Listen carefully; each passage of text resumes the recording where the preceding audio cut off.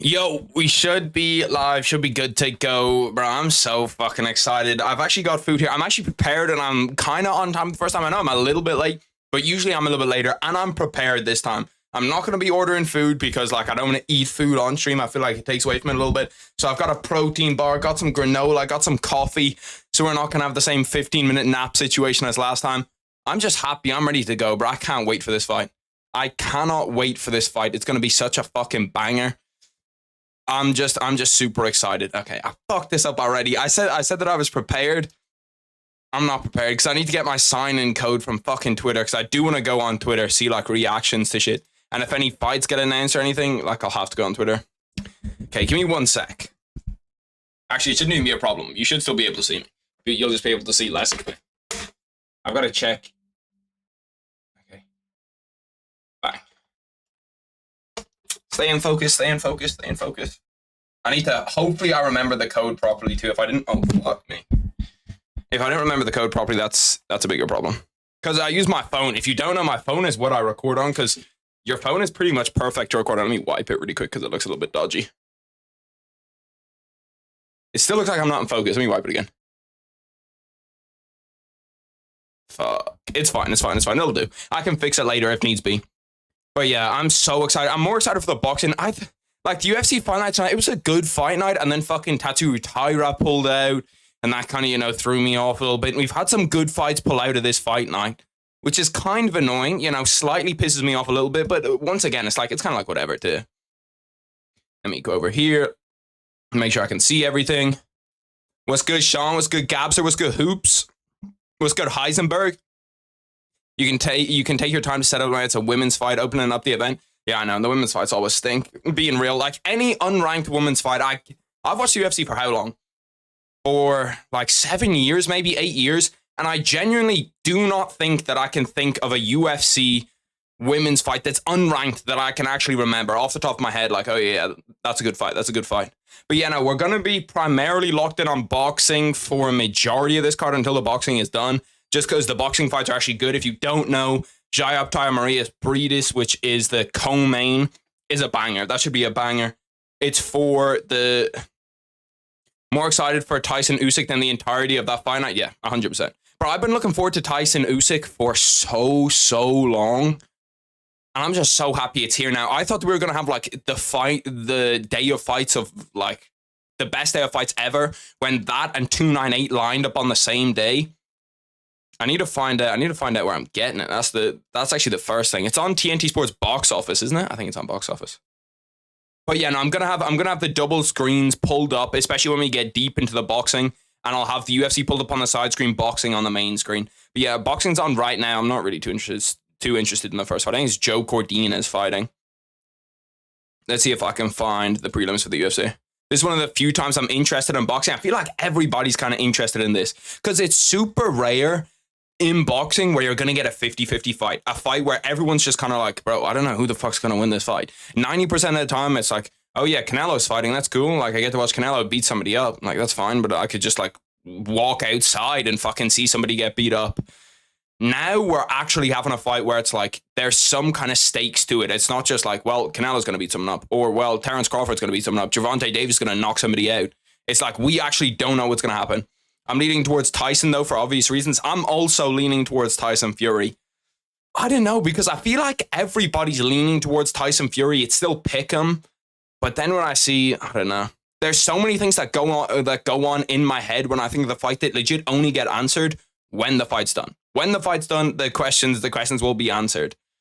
And then what happens after, like if Usyk wins, who actually fights Usyk? Because Usyk's going to have to go against like Hrgovic or somebody. I don't know, unless he gets a Fury rematch, but I actually hate those rematch clauses too. Your cam isn't focused, you're just a background character. Let me fix it, 1 sec. You see, it always does this. When I wipe it the first time, because obviously I wiped it before I like went live, but I just have to do this and it should fix it. Bang, it fixes it. It's such a fucking piece of shit. Like, I don't know how that works. I legit just deactivated it and reactivated it and it worked. Like, oh my god, bro. The fucking thing is so annoying. Tyson versus Usyk for the lineal heavyweight championship of the UFC? Shit, I'll watch it. I'll watch it. If John Jones is fighting Stipe Imagine the UFC did that. Imagine they got into boxing where we could have like Tyson Fury Usyk as like the main event and John Jones against Stipe as the co-main. That would be fucking sick. Just like a full heavyweight card, mixing them in. And Dana White wants to get into boxing too. He's super linked up with Callum Walsh, an Irish fighter who you might know him. Like Dana White promotes him a bunch, but he's super linked in with him. So Dana White might be trying to get into that boxing space. Dana White and boxing would be fun. I think what the Saudis are going to do is eventually they'll just buy up all of the belts. They'll like buy the rights to all the belts and then just have one belt. And if boxing gets that, bro, boxing might actually cook if they get one belt. Because the 4-belt shit is just ass. Like, I don't know anybody who likes the 4-belt system in boxing. And the Saudis to just be like, you know what? You know actually what the Saudis need to do? This is the game plan for the Saudis. Get them all to live in Saudi Arabia, okay? Then just take their passports and say, Devin Haney, if you don't fight Gervonta, you're not getting your passport back. You cannot leave. You're now trapped. Hostage situation. They've already done it with Floyd. Floyd Mayweather is a hostage in Saudi Arabia now. They just need to start doing that with all of the rest of them, bro. All of the rest of the guys take the passports. Let's just do it. Too many belts is confusing. Yeah, it's just annoying as fuck. Like, and it just makes things weird. It makes it so confusing for anybody that doesn't watch boxing a lot. And I suppose it can kind of hype up matchups. Like, it might make this Usyk Fury fight more entertaining that they both have belts, and it's like, shit. It's like they both have belts, and we're excited to see who's the real champion. But most of the time, it's like, bro, we've got 5 guys, and none of them want to fight each other because they all have one belt. The fact there's still 4 belts is crazy, bro. Don't even get me... Like, it's just so annoying. It's like simple little changes to both the UFC and boxing could make the sports 10 times better. And they just don't do them. They just don't make the easy change. You need to go to jail for your crimes. Shit, well, I'm just giving the Saudis some ideas, okay? The Saudis aren't known for their morality. Okay, they've already done some fucked up shit. I'm just asking them to do some more fucked up shit. That's all I'm asking them to do. Okay, I can't find the prelims, bro. Right now I'm watching women's baseball, women's softball. Softball? It looks like baseball, but I think it is baseball. Why is this on ESPN+? Why is the ESPN... Like, there's absolutely no way there's anybody in their right mind that is getting pay-per-view subscriptions for women's baseball. Of all the women's sports. Like, women's volleyball, I could get it. Maybe some beach volleyball Olympics. I could understand why there's pay-per-view in there. But why the fuck is that here for this? Does anybody know what channel it's on? The fact there can be 4 champs with 4 different belts and none of the 4 have to fight each other doesn't make any sense. Bro, the same thing, like, another thing to go on with boxing. The fact that when in boxing you get a mandatory challenger and you just don't have to fight them, like, it doesn't make any sense to me. What do you mean? We're giving you this guy, you have to fight this guy, or we're going to take your belt. But if you don't fight the guy, it's also, like, kind of okay. We just need to say you need to fight the guy. It's like, they don't give a fuck if they get a mandatory challenger. David Benavidez should have been Canelo's mandatory challenger for quite literally the last 3 years. And Canelo's just like, give me 150 million, give me 200 million, I'll fight him. It's like, you're a bitch. The fuck? There's interim belts, normal belts, and super belts. Like, what the fuck? There's too many weight classes. I think the weight classes are okay in boxing. Well, once you get a bit further down, they're a little bit more confusing. Where, like, I think that there is too many further down. But if you look at it, there's like, what? 135, 140, 147, 154, 160, 168. It's maybe like every 8 or every 10 pounds would be better, but it's not too bad. Do you train combat sports? I do jiu-jitsu. I did boxing for ages, as you can see, all the gloves behind me. But I did boxing for ages. Now I started to do jiu-jitsu. And I love jiu-jitsu, to be honest. I like jiu-jitsu in the gi, no gi.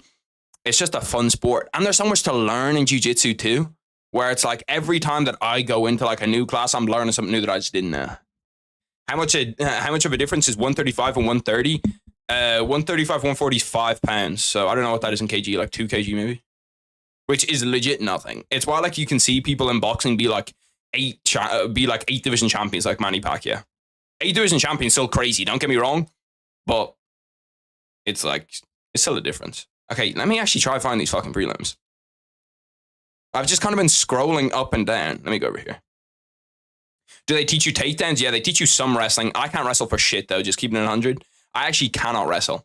Like anytime that I get into like a wrestling scramble, immediately I'm just like pull guard. I'm legit like the jiu-jitsu people that like Aljo fights and complains about. Anytime I'm in a scramble, I just go to my back and pull guard because I don't know how to wrestle. I'm just gonna get put into mount or something if I try to wrestle with somebody. It's not my forte. Hand fighting though, I love a bit of hand fighting. I can't lie. That's what I do 90% of the time. If you don't know what hand fighting is, it's essentially just like where they're going to be trying to like choke you and get this arm over and you're just like grabbing onto their wrists and trying to annoy them and like pulling their hands away and shit. That's what I love to do. That's my forte. Good bit of hand fighting. Anytime I'm in trouble. Your zesty instincts make you pull missionary is crazy. Some of the positions that you get in jiu-jitsu though are, bro. Like if somebody straight walked in there and saw a position and saw like, if you're in turtle, if you know what turtle is, it's essentially like how a turtle kind of is with like your hands close together, your feet out the back. You're essentially in like doggy style, okay? And this other guy's just mounting your back. Like there's no way to talk about jiu-jitsu without sounding gay. I try to talk about jiu-jitsu with like my family. If they're like, oh yeah, what is jiu-jitsu? Like, what are you doing? You cannot describe jiu-jitsu without it being gay. Every single position in jiu-jitsu sounds gay. I talk to them and I'm like, oh yeah, a body lock sucks to be in. A body lock sounds gay. Like they all just sound gay. Mount sounds gay as fuck. Back control. Like all of them are gay. So yeah, it's difficult. It's difficult. Very difficult. It isn't enough to justify a whole division. What the 5 pound difference? I think at that weight, it's actually not too bad. And it is one thing that boxing do better, bro. Boxing do like market their lower weight classes better. What's on the menu for today? I'm actually not getting a takeaway today. I thought about it, but takeaways, the only problem with ordering a takeaway while I'm on stream is that it's so messy to eat, you know what I mean? Where it's like, I'm kind of, and then I need a fork, I'm trying to eat chips or something, and then the stuff's on my hands, and the mic is greasy, and the keyboard's greasy, and it's like, ugh. So I've got some granola. Just saw that downstairs, was like, that's a bit me. Got a little protein bar, and got an iced coffee that I made for myself. I haven't had coffee in fucking ages. Usually I just take caffeine pills, which is some degen shit, but they didn't work last time. Last time I was here and I was super tired. It was like 11 p.m. and I was super, super tired, bro. And then I was like, okay, well, fuck it. Just got to start popping caffeine pills. Pop like 3 caffeine pills. Didn't do anything. Just fell asleep anyway. I'm trying to fucking find these prelims. Can't find them anyway. Every single event is this Tyson Fury one. Okay, here we go. Bro, I've never heard of either of the people that are fighting this fight, bro. Oh, Apex cards, bro. The Apex cards are just different. Like they're like you're lucky to get over under 10 people you've heard of on an Apex card. And the way that they structure them is so weird too. Like, why is Abus Magomedov fighting on like the 4th fight in the prelims in this? Yet I'll take it. And you can tell that they knew the Fury Usyk fight was gonna be on tonight. You know that they were scheduling around it because look at this shit, okay? So you have right over here, we go Abus Magomedov, decent fight. Then we go dud. Tom Nolan's not bad. Dud. Themba Garimbo's okay, actually, but like pretty much duds all the way up to the main event. Like any fight that's going to cross over with Fury and Usyk, bang, that's going to cross over. Adrian Yanez, that is actually a little bit disrespectful, but Adrian Yanez, you know, like he's not someone you're sticking your neck out for. Then we have over here, like these fights, all duds. This is pretty much when the Fury Usyk fight's happening. It's right here. And you can tell that the UFC knew. Oh, why the fuck's my camera not on this? My bad. You can tell that the UFC knew right away that, like, we're not competing with that fight. Our UFC Fight Night is not competing with that. 20 minutes, he said. Bro, don't blame me, okay? My Wi-Fi was out when I woke up. Comparing European UFC fan and American fan during the fight event same time. Oh yeah, bro, it's gonna be fucking... To be fair, I love cards like this, because one thing that Saudi Arabia has done is those Saudi Arabian fights aren't on, like, they're on at a great time for me. They're on at midnight. And it's like, perfect. Midnight in Saudi Arabia? Yeah, we're good. We're good to go. Let me swap it back over. This is event 4, this is event 5. Okay, perfect. So I actually have them lined up back to back so I can just flip in between really quick. It's insane. Barbosa looks better at 145 and he's older. Like, that's such a risky decision to do for me because if you're like old as fuck, okay, and you're like, do I go up, do I go down a weight class? If you go down a weight class and you're old, like, not only might your chin be compromised, but like you might get life-altering damage just because you wanted to go down a weight class when you probably don't have a chance at a belt anyway. but Saudi cards have no atmosphere. Yeah, no, it is kind of weird. It is kind of weird for the atmosphere, but I don't watch with audio on anyway, so it's not the worst for me. But I do kind of get it. It's just because, one, the Saudi Arabia cards are actually on at a weird time in Saudi Arabia. I think the main event starts at like 3 a.m. in Saudi Arabia or some weird shit. And then, yeah, you have to be stupid rich to get into it. Or you just have to be a celebrity. Like any like good boxer from the past, they'll all get into it. This UFC fight's actually a little bit of a scrap. Yes or no, Brazil, worst crowd? It did have a kind of stinky crowd. My question got ghosted. Oh shit, my bad. If you could make any fight throughout history, any division, what would it be? Mine would be Prime Usman versus Prime Yoel at 85. Any division, any fight throughout history, any division. So they have to be in the same division, but any fight throughout history. I feel like you have to go with two like GOAT candidates that were in the same division that never fought. Damn, that is actually difficult. That's actually difficult. I'm trying to think of like who maybe Islam Khabib, but I feel like Khabib Tony's a good one. Islam Khabib, even though I know that they wouldn't fight, just for like the stylistic matchup, I'd love to see that shit. Trying to think. GSP Anderson's a great one. Silva GSP, yeah. Silva GSP is probably one of the ones. It's probably that, and we had the chance to make that. We had the chance to make that fight. Alex Pereira, bro, there's so many good ones at 185. Fuck. You could have like a prime Anderson Silva against Israel Adesanya. I think that would be a fun ass fight to watch. John Jones, Kane. I feel like John smokes Kane, low-key. Especially if you're taking prime John Jones. He might fuck up anybody ever. It must be so strange to be John Jones, okay? Imagine just walking around the planet knowing that, like, maybe you can say, okay, Tom Aspinall or whatever, but that you'd fuck up any human being ever, really. John Jones fucks them up. Hand-to-hand combat, any human ever, you're probably killing them. Like, that must be the strangest feeling on earth. That, like, you are quite literally the one. Poatan versus Gus. I feel like that's not a great fight. Or not a great fight for fucking Alexander Gustafsson. I feel like he might get folded by him. Pereira Glover. That would be a heartbreaking one to watch, bro. Imagine fucking Pereira just folds Glover. That's Hezbollah, not John Jones. Hezbollah also lives at Comedy Live. Bro, that's something that I think about. People that like blow up like Hezbollah did. Imagine being Hezbollah 3 months ago where you're just like this little midget that kind of walks around. And then 3 months later, you're like a superstar. 300 million followers, pictures anywhere you go. And you're like a cult hero. I've got the cunt behind me. Can you see him? I've got a little Hezbollah cutout right over there. Like, that's how fucking big Hezbollah is. I've just got a random cutout of him in my fucking room. Jesus Christ, he was hidden. He was lurking, bro. He had dead silence popped.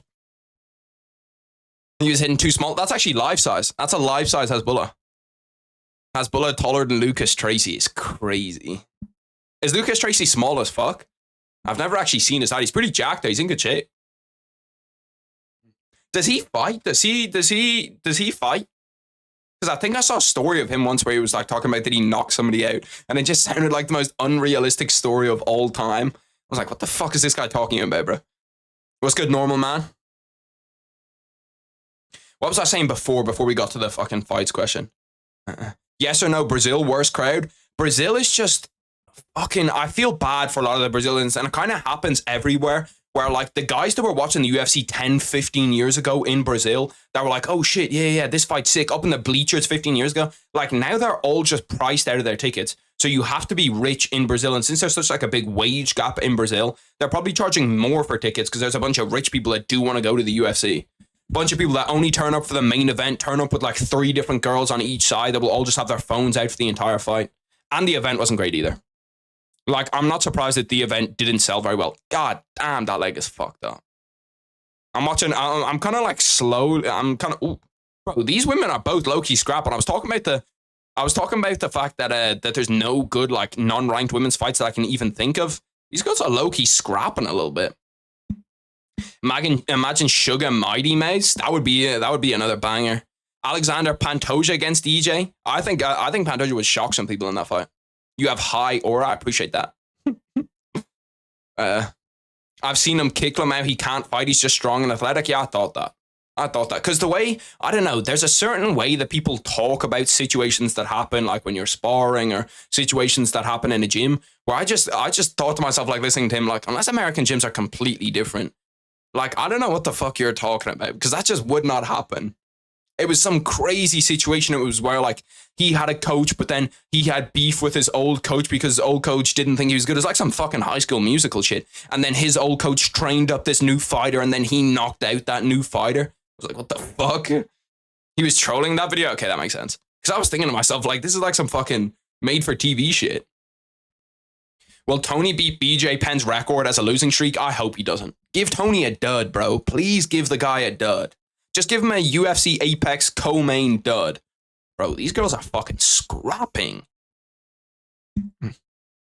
He makes a lot of jokes about his ability and how he spars with Magomed Ankalaev. To be fair, I could spar with Bilal. Genuinely, I could spar with Bilal. It's not like that. Like, he's got to be one of the best sparring partners to have. Because if you spar with Bilal Muhammad, like, there's no risk of CTE. What damage are you going to take from Bilal Muhammad? Zero.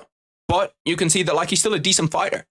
He's a decent fighter that's like UFC level fighter that you're not going to take any damage from.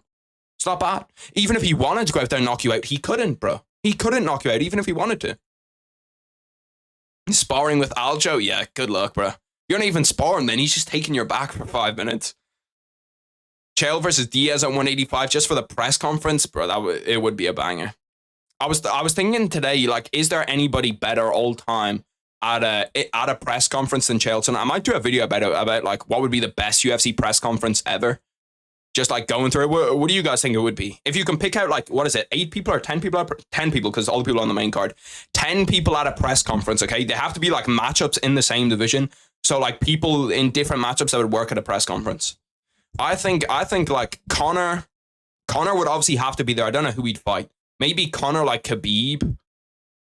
I feel like Conor, Ian Gary, Colby Covington would be sick. Chael Sonnen would be sick. I'm not sure who you get Chael to fight. Who would Chael fight at 185?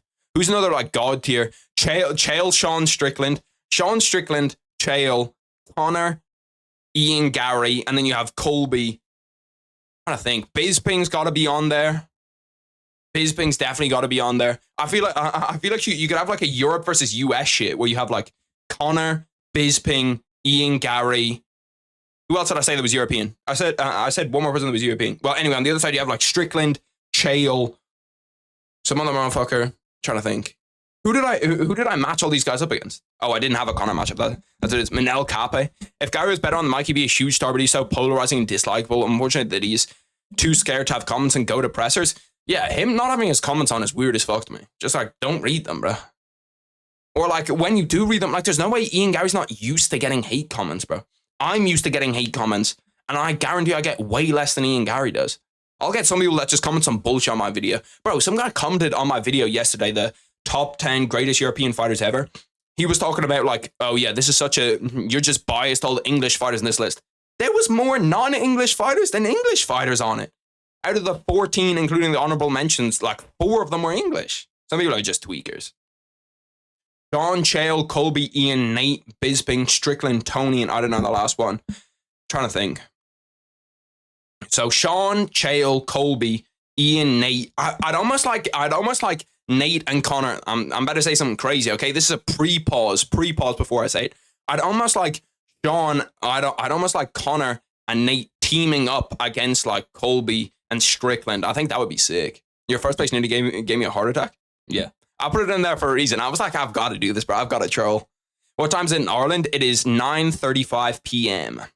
Tony got out trash talked by Paddy Pimblett. Yeah, see, but this is Tony pre-CTE. Or maybe even Tony post-CTE. If you get Tony when he's on like a 10-fight win streak in LFA, you might get a Hall of Fame Tony press conference. Like the Ninja Turtles rant, that was Hall of Fame right there. Yeah, no, it's not too bad in Ireland. The thing about, like, the only problem about living in Ireland for me is when shit starts. If shit started in a normal time in Ireland, I'd legit never leave. Because it's like, it's just chill. We're all right. Like, I might leave Dublin because people in Dublin are a little bit gay. But apart from that, not that there's anything wrong with being gay, YouTube. I didn't say that. It's just there's a high LGBTQ plus population. Jones Loki had fire trash talk. He was so edit worthy. It's not really trash talk though. More just a more violent version of Cruz. Yeah, that's what I always say about Dominic Cruz and John Jones. It's like the shit talk is good, But the only reason that his shit talk is that good is purely because like he's fucking unbelievable at fighting. Where he's gonna say like, I'm gonna blood you up, I'm gonna beat the shit out of you, I'm gonna out wrestle you even though you're a wrestler, and then he goes out there and does it. Vanessa Demopoulos won, by the way, decision as expected. I actually thought that fight was pretty good. I swapped off it like as the decision was coming in. I went over to the boxing. 7-12 in this fight. Joe Cordina. I don't know who he's fighting. That's another problem with boxing, bro. Can we get people who actually know who they're fighting? To be fair, one of the fights already, I knew both people. Agit Caballel and Frank Sanchez. It was a heavyweight fight. That was a banger. That was a banger. Because I was tuned in. Obviously, I was tuned in before I started streaming. I was tempted to just fire it up, but I had to run downstairs, grab granola, shower, do all that kind of stuff. But yeah, no, there's been some bangers on this card already. But yeah, Dominic Cruz is another one where I think I did a best trash talkers in the UFC ever list, and people were complaining that Dominic Cruz wasn't on it. But like, Dominic Cruz's trash talk really isn't that good. It's just like, I'm better than you. I'm going to fuck you up. And then he does fuck you up. If Pereira spoke English, he'd be the funniest fighter. I was talking about this the other day. I think Pereira would deadass be less popular if he spoke fluent English. Maybe not fluent. If he spoke like the Brazilian English, like some of the Brazilians, like Diego Lopez and those guys speak. If he spoke that kind of English, I deadass think he'd be less popular. Because I think that kind of like aura shit that he has, I think that would be taken down a little bit if you heard him speak. And he said some cringe shit. I want to see Jake Paul versus Conor McGregor or something. Maybe Chael if Conor's too light. Chael, Jake Paul would be a fucking slaughter. You do a video explaining what styles be what styles of each martial arts, like a rock, paper, scissors shit. I actually don't mind that. I actually like that a little bit. I'll put it in the locker. I'll try think of something good to do with it. I had something like that in my notes for this week. I can't remember what it was. It was something about, it was why kickboxing is the best mixed martial art now. Because like wrestling, I feel like in any best base for MMA video that you see, there's hundreds of them. But in any of them that you see, people always just say wrestling's the best base for mixed martial arts. But I feel like it's actually gap. I feel like kickboxing is by far, like, if you're to offer me any elite skill to walk into the UFC with right now, it's kickboxing. It's kickboxing by far. Because when you look at the champions, look how many fucking champions are kickboxers and look how many of them are wrestlers. Even the wrestlers want to be kickboxers now. It's because takedown defense has improved so much, yeah. And I feel like takedown defense is easier to get than elite kickboxing. Because like there's just so much shit that goes into kickboxing, whereas not as much shit goes into takedown defense. Oh, damn, Joe Cordina could be about to get finished here. Yeah, he just got finished. 8th round, Joe Cordina gets finished. Tough scenes. That's a huge upset, I think. Damn, the guy's fucking jumping out of the ring. I'm pretty sure that's a fucking major upset. Pretty sure that was legit like a setup fight that he was just meant to win. Let me look it up. At least I think that's Joe Cordina. Joe Cordina is Welsh, yeah? Yeah, Welsh professional boxer. Yeah, I'm 90% sure that was legit a setup for him to win and he just lost it. He was fighting against, let me tell you. Bro, I hate the way that everything asks for cookies now too. Like, cookies are actually a plague on the fucking internet. Joe Cordina is 17-0 and he was going up against a guy. Bro, the guy was fighting was Irish. Hold on, let me fucking tune in. The guy who's fighting was Irish. That is on me, bro. Usually I know every good Irish fighter. I'm happy to see him win. That is, bro. Okay, let me show you his name. I had to take a second look over and make sure that this wasn't the fucking Ivory Coast flag. This is the least Irish name I've ever fucking seen, bro. That is, like, there's no way that guy's straight up Irish. There's, like, that second name is not even anything close to being Irish. Shit, shout out to the guy, though. Where's he from? Does it say? So he's from Ireland. He's from Belfast. Okay, so he's Northern Irish. You have to let me off with that one. Northern Irish. Not really the same. Good win for him, though. Good win for the Irish boys. We'll claim him. We'll take him. If you can fight shit, we'll take you. We'll take you on our side. It's poor out of me not knowing that he's Irish, though. Poor out of me. Sounds African? Yeah, that's what I was going to say. Yeah, exactly, like kickboxing over this or that. Anthony Kakacha, the modern Cú Cullen is crazy. Cú Cullen, if you don't know, he's like a folk story in Ireland about this hurling, another Irish sport. That, what did he do? I'm trying to remember. There was some story about him being like immortal or something. Is that the one? Where like this lady comes by and she gives him like immortality as long as he stays on this horse and then he can't get off the horse or something. It's something, bro. Something goes on in that story. All of the folk stories in Ireland are weird as fuck. There's a salmon of knowledge. I don't know if that's Irish, actually. That might just be everything. Dude turned into the Hulk before there was the Hulk. Bro, they all get mixed up in my head too. It's because the kickboxers are also good wrestlers, but even some of them aren't. Like, if you look at Alex Pereira is a fucking, like, an awful wrestler, like a genuinely dog shit wrestler. And he still just manages to do well. And I don't understand that. Shout out to Alex Pereira, though. Like, it's crazy. It's crazy that Alex Pereira is a double champion without being able to wrestle. Like, he just can't wrestle at all. And he's a legit double champ. One of the greatest UFC fighters ever, guaranteed Hall of Famer. And just can't wrestle at all. It proves those Dagestanis wrong. The immortal horse was Usyk. The fish of knowledge was Fionn McCool. Yeah, no, there's a fucking ton of them, bro. The old Irish folk stories is crazy. That's not something I'd ever thought that I'd talk about on stream. Old Irish folk stories. Let me put this down. Fucking stay straight. Like, the last time I heard those must have been fucking years ago. It's like the type of shit you'd read in a book when you're like 7 or 8, bro. You'd get a little like comic book type thing of that. Strength in the clinch, they straight up just well-rounded, like Islam, Ilya, etc. Yeah, most of them are well-rounded. Most of them are well-rounded. I don't even categorize people as strikers, wrestlers, grapplers anymore. The gap has shrunk so much. All the champs either have good attributes in their weakness, Pantoja's chin, Poetan's. Wrestling, yeah. But for me, the thing is, they all kind of have one elite base, and then they're just really good at everything else. Like Poetan, we all know, elite kickboxer. Sean O'Malley, elite kickboxer. Pantoja's actually a little bit different, because Pantoja, you could say probably elite Brazilian Jiu-Jitsu, elite wrestling. Then you have, who else?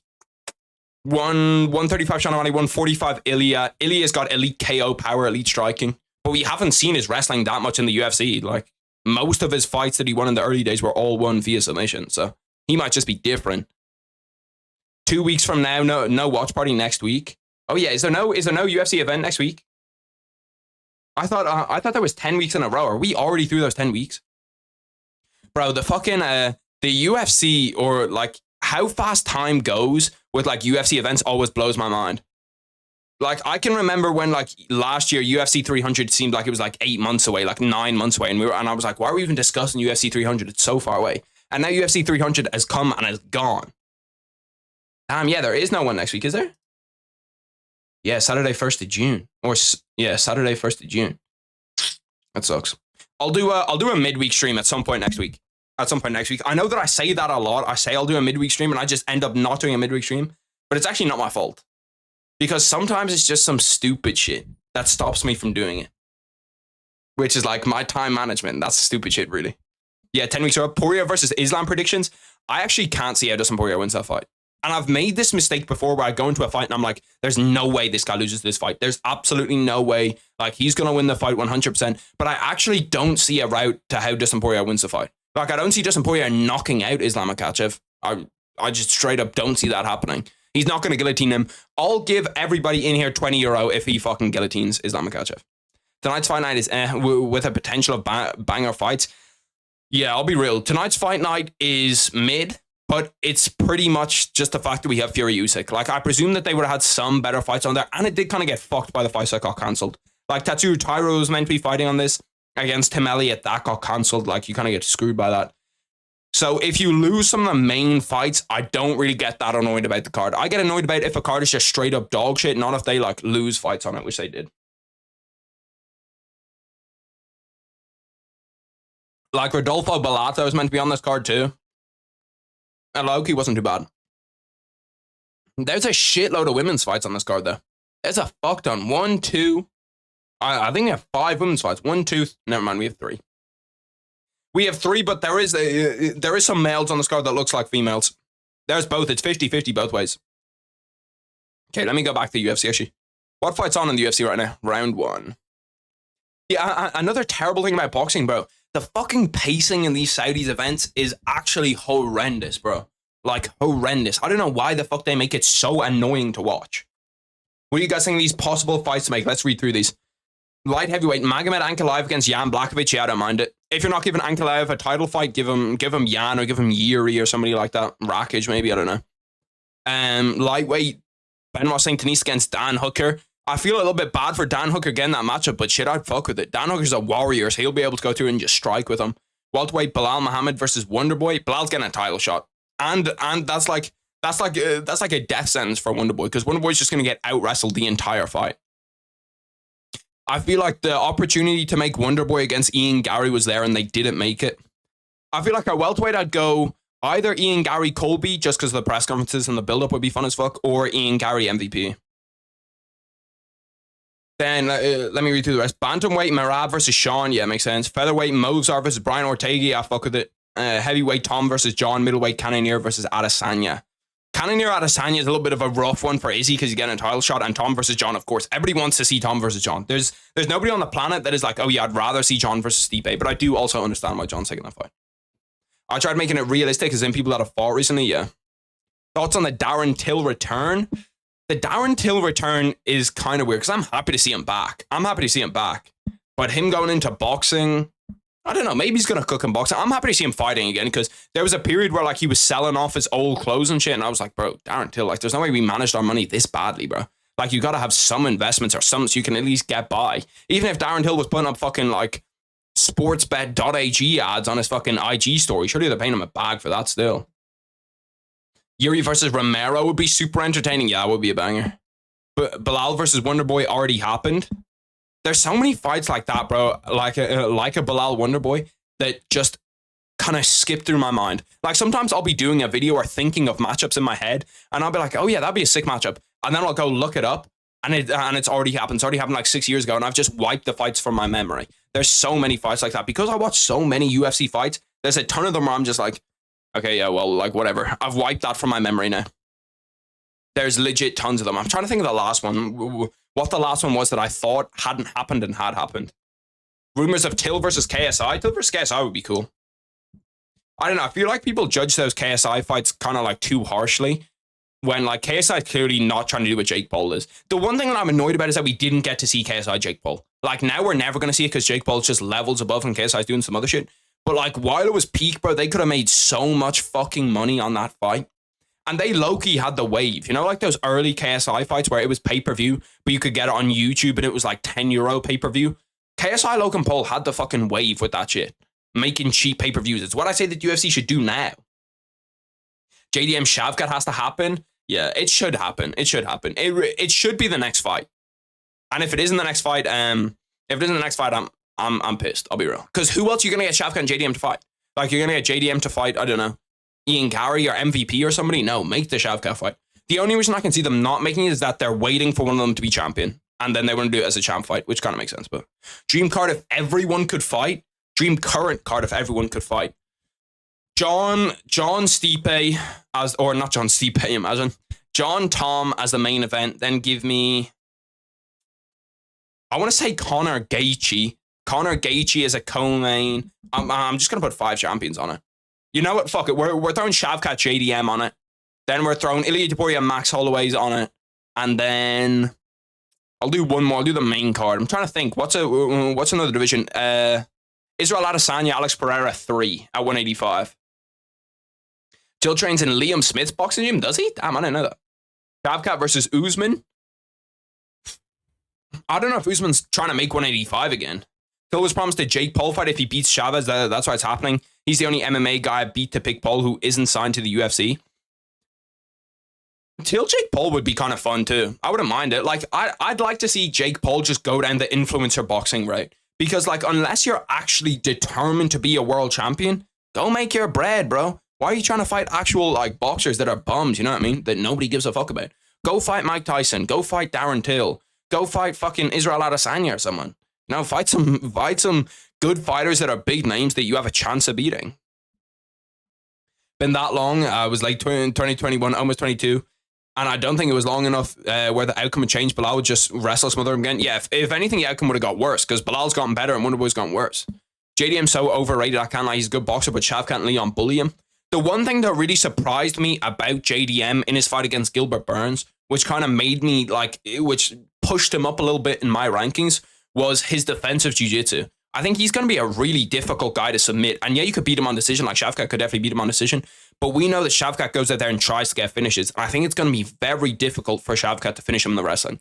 Like, if Gilbert's not submitting you, I struggle to see how Shavkat can submit you.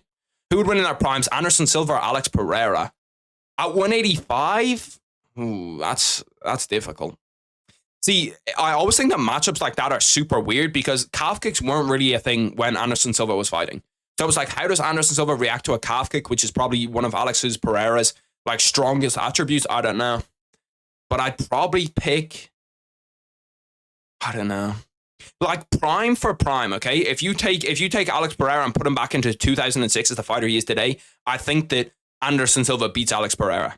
Okay, if you like 2006ify Alex Pereira's skill set, you know what I mean? But I think right now, if they're to fight 2023 Alex Pereira and 2006 or 2007 Anderson Silva, I think Alex Pereira wins. Alex was not unaliving himself, bro. Let's be honest, he's a weight cut goat. Nah, he was definitely fucked up for those weight cuts. He was weight cutting, like, we saw him, like the shit you see, like, Islam Makhachev and all those Dagestanis do the day before where they're doing, like, extreme weight cutting. Alex Pereira was doing that shit, like, 6 weeks out, bro. I pick Alex to brutally KO Anderson Silva. The only thing that's a little bit weird about it is that Alex Pereira's chin is not great. His chin isn't great. We've seen Israel Adesanya knock him out, and Izzy doesn't exactly have KO power. We've seen other guys wobble him. Izzy wobbled him in the first fight, too. So I think that there is a possibility that Anderson Silva sleeps him. Silva was unconditioned. And also, like, the only hole in Anderson Silva's game was his wrestling. And Alex Pereira can't fucking wrestle. It would be more fun of a kickboxing fight, low-key. 6'4" DJ or John Jones. If you give DJ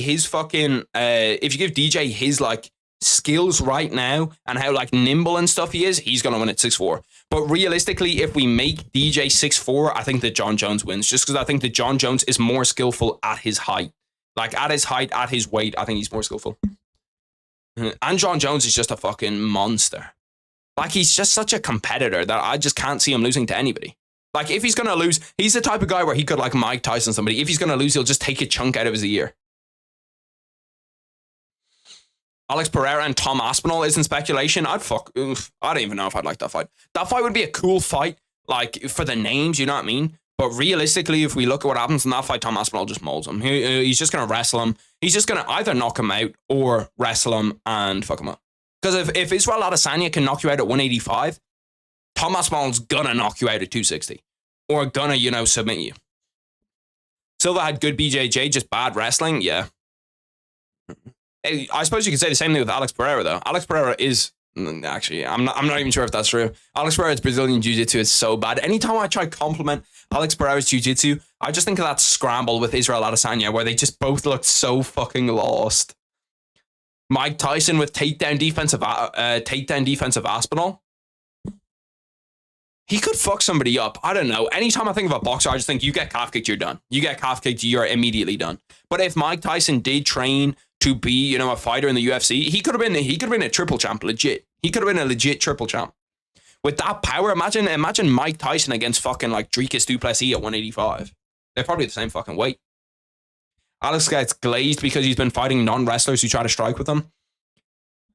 Yeah, I don't know. It's difficult to say that someone that's a double champ is overrated, but I do think anybody that's putting him near a GOAT conversation or near a top 10 UFC fighters conversation is definitely overrating. DJ at his current height versus John Bones Jones, that would be crazy.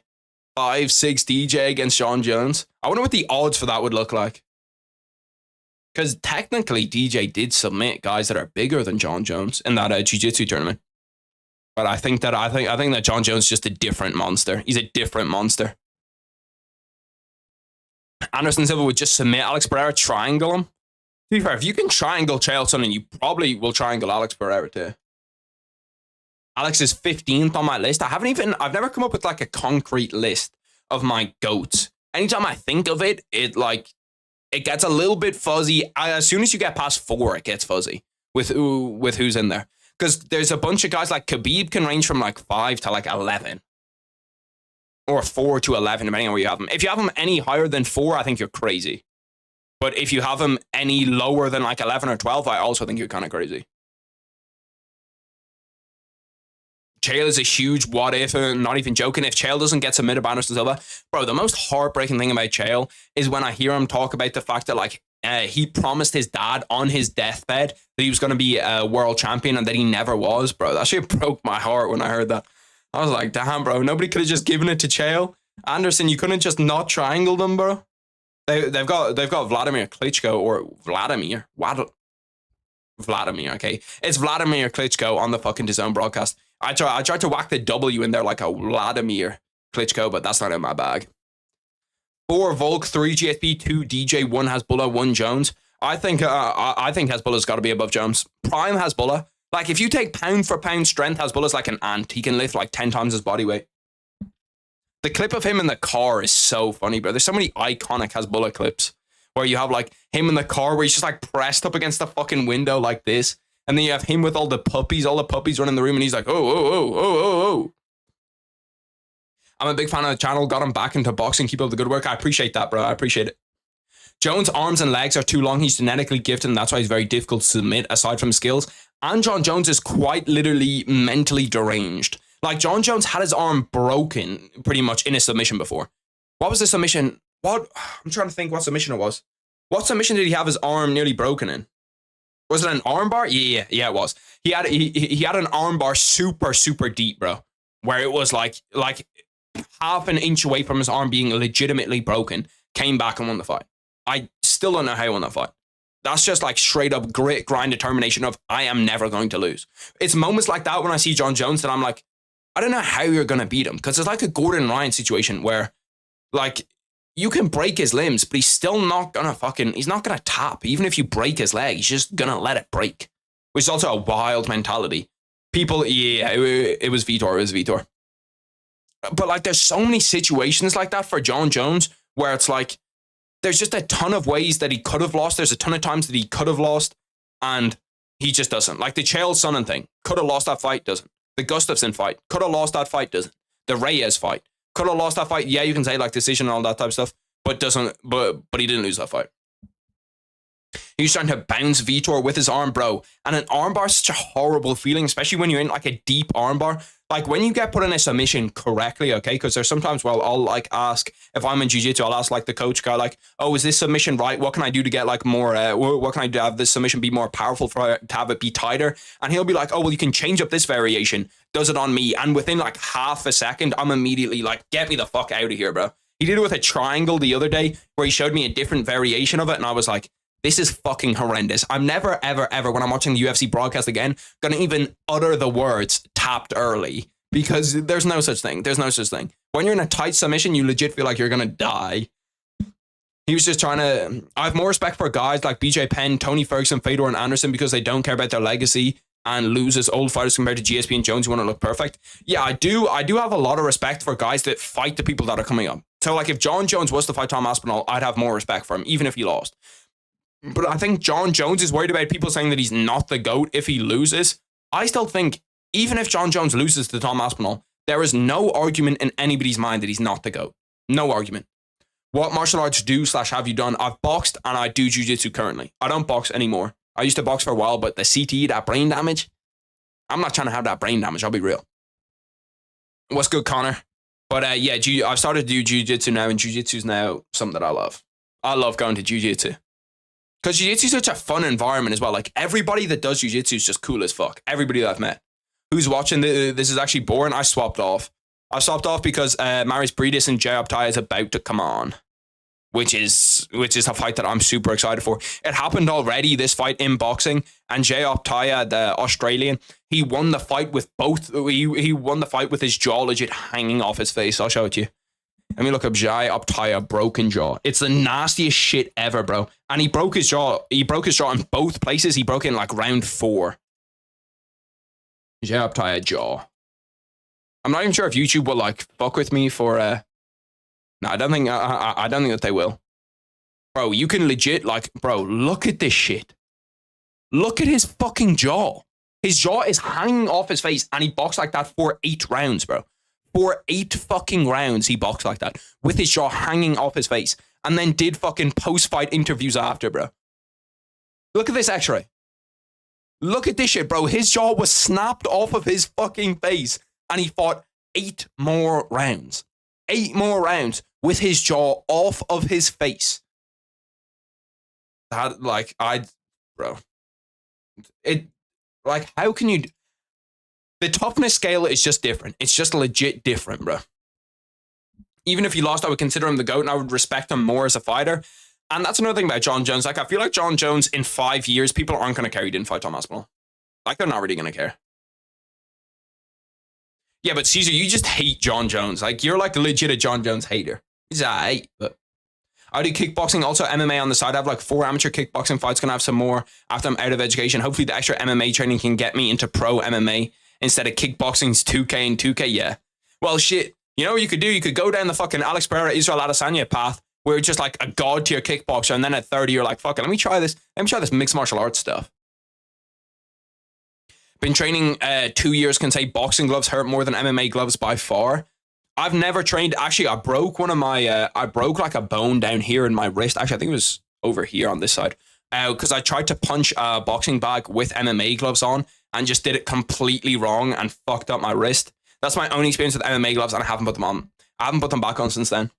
It's also the crazy thing about like boxing gloves and boxing in general is when people online see like Jake Paul is fighting Mike Tyson or something and they're like, oh, 16-ounce gloves, 16-ounce gloves. What's the point of even watching this fight if they're wearing 16-ounce gloves? They're pretty much wearing pillows on each hand. And I'm like, you have never, ever, ever, ever, ever taken a punch in 16-ounce gloves if you think that they're anywhere near pillows on your hands. Like, the padding just does pretty much nothing. It does nothing. Like, you still are getting hit in the head. 8-ounce gloves is definitely less, don't get me wrong. But 16-ounce gloves still fucking hurt, bro. Like, you're going to get cut by 16-ounce gloves. Your nose is going to bleed with 16-ounce gloves. Everything. Marius Breedis got headphones on before the walking thing. I wonder what he's listening to. Probably some shit to, like, calm him down or something. In my 2 years of boxing, I haven't broken anything, but I did break my foot at karate. Oh, did you kick, like, an elbow or some shit? I think Jon Jones is the most talented, but I don't think he'll be revered. I don't think he'll be as revered 20 years down the line as some other fighters. Who do you think is going to be revered better than Jon Jones in 20 years? I'm trying to think. There's nobody that I can really think that would actually like look better than Jon Jones in 20 years. In terms of resume, bro, I used to condition my hands, but my doctor said I can get blood clots. Don't ask me why. Loki hates science. Yeah, science isn't my shit either. Keeping it 100, science isn't my bag. Jab Taya walking out. He's got all the belts now. This fight should be an absolute banger, boys. Like, it should be a really, really, really, really, really good fight. Conditioning your hands is the worst, dude. Do you ever do, like, the wrist conditioning where you're, like, pressing your wrist up against metal poles and shit? It's like shit you see Tony Ferguson used to do to condition your wrist. I still condition my knuckles. I've never had to condition my knuckles. What do you do for knuckle conditioning? Just, like, the same thing where you're just, like, pressing them into the ground to try, like, harden them a little bit? I don't think I ever conditioned my knuckles. And I conditioned them a lot. The worst thing, the worst thing about boxing, how do you guys do it is crazy. The worst thing about boxing for me was obviously shin splints. I get a shit ton of shin splints when I box. When you train MMA, you're passionate, you just accept your body won't be okay in 20 years. Yeah, that's the decision that I made. Where I was like, I don't know if I really want that to be a real thing. Like, I don't know if I want to give up my body for the rest of my life. I like lightly hit my shins with a tennis racket to condition them. Nah. No, that's some different shit. Lightly hit my shins with a tennis racket. That's like when I watch those Muay Thai guys just kick a tree down to condition their shins. And I'm like, brother, you are fucking different. You're actually a different breed. If you just see a tree and you're like, that's a bit of me. I might have to take that one down with my fucking legs. I couldn't even imagine it. Imagine trying to like check a leg kick against someone that kicks down trees. Sometimes I punch some wood planks, creeps my friends out. To be fair, I think once you box, I don't think that it actually hurts to punch it. Like, I can punch a wall pretty much no problem. You just have to hold your hand and your wrist straight and just kind of like use like the top bit of your knuckle up here to really like do the damage. And then it just kind of bounces off. So it doesn't actually really hurt to punch it. If you do like over and over and over and over and over again, obviously it's going to hurt. But like one time, hit a wall as hard as you can, it's not going to work. It's not going to hurt. Yeah, and the shins kill. Used to do the rolling pin. Oh, the rolling pin on the shin sounds like a fucking torture technique. Holy shit. Ugh. Rolling pin on the shins. Yeah, but I get shin splints so easily. Just like so easily. If I play football, like if I go out and play like a little five-a-side with all the boys, I'll get shin splints after that. Who's your favorite fighter to watch? It's a good question. Probably Charles. Charles, I feel like, is a basic answer. But like, bro, you cannot love Charles. And then on the boxing side, it was Triple G before he retired. Now who's my favorite boxer to watch? I like Errol, even though he lost to Terence Crawford. I really, really like Errol Spence. Who are some other boxers that I really love? It's a great question. David Benavidez is a bit of a bandwagon one. Who else do I really, really love? I'm trying to think. Yuri's my favorite. Yuri's a banger one to watch. Honestly, leg kicks don't hurt. If you train for 6 months, you'll just lose the pain because they just get conditioned. 6 months is crazy though. Imagine a head kick from a Muay Thai guy. Yeah, bro, I'd be in a fucking coma. I'll be real. I would be in a coma. Did you watch the super leg Takeru fight? Takeru's leg turned purple. Yeah, I saw the after images of that too. When you see people getting like wheeled out of fights in wheelchairs, bro, that's the side you don't see. Like you see these guys go to war for 15 minutes and they're both leaving it in fucking wheelchairs, hobbling out. It's crazy. My favorite outside the cage is Volk. Well, like your favorite personality in the UFC is Volk. I think sparring kills the nerves. But in sparring, do you guys not wear the little shin pad things? Is that not what most time that you do in Muay Thai? Yuri never had a boring fight, true. Neither has Charles Oliveira, though. At least since he's been on like his run at 155, he's never had a boring fight.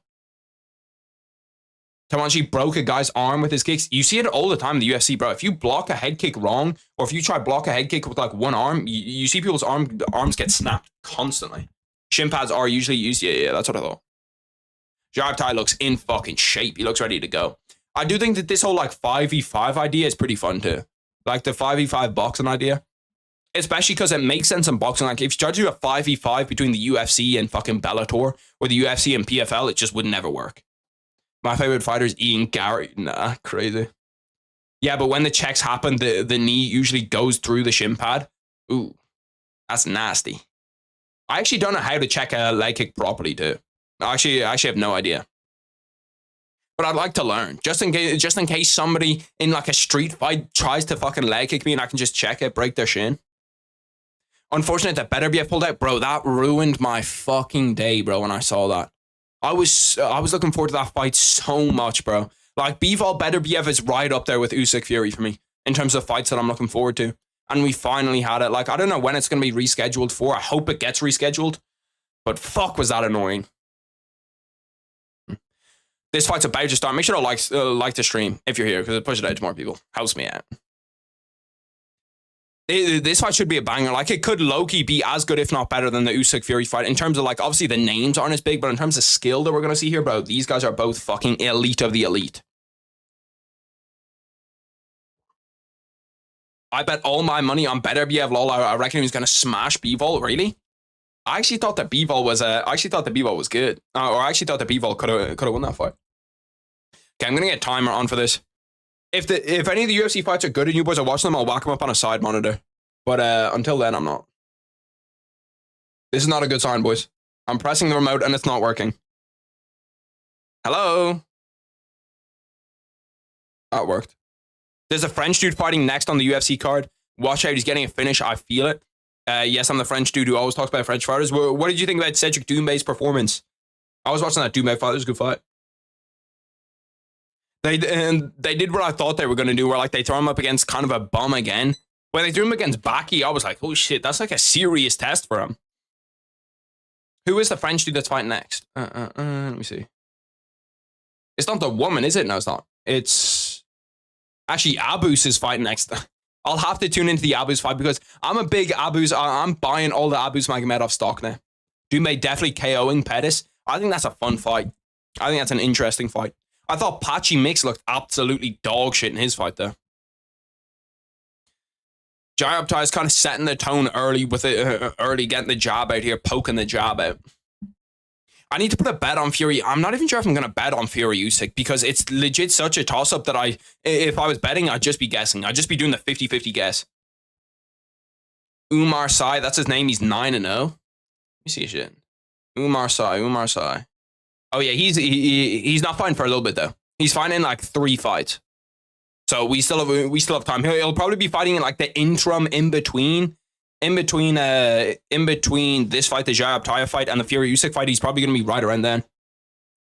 I didn't even realize that Fury Usyk is the next fight. Yeah, the Saudi cards come quick and fast. The only problem is that like after this fight, we're going to have like 40 minutes until Fury and Usyk walk out because they're just going to take absolutely ages.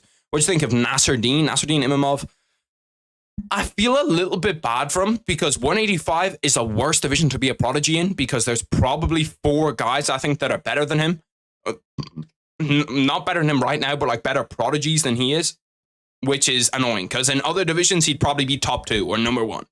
But 185 is just so fucking unbelievably stacked that there's almost nothing you can do. Where like if you think about it, Kyle O'Brien I think is better, Bo Nickel I think is better. I'd put Joe Pyfer above him, even though Joe Pyfer looked terrible against Hermanson. I would put Joe Pyfer above him. I'm trying to think some other 185ers. Who are the other 185ers that I like? Can't remember. Can I give my breakdown of Fury Usyk? Yeah, for sure. 185 isn't that stacked? I think it is stacked for like, I have the middleweight rankings open right now. Let me go through it. So you have, let's go through. Brendan Allen, I think is better. Kyle O'Brien, I think is better. Anthony Fluffy Hernandez, I think is better. Michel Pereira's 50-50. I'd probably pick Imamov over Michel Pereira. Then I said Joe Pyfer, Bo Nickel. Like, there's just so many dogs at 185. Ikram Aliskerov. Like, there is so many fucking good fighters. Abus is at 185. There is a shit ton of good fighters at 185.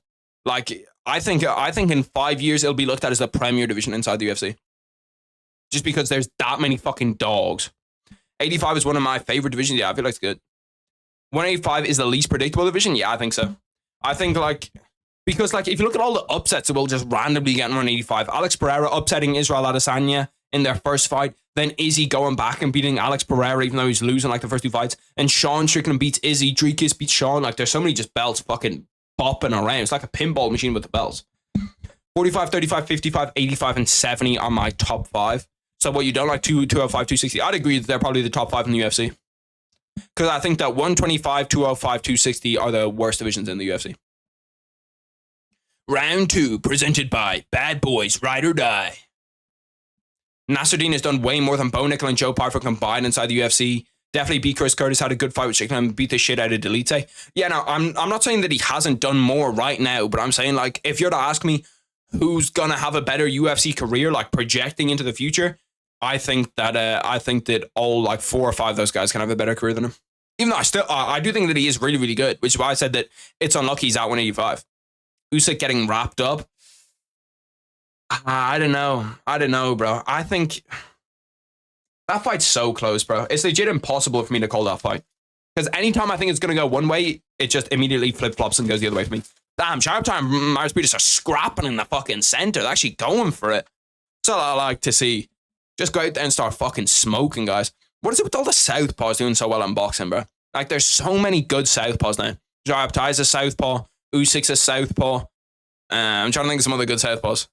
Is Devin Haney a southpaw? I think he is. I'm talking about Usyk's actual raps. Oh, okay. I thought you were talking about him getting beat up. Yeah, no, the hand wraps. His hand wraps look super, super weird. The way that they were wrapping them, they had like a shit ton of padding in his hand wraps. Where like his hand wraps just looked completely different to any other hand wraps that I've seen. Because they had like the fold, and then they had like an extra bit, all like layered on top. I don't know shit about boxing, but Fury looks like he's taking this fight seriously, so he's probably winning. Yeah, I don't know. It's legit pick'em. It's legit like a 50-50 of a fight as you can get, where you have like Fury is bigger, probably a little bit less skilled than Usyk, but he does have 30 pounds on him, has KO power, and it's not like he's not skilled. Like, he is skilled as fuck. Ooh, Shayab got him in the corner, rocked him, big right overhand. Now they're fucking scrapping. Holy shit, this is a good-ass fight, bro. In round 2 immediately, and both of these guys are fucking going for it. I think Fury wins. People always talk about Usyk being a bad matchup for him because he's smaller, but I disagree. I think Fury does better against smaller guys nowadays. Everything that I saw from Fury, the only thing that I don't like about Fury being Fury against smaller guys is that he specifically requested earlier in his career to not get smaller guys as matchups. And when you see like what cruiserweights and that type of stuff do against him, yeah, it was a while ago. But I think that if you're looking at any weaknesses in Fury in terms of matchups, it is those smaller guys. Look at his Wilder performance. Wilder's smaller. Yeah, but Wilder's still big as fuck. Like, Wilder's not like Usyk height. I mean, like, the like 6'3", 6'2" guys where he actually has to like lean down. But I think he could also, if he gets like low, he can bully him with like the little head movements too. Loma hit some disrespectful moves on Kambosos. Loma's another one, bro. Loma is one of the most fun boxers to watch by far, bro. Loma's like movement is fucking insane. His footwork inside the ring is masterful, bro. Masterful. Because my footwork was never that good when I boxed. Like, my footwork is one of the things that I just couldn't get down right properly. And I tried so much that when I watch a guy like Lomachenko, who's just like moving side to side, dipping in, under, switching stances, doing everything perfectly, so cool to watch, bro. I think the reason Fury's going to lose is the glass and cement in Usyk's gloves. The fact that Usyk tampered with Fury's IV and there wasn't steroid tests. Whoa, what do you mean? The fact that Usyk tampered with Fury's IV, did he? And there definitely was steroid tests. There must have been. Pretty sure steroid tests are mandatory. Even if it's a shitty company, I'm pretty sure they're mandatory for a fight to get sanctioned. Nobody's going to mention it because you want him in it later, but Cedric Doumbé did get knocked down last night. His chin doesn't look amazing. Yeah, I don't know. That's the problem with Cedric Doumbé, is that he got hyped up so fucking fast, bro. He got hyped up so fast. Oh, where Nick Diaz had all the same stuff, bro. That's funny as fuck, bro. Bro, that Nick Diaz shit was comedy. They're both so funny. Nick and Nate Diaz. It's a reference and I'm kind of outraged you didn't get it. Bro, you can't expect me to get those on the fly. Especially, you've got to whack that in quotation marks and I might have a chance. I got a hot take. 170 is currently better than 155 because in 155, Sarukin is the only good contender, and 170 we have more contenders. Yeah, I don't even feel like, if that is a hot take, I'm with you. I'm with you 100%. Especially if you look at the future. Like 155 has Islam, Gamrot, then you have maybe like Armin Sarukian's a contender. I wouldn't say Charles is really a contender for a belt right now. Then you have maybe Dustin, I suppose, is fighting for the belt, so he's a contender. But at 170, you have like the gauntlet. As soon as Bilal Muhammad's gone, you have like Ian, JDM, Shavkat. There's so many fucking good guys at 170 that you can just go through and see. Gamrot is good in your eyes? Sadly, I want him to be shit. He's got such a fucking boring fight style that I just pray every day that he's not good. But he is. He is really, really good. Round 3 of this fight, they're just kind of both dancing around a little bit. It's always a little bit, you're going to see them Fury Usyk fight. The Southpaw Orthodox fights are always a little bit dodgy for the first few rounds because they're trying to like measure out distance and see what can land and all of this type of shit. 170 is more prospects than contenders. There's so many good young guys at 170. 170 and 185 are the elite divisions for, you know, like having good prospects on the way up. Because you have, you can't consider Michael Venom Page a prospect, but he kind of is. You have, I'm just looking through the rankings right now. So Leon, Shavkat, JDM, Gilbert. Gilbert's not a fucking... Gilbert's definitely not a prospect. Let me go down a little bit, see through. Michael Morales, who I always talk about. You all know how high I am on Michael Morales. I'm trying to scroll through. It doesn't really have the depth that a 185 has in terms of prospects. Like, going down to the bottom, there's no one here that I can really, like, stake my name on. Oh, yeah, he's going to be really, really good. Charles Radke might be okay. Is there someone here at the bottom that I'm missing? I feel like there's some guys at 185 that I'm missing that I didn't point out. Nah, not even. Yeah, no, 185 definitely has more depth, like, through the ranks. Like, there's guys that are, like, 50th ranked in at 185 that I'm like, bro, that guy's good as fuck. He's good. I reckon 170. I think I'd die in MMA, but I might have a chance in boxing. Boxing, they don't cut as much weight, and if you walk around 170, you'd probably fight at like 155 or 145 even. Like, Volk probably walks around at 180 or 170. Modern Brazilian Jiu-Jitsu is such a joke. It's more interesting to watch Brazilian Jiu-Jitsu in an MMA fight than in a sanctioned Brazilian Jiu-Jitsu fight. Yeah, BJJ is weird because it's only if you actually do it that you're going to like it. Like, it's such an unspectator-friendly sport. Like, I've never played American football in my life, but I love to watch the NFL. I've played a little bit of basketball. I love to watch basketball. Before I ever did any kind of fighting, I love to watch boxing, I love to watch MMA, but jiu-jitsu just doesn't have that. Like, unless you do jiu-jitsu, you're not going to find it enjoyable because you're not going to know what's going on. You're not going to be like, oh shit, that was really nice. That back take was really nice, because it's just going to be like, what is this? These two guys just laying on each other. This is gay as fuck. Which I'm not denying. I'm not denying the correlation between homosexuality and jiu-jitsu. If I was a gay man, which I'm not, although there's nothing wrong with it. YouTube, don't get me wrong, there's nothing wrong with it. If I was a gay man, the sport that I do is jiu-jitsu. How much weight do boxers cut on average? I don't think that they cut a whole bunch. Especially, they don't do those UFC cuts where they're like, you know, like cutting down 10 pounds in one day or 15 pounds in one day. I'm trying to think what the walk-around weight is for a lot of boxers. I don't know. Let me look it up. Wrestling's gayer than jiu-jitsu, that is true. By the way, for what it's worth, Benoit Saint Denis won a grappling match on air against Mark Diakis very convincingly. Did it actually go ahead? I thought they cancelled that. I thought I saw something that they cancelled that. Each stream, you convince me more and more that you're gay. Shit. Truly, some of the wrestlers I've seen attorneys are fruity as shit. Fruity's such a funny word, bro. I love the word fruity. Optaya got hit in the back of the head. Yeah, he's complaining about it a bunch. Which you are right to complain about because it can legit give you full-on brain damage.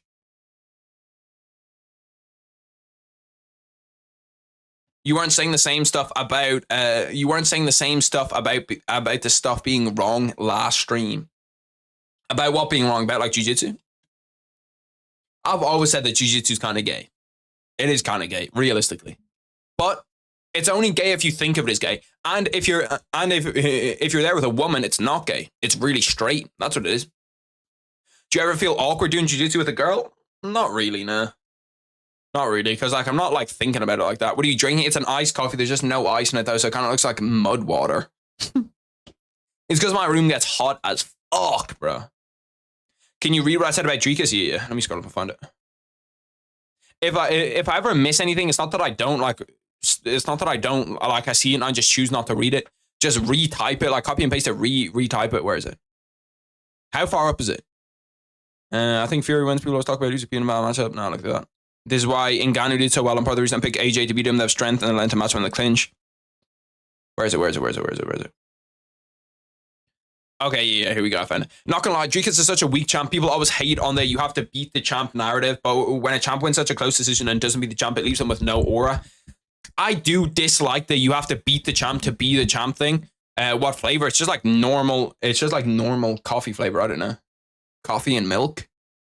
Like I don't do anything fancy with my coffee. I used to have like crazy coffees where I put like 3 or 4 scoops in. I don't know why I'm watching the UFC. The UFC. I go over to the UFC. We've been in a timeout for 3 minutes and 35 seconds. Also, wrestling girls is super awkward because I like girls and have to not get hard. That is absolutely wild. There's never once been a time when I'm in jiu-jitsu and I'm like rolling with a girl and I think to myself, can't get hard here. Yeah, no, that's actually crazy. Can't get hard while wrestling a girl is different. Do they even do wrestling for boys and girls? I thought that it would be like separated by weight. I suppose jiu-jitsu isn't so. But yeah, no, most of the time in jiu-jitsu, it's not really. Like I've rolled with girls that I actually like, that I think I'm like, bro, you're actually kind of bad, low-key. And I've just been chilling. If the girl is hot, it's super awkward. How old are you? I'm 20. Now I'm talking about quags. I'm drinking mango passion. Oh shit. Yeah, no, iced coffee's low-key elite for the summer. But the problem is that one, it looks kind of like dookie if I ever drink it like on stream, and two, coffee just doesn't hit like it used to. Like I used to just be able to stay up all day after drinking one coffee. Now I can't. Now coffee doesn't really get to me. Are you Irish? I am, Mason. I'm from Dublin, Ireland. What do you know about MMA Guru? I know very little about MMA Guru. I know he does MMA videos. I know he made the video about John Jones, the video about Michael Chandler. That's kind of the only shit that I've seen from him, really. I don't watch him a lot. I've seen some clips, but that's kind of it. He didn't beat Strickland. He won a close. He won a close decision. It's not even like he clearly won rounds. It just wasn't a convincing win. Yeah, but that happens sometimes. It's like someone's got to lose. Someone's got to get robbed in one of those fights. And I did score it 3-2. Did you start watching MMA because of Conor? Yeah. I started watching MMA because of Conor. And the reason why I continued to watch MMA was because of Cody Garbrandt. Like, I was like, oh shit, there's this Irish guy and he's fighting for a world championship. Let me watch this. It was actually before that. I think the first fight I ever watched was Conor Dennis Seaver. I just like MMA Guru so much. The Jones video was fine. The Chandler video was too far. See, the problem with MMA Guru, and I've kind of talked about it before, is that once you do a video like the John Jones video and it gets like good views, gets like really, really good views, your brain kind of gets fucked up into thinking like, okay, people just like when you say the most outrageous things. So now I've got to come up with the most outrageous thing over and over and over and over. And the more outrageous it gets, the more views I'm going to get. But that gets you to a certain point, and you're not going to get like anything that you actually want to get from the UFC from that. Not like from the UFC as in a brand, like not that the UFC are going to sponsor them or anything, but like you're not going to get the type of viewership that you actually want. Because surely MMA Guru in like I don't know, in like 4 years is going to think to himself, going to look back at that John Jones video and be like, bro, the fuck is this shit, bro? Like, this shit's like, why did I make this video? So he just kind of pigeonholes himself to get a fan base of guys that just like that type of shit. I just control W'd my window, damn. He low-key right about bonuses, MMA Guru. Fan of Ian Gary or not? Yeah. I like Ian Gary. I feel like I like there's some things that he does that I just kind of think to myself, like, what the fuck are you doing? But in terms of fighting and him as a fighter, I really, really like him. His fighting style, he's got one of the most entertaining fight styles in the UFC. It's just the outside the cage stuff that I think some of it he handles wrong. I think that he should either go full heel and be like, yeah, shit, okay, I'm going full heel and just commit to it, or just not react to this shit as much. I've always said that Ian Gary, for someone that's Irish, like in Ireland, if you show any semblance of like weakness or not weakness is the wrong word, but any semblance of something that pisses you off, people are just going to take the piss out of it more and more and more and more and more. And maybe because Ian Gary could fight to a fucking elite level, people didn't do that to him. But that's what happens most of the time. And that's the exact thing. And that's the exact thing that happened to Ian Gary. I live in Miami, Florida. Damn, Miami's a sick place to live. My dog Griffin just moved to Dublin, Ireland. He likes it a lot. Where does he live in Dublin? I live in Rathmines. He will know it if he lives in Dublin. But exactly same thoughts on Ian. Most of it related to his choice in the relationship. Yeah, but like the relationship is it's his fault, but it's not his fault too. Like you can get trapped. I've been in Ian Gary's situation, not for as long, but where like, you know, you're kind of trapped in by the hooves, bro. By the hooves. By the toes, by the camel toes. You're just kind of trapped in. Los Angeles, baby. See, Los Angeles would be another sick place to live. I want to go over to America. I feel like I'm going to end up going over to America in like a year or two, just because it makes so much sense. Like all the cards and shit. UK side combos and lucastracymma are my favorite MMA content creators. The only one I really dislike is Guru. I feel like Guru's real polarizing. You either like him or you hate him. And this might be a hot take. If you like Guru, shit, it's whatever. But I feel like the more mature you get, the older you get, the less you begin to like Guru, which is cool and all. It's the same with everybody. Same with Kaisenat for me. Like, I can appreciate the work and the effort that goes into Kaisenat's streams, but I also don't really like Kaisenat because more of his content is for kids. I feel like when you have someone like MMA Guru whose content is for like 13, 14-year-olds, you know what I mean? Like the MMA Twitter people that just sit all day on MMA Twitter. I'm thinking about starting kickboxing. How did you choose your Brazilian Jiu-Jitsu gym? How did you know it was good? I didn't know it was good, to be honest. I legit looked up Brazilian Jiu-Jitsu gyms near me, and it was like the second one. It was pretty close. And I was like, okay, shit, let's go here. Let's do a trial class. And then I went there. Everyone was super cool. And I haven't stopped going since. So Google reviews are probably a good way to look at it. Where like if you go look it up and see which one has the best Google reviews, you might get some weird gyms, as in like some real like commercial gyms. It kind of depends what you want. Like with jiu-jitsu, there's no real downside to being in like a kind of commercial gym, you know what I mean? But for boxing and kickboxing, there might be. Like for boxing, I didn't want to go to a gym that's kind of like Box Fit, which is a thing in Ireland, where it's like, it's not like actual boxing. I wanted to compete. I wanted to be a good boxer. I wanted to like learn technique and spar and do that kind of shit. Whereas in Box Fit, it's kind of like the videos you'll see. Like, do you ever see that video of the people where they're like, 1, 2, 3, Muhammad Ali? That's the kind of like Box Fit shit. You know what I mean? That's that shit. Whereas I wanted to actually like box. Ian Gary's the king of Dublin. I don't know if he's the king of Dublin. Conor's the king of Dublin. Shavkat versus Hamzat at 170. Who wins? Give me Shavkat. How Harry fell in love with being a crotch sniffer? No, that's crazy. Make sure to go to a gym where they don't allow beginners to spar. Is that a big thing in kickboxing? With me, I sparred my first day in a boxing gym. I sparred my first day. Like, obviously, they're not getting someone that's just going to go 100% against you and going to take your head off. But I did spar. But yeah, no, I'd always encourage people to start at martial arts. Martial arts are just like the perfect thing to start. You walk around with a lot more confidence knowing if it came down to it, like now that I've boxed, now that I've done Brazilian Jiu-Jitsu as well, it's like, if it comes down to it in a street fight, I'm going to fuck up pretty much anybody that I fight on the street. I don't have BJJ gyms in my city, so I took the second best option and trained MMA. Surely if you're training MMA, they also have Jiu-Jitsu in that. At least for Muay Thai, I would say. Yeah, Muay Thai is a little bit, but Muay Thai, they do like the touch sparring. I'd want to do some with Tabitha Riki. Bro, you can't come for Tabitha Riki, big dog.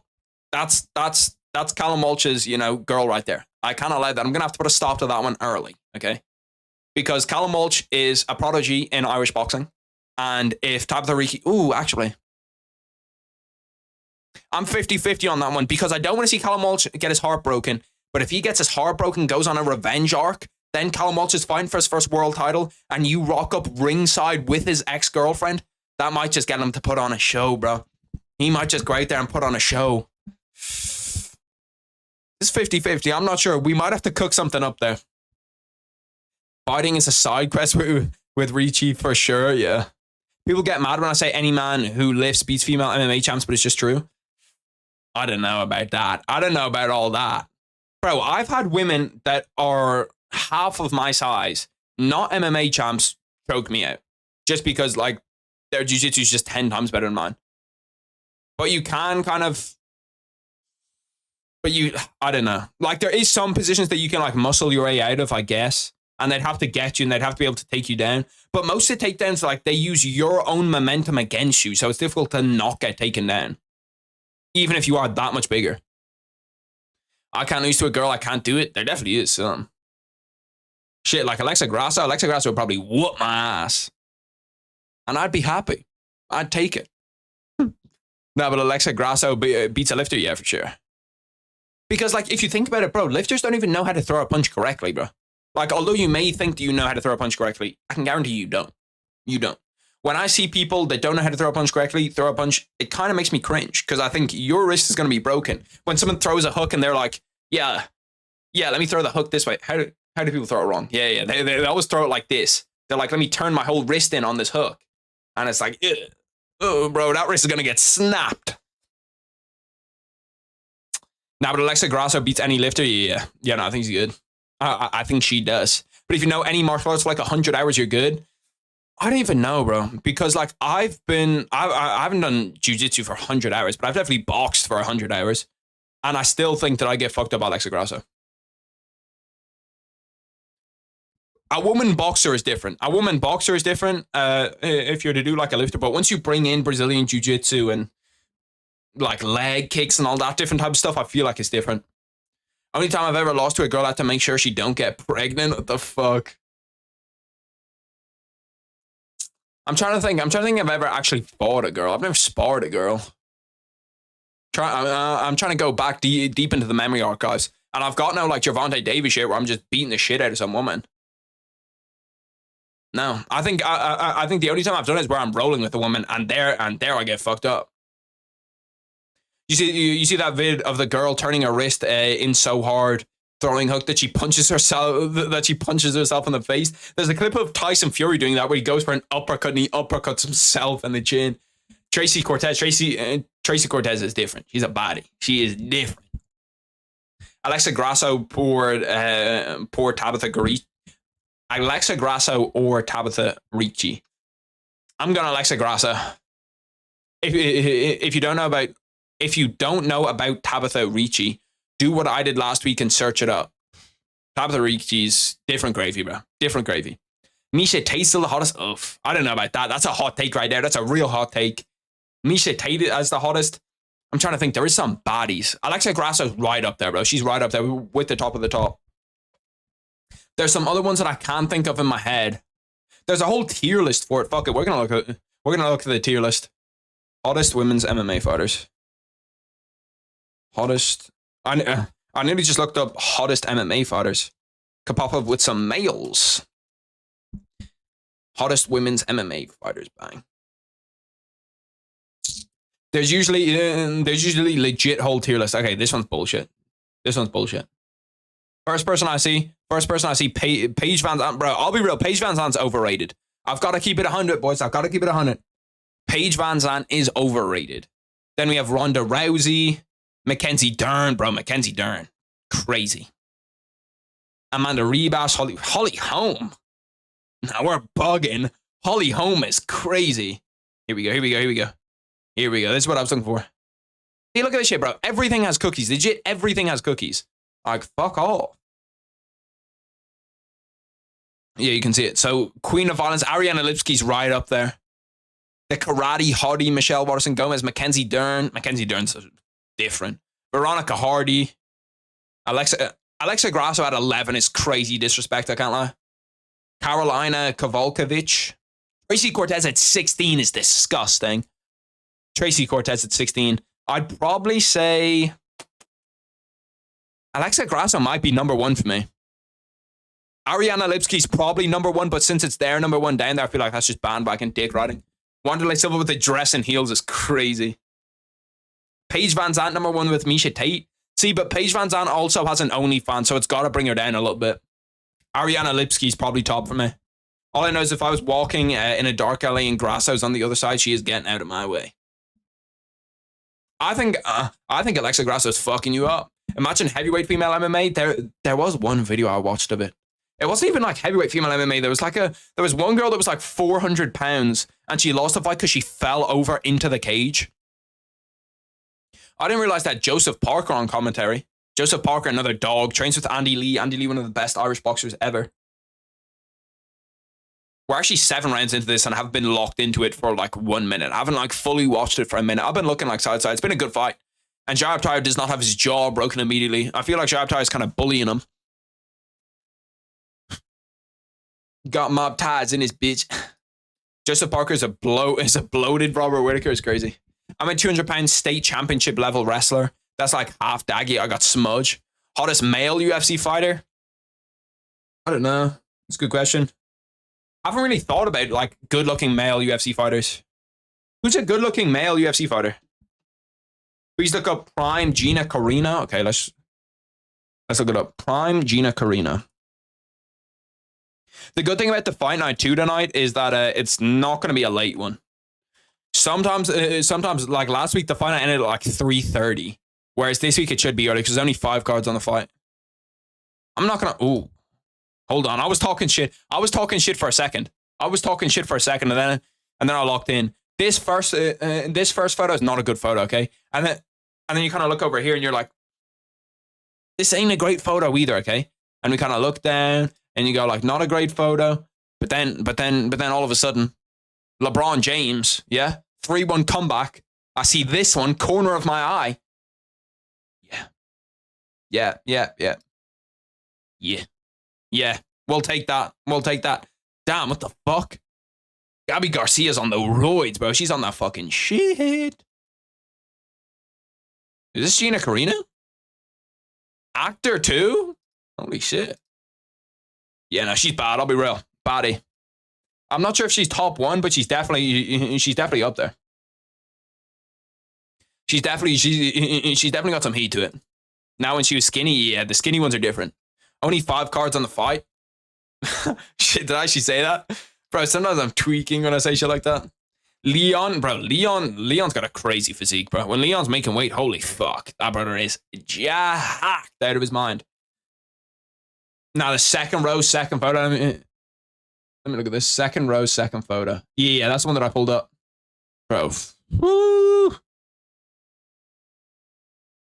Bro, she had me act up. In this shit, bro.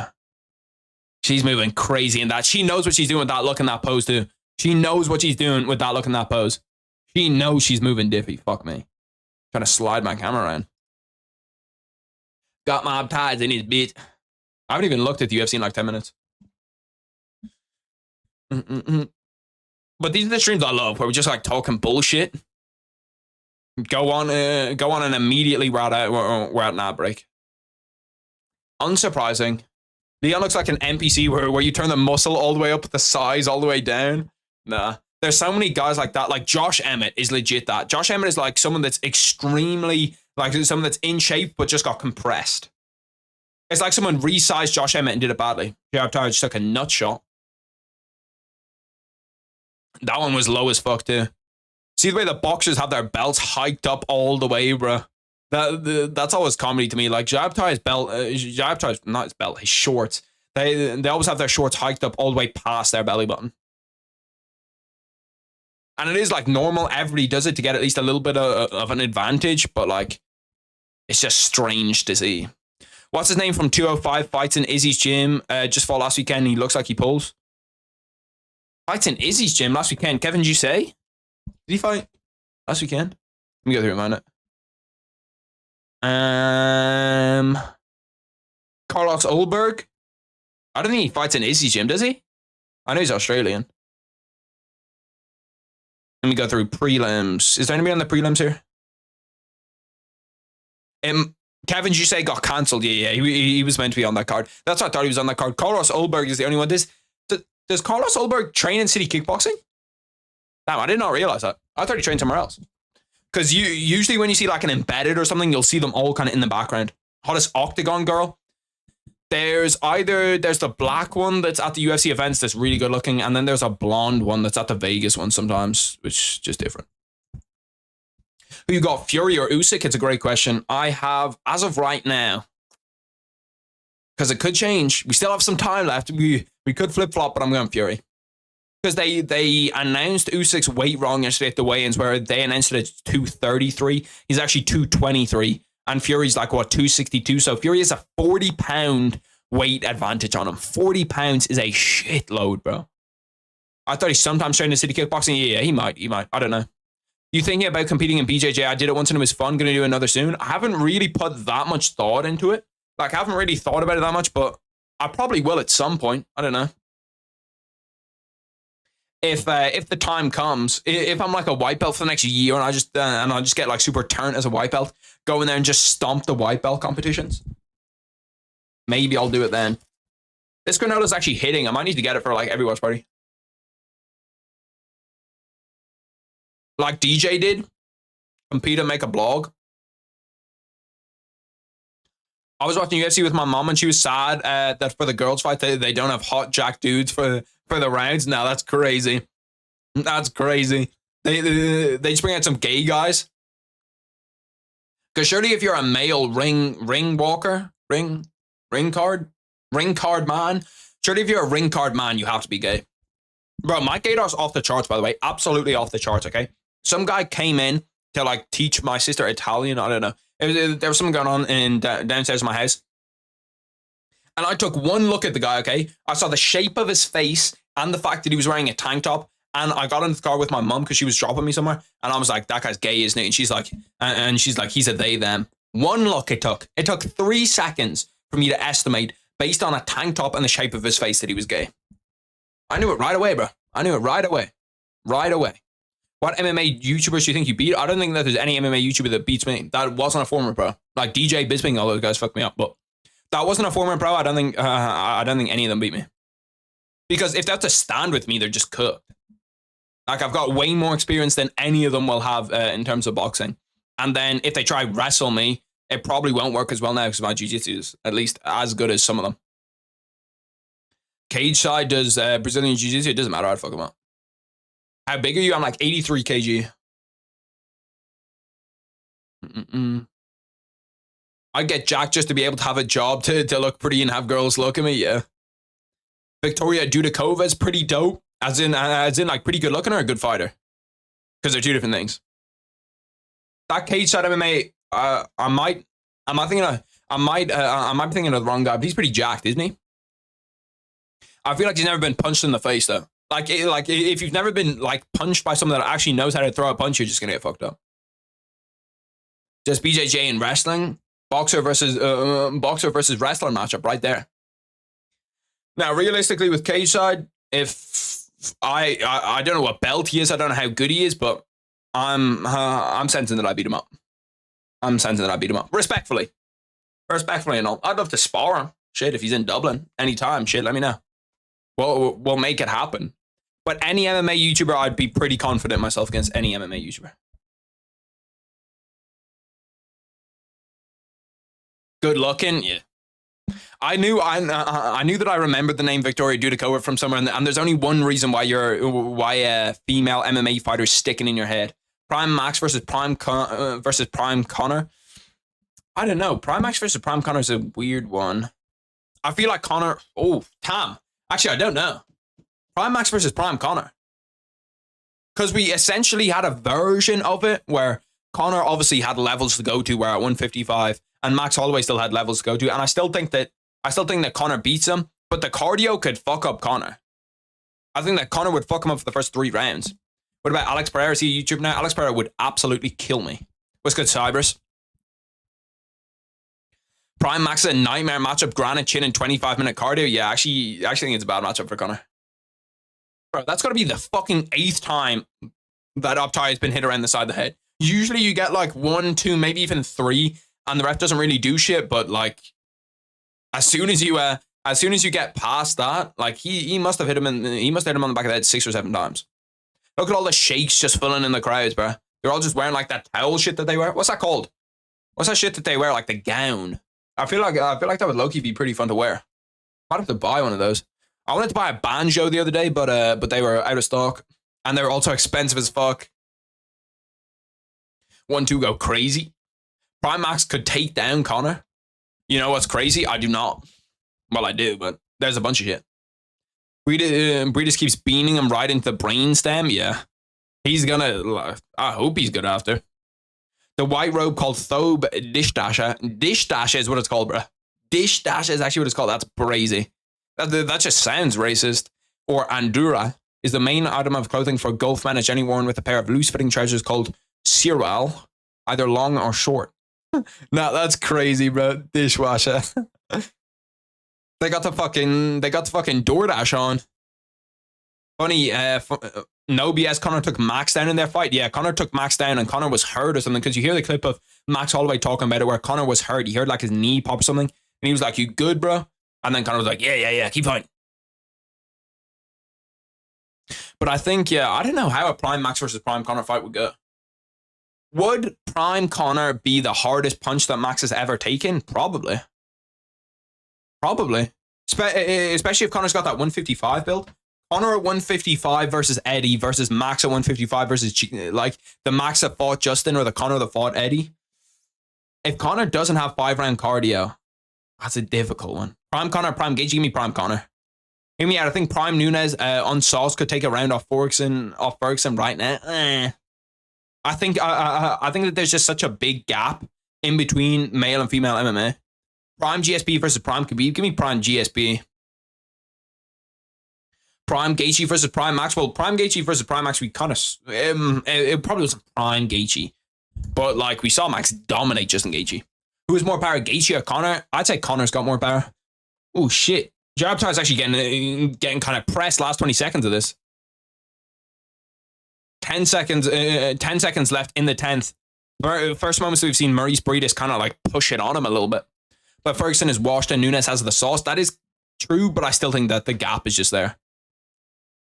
Tony Ferguson via round 1 Imaniri roll. That's how I'm going that fight. Conor beat Eddie Alvarez 1 second before 8 minutes when Eddie said Conor gasses out at 8 minutes. Nah. That's a different level of spite because he could have beat him. He could have beat him in the fucking first round if he wanted to. He was fucking him up, bro.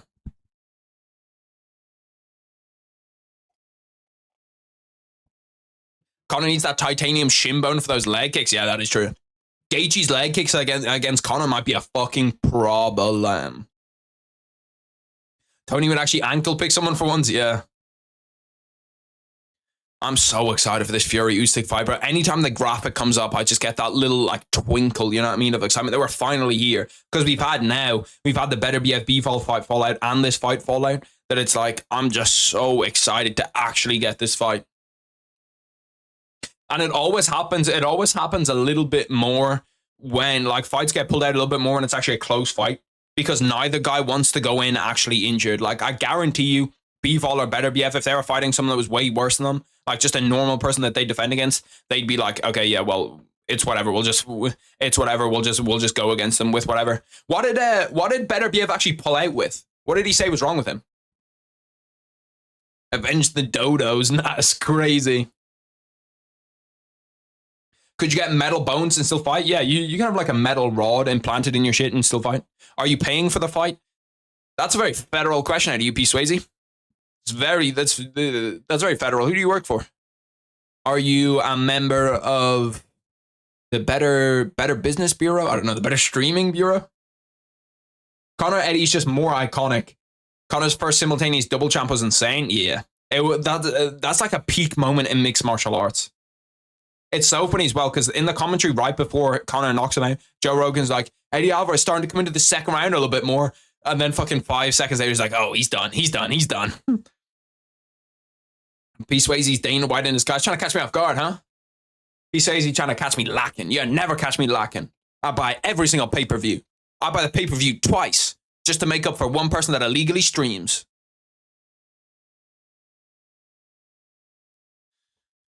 '11th round of this top fight. To be fair, the good thing about boxing fights is that as long as there's no clinching, like these motherfuckers go out here and scrap, bro. They scrap. Not me for sure. Shit, he said it. I ain't say it, but you know, we might both have similar practices. What if you go into a fight after accidentally taking Viagra, thinking it was paracetamol? That's asserting dominance right there. That's asserting dominance. Imagine you walk into the cage, no cup, just full on stiffy, staring across at the guy. Alex Pereira should do that in his next fight. Alex Pereira just staring across, stone faced, and you just see like the little bulge, bro, the little fucking 7 inches. Dana right now, Harry was never my friend. Well, fuck you, Dana. Stop copyrighting my video. Oh shit. Let me push that back into position. Here we go. I pushed it back into position with my foot. That's skill right there. That's skill right there. But yeah. Dana White needs to stop fucking copyrighting my videos if he wants to be friends. Huh? How about that, Dana? Stop trying to take my revenue, bitch. Trying to steal my shit. You're a billionaire. Fuck you need my $20 for. When is Fury on? Fury is the next fight after this show. Should be close to like, I don't know when walkout's going to be after this. Maybe 30 minutes. Because I want to flip onto Lerone straight after. Yeah, you'll have loads of time. You'll have loads of time. There'll probably be 1 or 2 fights. Actually, Bus is going to be fighting soon, isn't he? Anytime I go back to UFC, it says event break in progress. Like, UFC, what are we doing here, boys? What are we doing here? Can I fucking get a not event break in progress? You got Barbosa or Lerone? Lerone Murphy's been on all of my prospect lists, so I kind of have to rock with him. But I do think that it's not a fun matchup. For your first matchup back, that fucking sucks. To have someone that's like as fast, as sharp as Edson Barbosa, where don't make one mistake because your head's going to be fucking on the other side of your shoulders. It's not a fun matchup to get. Oh shit, Abu's Magomedov fight is already over. We missed it. Well, it's okay. It's whatever. We watched the banger instead. It went to decision, so I'm guessing Abu's won? I don't know. Abus's corner are taking videos, which usually means that they won. Oh yeah, thoughts on the Despania fraud check? Generational fraud check, I'll be real. Generational fraud check. Generational fraud check. Because, I don't know, bro. I was so high on him too. It's one of the ones that you just get wrong, you know what I mean? Like you just get them wrong sometimes. I thought that Despania was going to be like the future of the heavyweight division. Nope. Wrong. Abus Magomedov wins via decision. Let's swap back. Oh, damn. Fucking Richie Woodhull has this being close as fuck. Has the scorecards being close as fuck. Because he has Abtai winning like the last 6 rounds. He has it where he thinks that Briedis needs a knockout in this final round, which I wouldn't be surprised, but...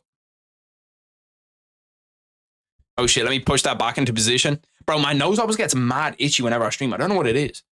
I must like rub it or something whenever I stream because my nose just gets constantly itchy and it's only really ever on stream. I hope it's Ikram next so you can push my Bo Nickel agendas. Ikram's not losing, bro. Nobody that's in my top 5 prospects. See, the thing is, realistically, I was pretty high on Rob Lee Despania, but he wasn't even top. He wasn't even in my prospects video, so he's not one of my top 30 guys. Round 12 here. These guys are fucking both going for it, bro. They're both scrapping in this round 12.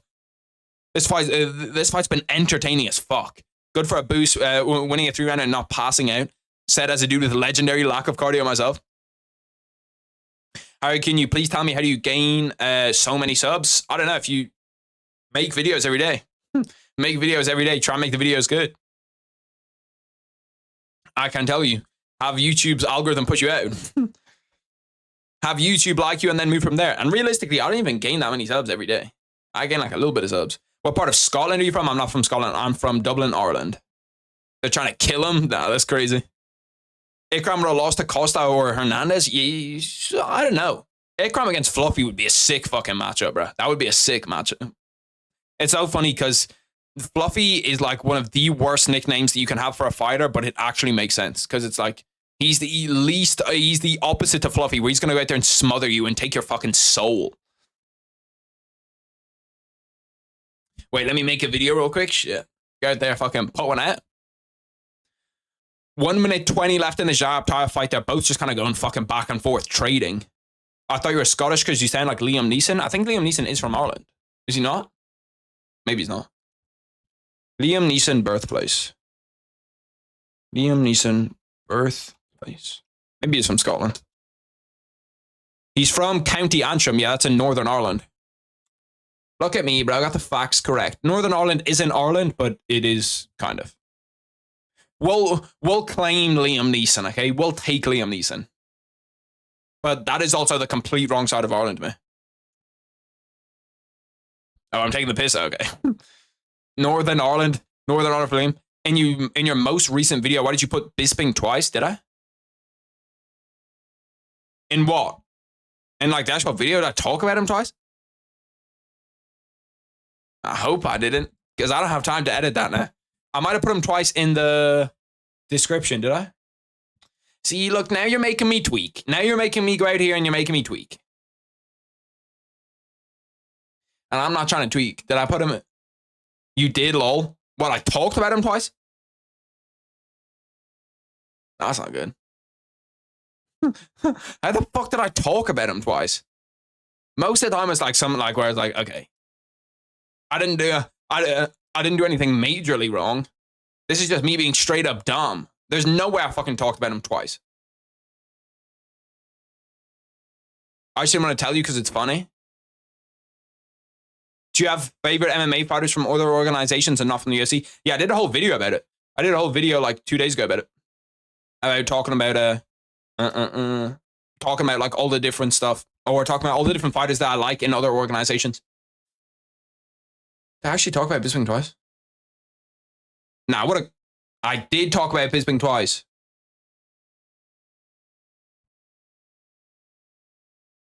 What the fuck? Am I bugging? How did I talk about Bisping twice? Did I have him down twice in my notepad?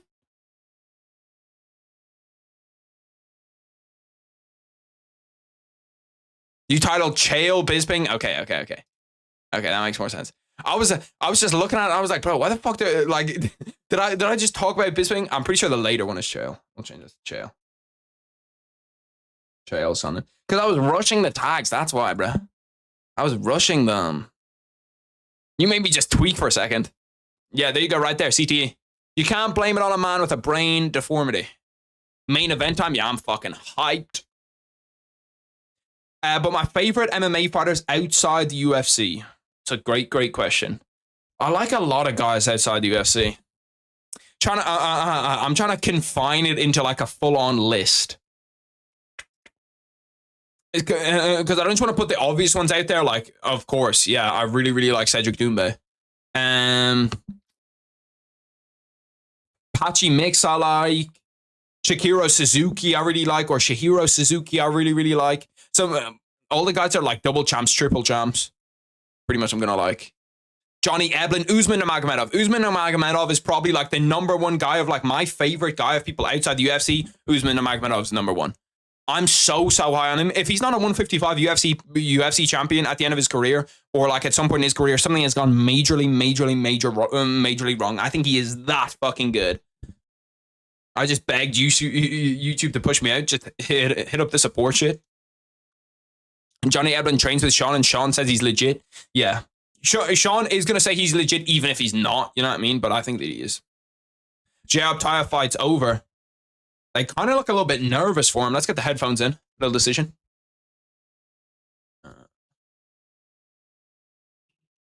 And it's good in case Fury and Usyk go to decision, or any of the later fights go to decision. I do like how they formatted this, though, because sometimes like it's a problem if there's like a big boxing fight and a UFC named event on the same day, where it's like, it's just kind of like, it's good, don't get me wrong, but it's also annoying because it kind of gets to a point where you're like, bro, why can't you just be on different weeks? Like, I could have watched this shitty fight night and had Tyson Fury against Usyk, and instead we've got 298 and Fury Usyk on the same day. But now they've actually paired it up correctly, where we have shit on the correct day. It's nice. Let's go down here. Let's see.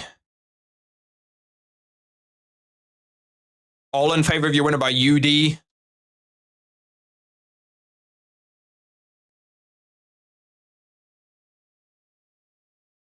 Jayab Taya gets it. Jayab Taya gets a defense on his belt. That was a really good fight, though. That was a close-ass fight.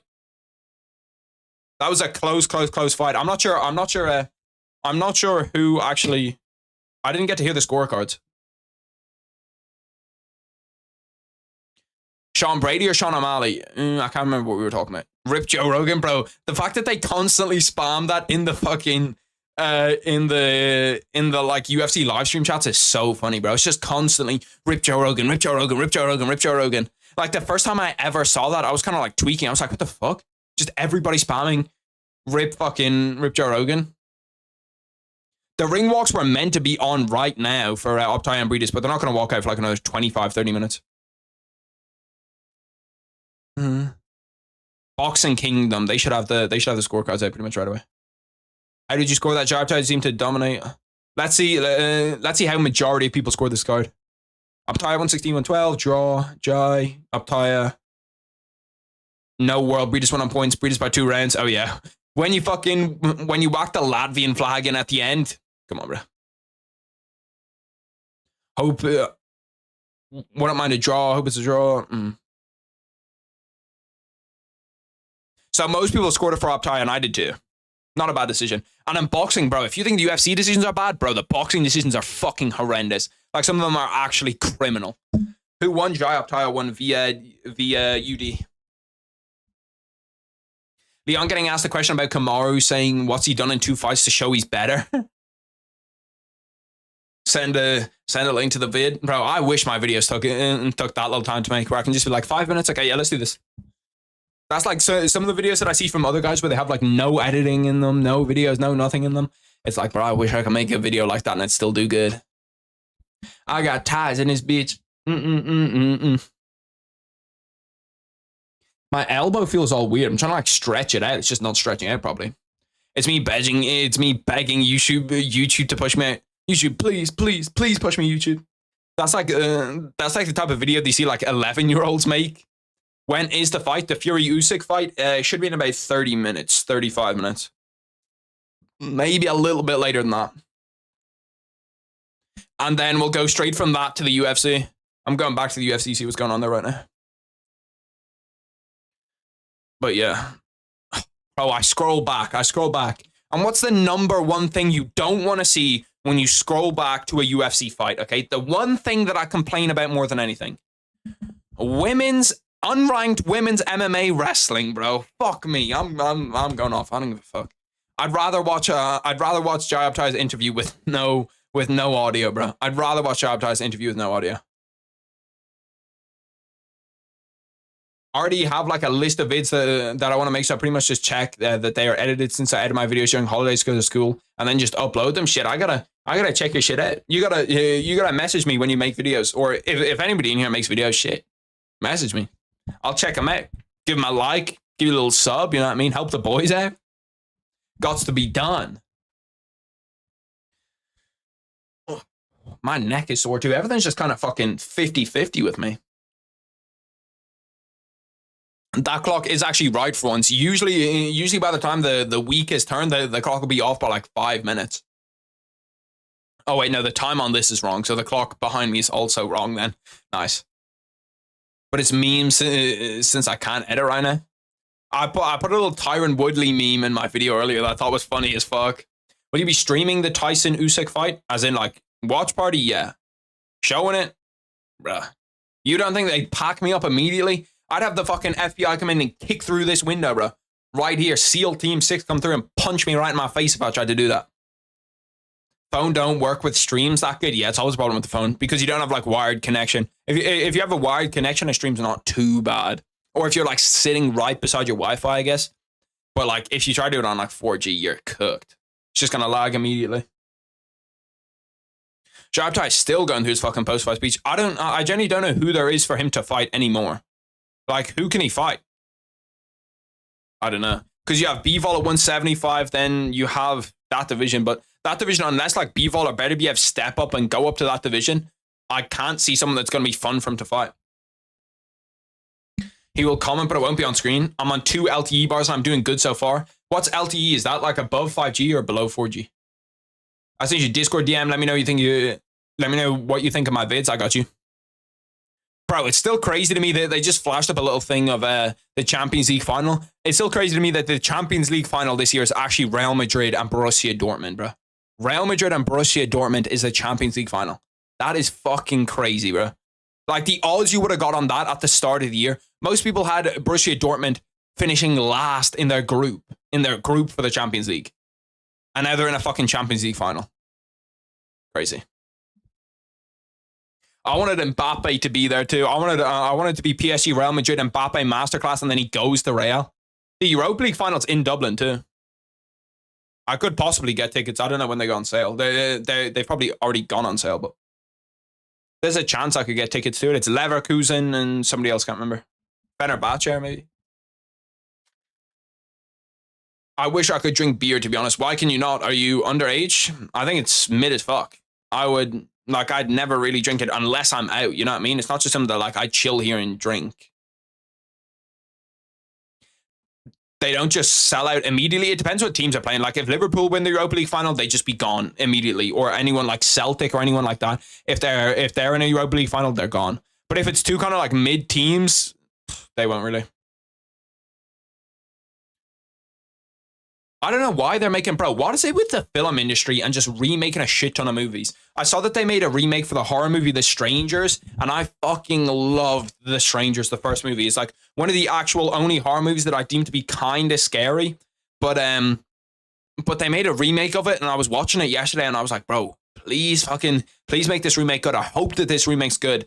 And no, it's fucking dog shit. It's one of the worst movies I've ever watched. I have to wait till 21. Damn, 21 is crazy. I forgot that it is 21 in America. But you can drink it illegally too. Surely at like 18, you're good.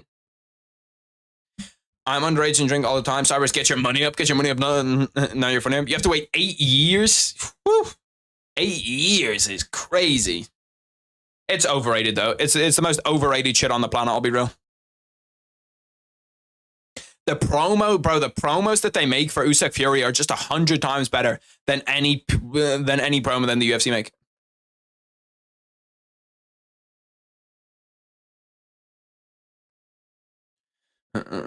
Aside from Guinness, what are the popular beers in Ireland? Harp, Smithwick's, Heineken. Really, it's like the popular beers in Ireland are the same as everywhere. It's legit the same everywhere. Apart from Guinness might be the number one. I'm not sure where it is. I'm not sure how it is elsewhere. But Guinness is obviously number one, and then it's just kind of like all the other traditional beers these days. Fury versus Usyk, Ring of Fire. The only way that I don't want this to end, and I've got a slight fear that it ends, is that it ends via like doctor stoppage. Like Fury's eye gets cut again, or like someone gets headbutted and it just all gets fucked up, and then it's gonna end via doctor stoppage. Bro, the people that hold the belts at the weigh-ins are so funny, bro. Like you just see all the like Ukrainians and the fucking and the people from England just all like frantically trying to hold up their belt, trying to hold up the Tyson Fury belt as everyone's getting pushed around. They're just up there with like their hands in the air. Tell us a story about you and a baddie. They don't exist. No, I'm joking. There is one or two. There's no like good stories. I'm trying to think of a good story. There's not really that many. And in America, most recreation drugs like alcohol, nicotine, and pot are all 21 now. Are they? Damn. Nicotine is 21. Does that mean like vapes are 21? Damn, I just watched the clip of Usyk absolutely flatlining someone. Holy shit. I didn't even get to see who it was. Another clip of Usyk against AJ, bro. Usyk is another one of those guys. It's just like beautiful to fucking watch. Beautiful to watch box. Vapes are 21 in America? Damn.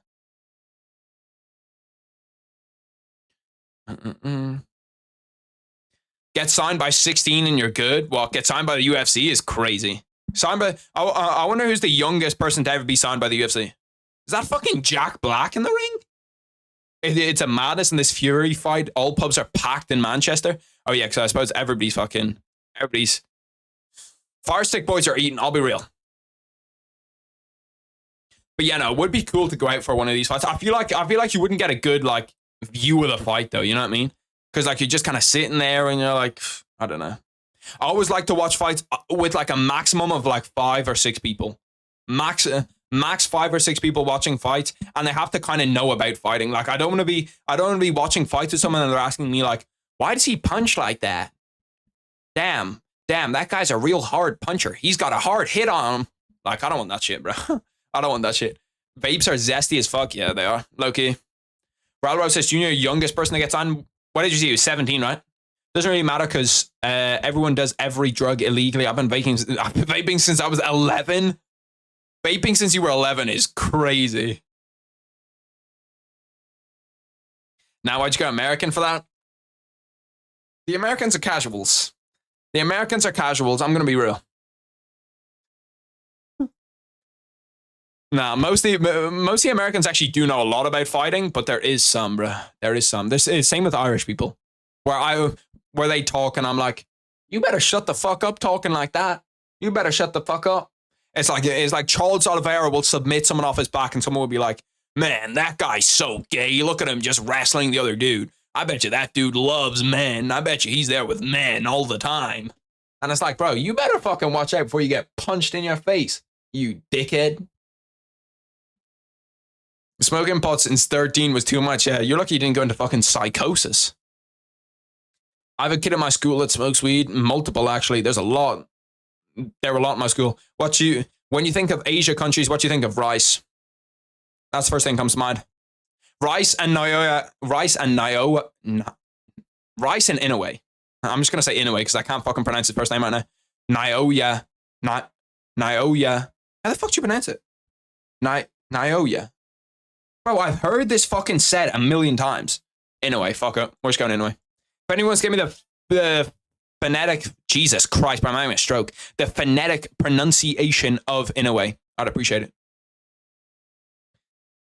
Now they're showing the Tyson Fury highlight reel is crazy, bro. Him just flatlining Deontay Wilder. How old were you when you lost it? Lost what? Oh, it? I don't know if we're thinking about the same thing, and I'm not gonna say some sus shit. So I'm gonna leave you to, you know, expand on that. I was always looked at as the bad kid. I was always looked at as the bad kid until I started to wrestle. Then I was the bad kid with combat training.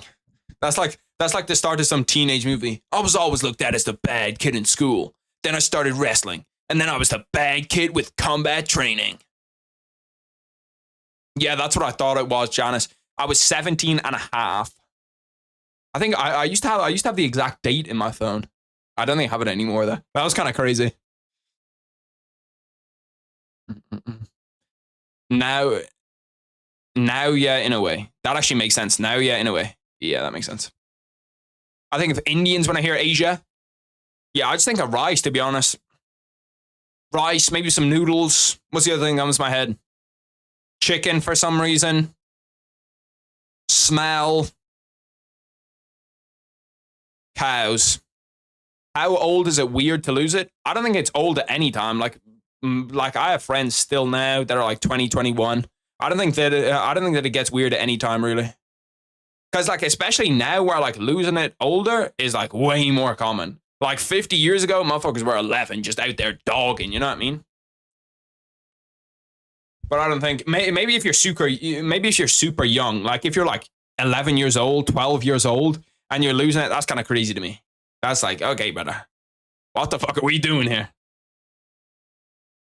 Harry, I'm telling your mother, shit. Don't tell her, please. No. My fucking arm is all... My arm feels weird. It feels like sweaty, you know what I mean? It feels like attached to me. Bro, I had the weirdest thing the other day, okay? So I fell asleep, but I must have fell asleep with, like, my head on my arm, okay? So I had the, like, weirdest dead arm as soon as I woke up, and I looked over at my arm, okay? My arm was dead. Tried to move it, wouldn't move it, and I thought somebody cut off my arm. I thought someone cut off my arm and, like, left it beside me. Because I look over at my arm and I, like, tell it to move. You know what I mean? Like you do. Like, obviously you don't tell it to move, but you can just instinctually move it. And it just doesn't move. Then I go over, try pick it up with my other arm, and I, like, can't feel it moving around. It was crazy, bro. And I had just woken up. It was fucking wild. Was it the night of Nascimento Lewis? Nah, it was like 3 days ago, 4 days ago. I was one of those motherfuckers dogging it. Nah, that's crazy. That's like, it's so funny whenever you see someone on Twitter be like, I lost my virginity at 9 years old. And someone's like, bro, you're a victim, bro. You got assaulted. You're a victim. Woke up like a fucker, 6 years old. 6 years old, his 10 hours last. Bro, it was crazy. It was a crazy, like I looked over my arm just wouldn't move. Then I had to pick it up. And like my arm didn't even feel like it was mine.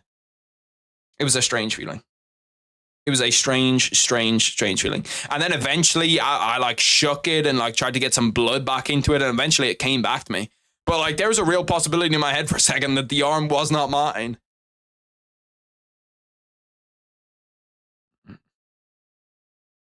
Yeah, but all in good time, bro. All in good time. I thought that was Shay Given on the mic for a second. Ian Gary versus autism. Ian Gary versus getting taken advantage of. That's the real test. Ian Gary, try not to be assaulted.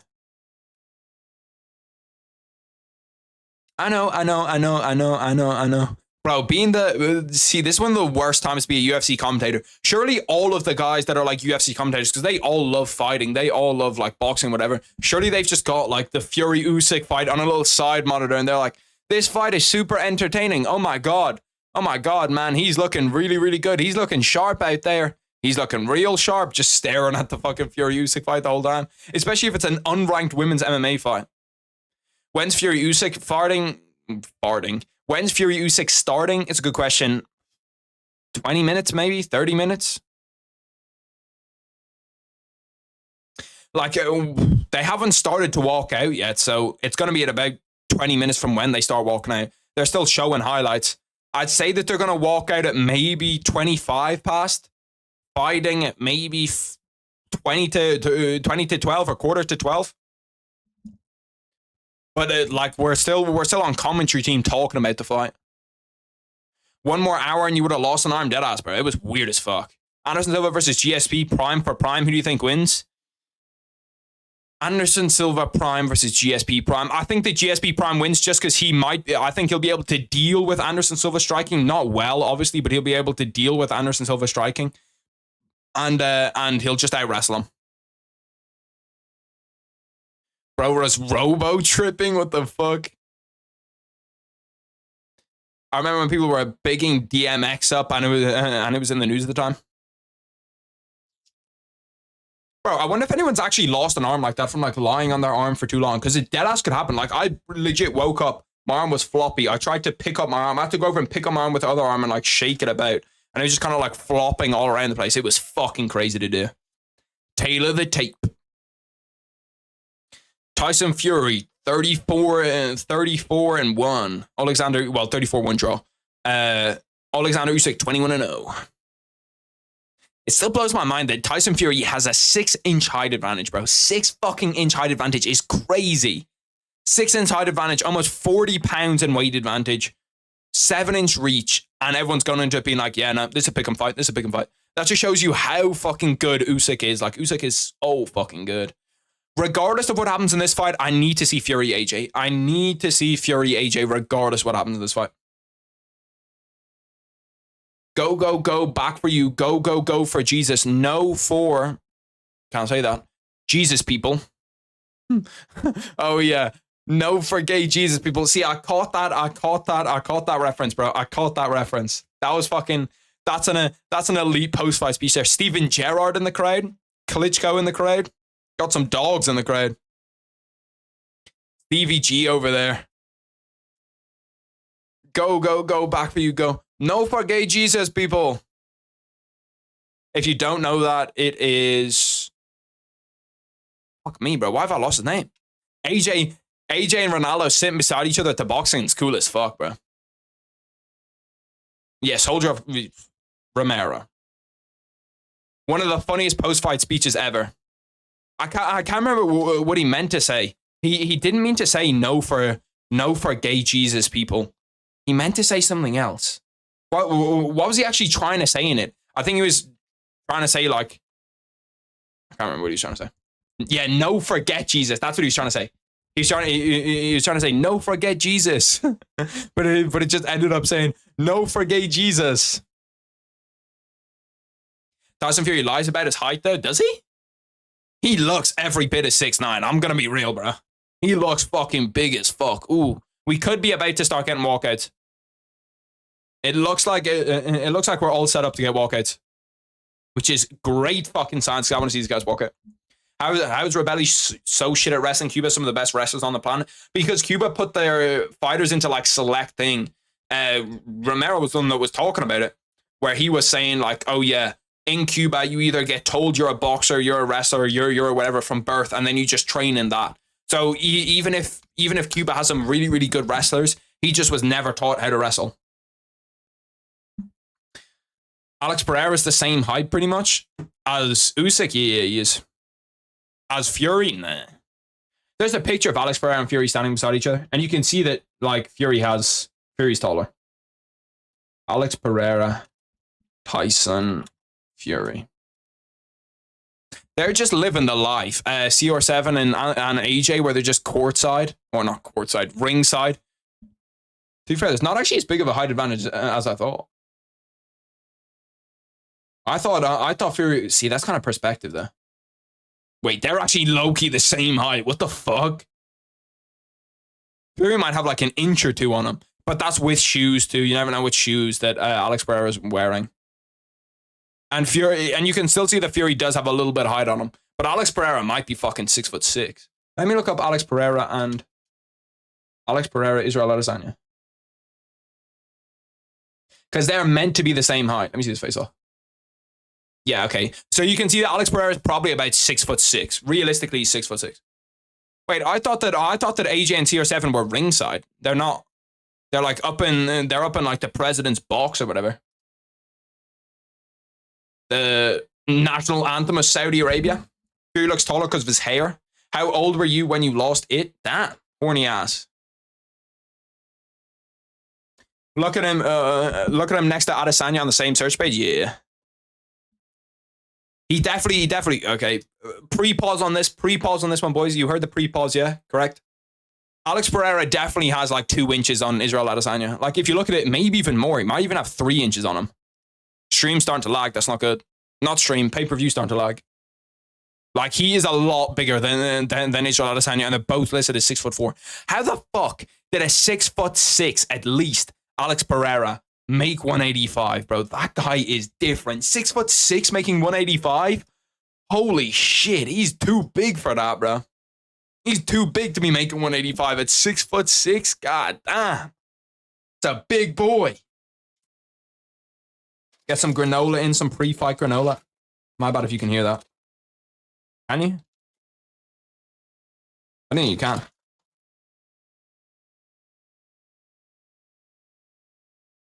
Warning, flashing images.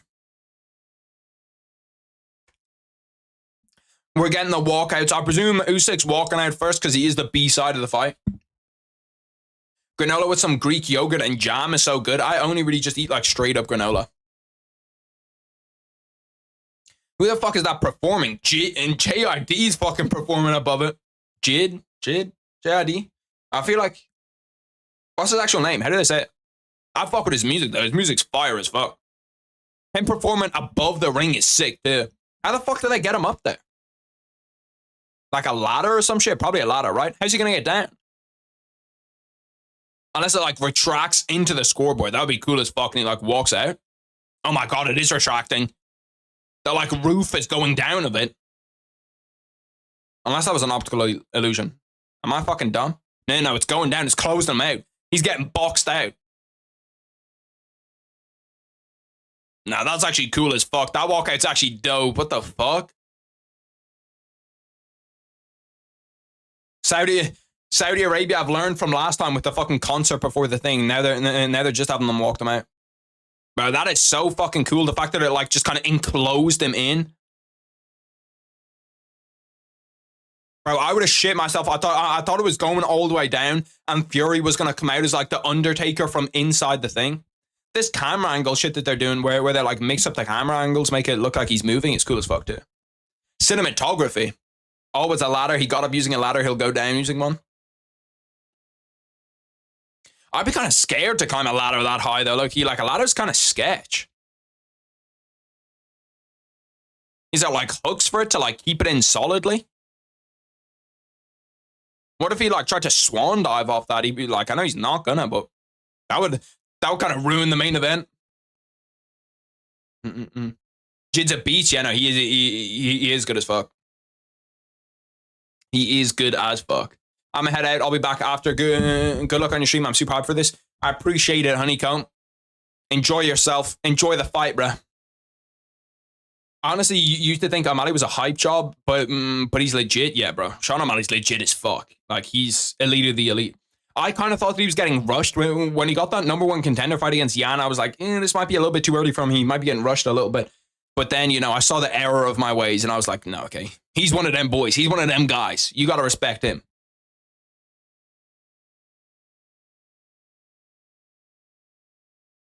I actually thought that we were going to have more time in between, more time to watch the UFC after this, but looking at how it's planning out right now, Fury Usyk, it looks like we're not going to have a whole bunch of time to watch the UFC. Like, it looks like we're going to have maybe one fight, maybe two fights. We'll probably get some main event in the UFC. All your coffee's at the bottom of your drink, is it actually? You mix it. I don't have anything to mix it. That just happens organically, though. It's not all of it, but like the bits of it, because whenever you make iced coffee, it's essentially like coffee, boiling water, coffee, boiling water, and it never gets like all of the coffee grounds because you don't want to put in too much boiling water. Otherwise, it's not an iced coffee. It's a shitty finite either way. Who cares? Yes. You're not wrong. You didn't have to say it like that. In my opinion, not believing in Ali post-Yam was a big mistake. Okay. I was like, Ali post-Yam. Not believing in Sean O'Malley post-Yan was a mistake. He showed they were at least on the same level. Yeah. After the Yan fight, I was a firm believer. I was in Boston for O'Malley winning style, and almost everyone there still thought O'Malley was going to get fraud checked. We completely avoided the takedown in round 1, and that KO was going to... Yeah, that was a nice fucking KO, bro. Like, the pullback counter, and Tim Welch from the sidelines calling plays. Bro, I'll be real. Yeah, Saudi Arabia, we've got to chill with these concerts, bro. I thought that Jid was walking somebody out, but it's just a straight up concert. I didn't request this. Yeah, the Saudis. We've got to figure something out about these concerts, bro. I'm gonna keep it 100 with you, Saudi Arabia. There's not one single person in attendance that wanted to see that concert. We want to see the two men that we have came for fight. Here we go. Here we go. We are looking at highlights. Should see a walkout again. No, he's coming back out. Saudi, man, you're fucking pissing me off with these concerts, bro. I'm going to the UFC. Someone let me know when somebody's walking out, bro. We're going to the UFC. Oh, shit. I legit go and see the finish immediately. Is that the guy that you were talking about, the Umar Sai? Look at him, bro. I fucking... Yeah, it must be him because he's got the French flag on his gum shield. Walk in there and immediately see the deepest rear naked choke of all time, just squeezing the life out of the guy. The two men you came for, now that's a pause moment. Yeah, hold on. Pause. That's one thing you have to take him serious, but Yan made it look like Aljo still had to wrap him up bad. I just thought Aljo was such a terrible stylistic matchup for him that he was going to get fucked up in that fight. Aljo seemed to have an ego, and that's why I picked O'Malley, but Aljo should have never lost. But Aljo should never lose to Sean O'Malley stylistically, but I think it was Aljo's ego. The thing is, I think that Aljo just wanted to take that fight, just turn around early, and then the UFC said that they'll give him a big break. They were like, okay, yeah, we'll give you this 6, 7, 8 months that you want, as long as you beat Sean O'Malley, and then just put him in a terrible circumstance. Like, I think the rematch would be a lot fucking closer in an Aljo-Sean O'Malley fight, but they'd make him work for that rematch, because they don't want to lose their golden goose. It's a murder on the dance floor. Okay, we're going back to the boxing since the UFC fights are over. And that was the last one that I kind of wanted to watch. The rest of the fights are mid as fuck. We are back. What is my thumbnail right now? I'm going to change it to... is the one that has the UFC pool in it? Yeah. Actually, no, fuck, we'll leave it as that. The French guy talked about earlier, Umar. So yeah. We were just watching it. I was just watching it, bro. I legit flicked on because the concert was taking too long, and I just saw a deep ass rear naked choke, and I was like, well, that fight's over. I'm telling you, he's breaking into the rankings. I don't know about breaking into the rankings, but he did look good. He did look good as fuck. The guy was broken. Aljo couldn't take him down. I don't buy it. Yeah, true. The whole rib thing, Aljo not being able to take him down with the rib thing does definitely make a difference. Bro, why are they taking so long to fucking walk these guys out, bro? They're legit taking years to just get anybody to walk out. I'm trying to rip this granola open a little bit more. There we go. Damn, Usyk's wearing some like samurai shit walking out. What the fuck?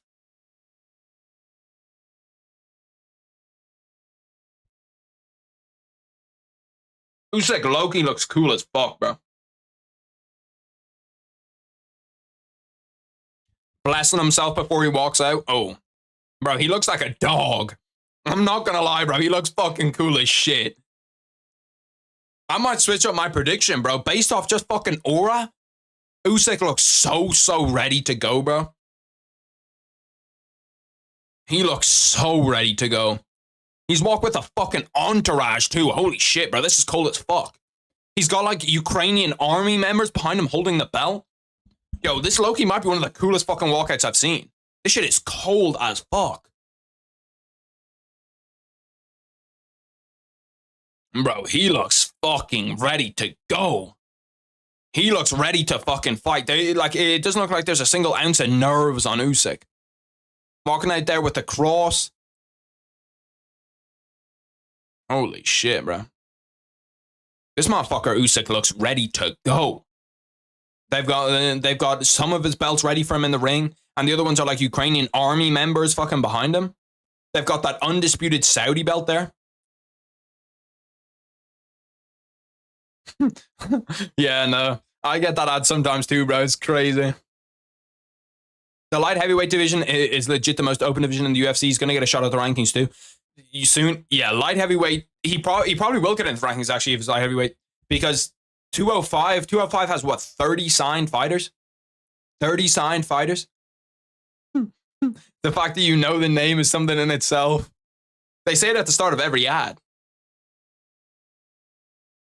Yeah, but Usyk looks fucking cold as shit. The Ukrainian army members holding up the belts, bro, is... Oh, wait, no, they're not Ukrainian army members. I thought that they were wearing army suits. That's just the fucking thing that Usyk's camp wears. He's got the Ring Magazine belt, too. I do like the Ring Magazine belt because it's like an actual belt. Let's see Tyson Fury's walkout now. Let's see if Tyson Fury can match that. I feel like he will. I don't like the walkout space that they gave them this time. Now they have them kind of like walk through a tunnel like they do in the UFC. I like the old ones where like they kind of come from like a platform. Drake Paul beats both of these beats both these frauds. What, Drake and Jake Paul's love child? Drake just battle raps him. Jake Paul beats the shit out of them. I swear to God, and got an ad that said 16-year-olds in your ear. I legit thought I was tripping 10 minutes after that. You gotta hit that one with a fucking report, bro. That's a trap right there. We gotta hit that motherfucker with a report.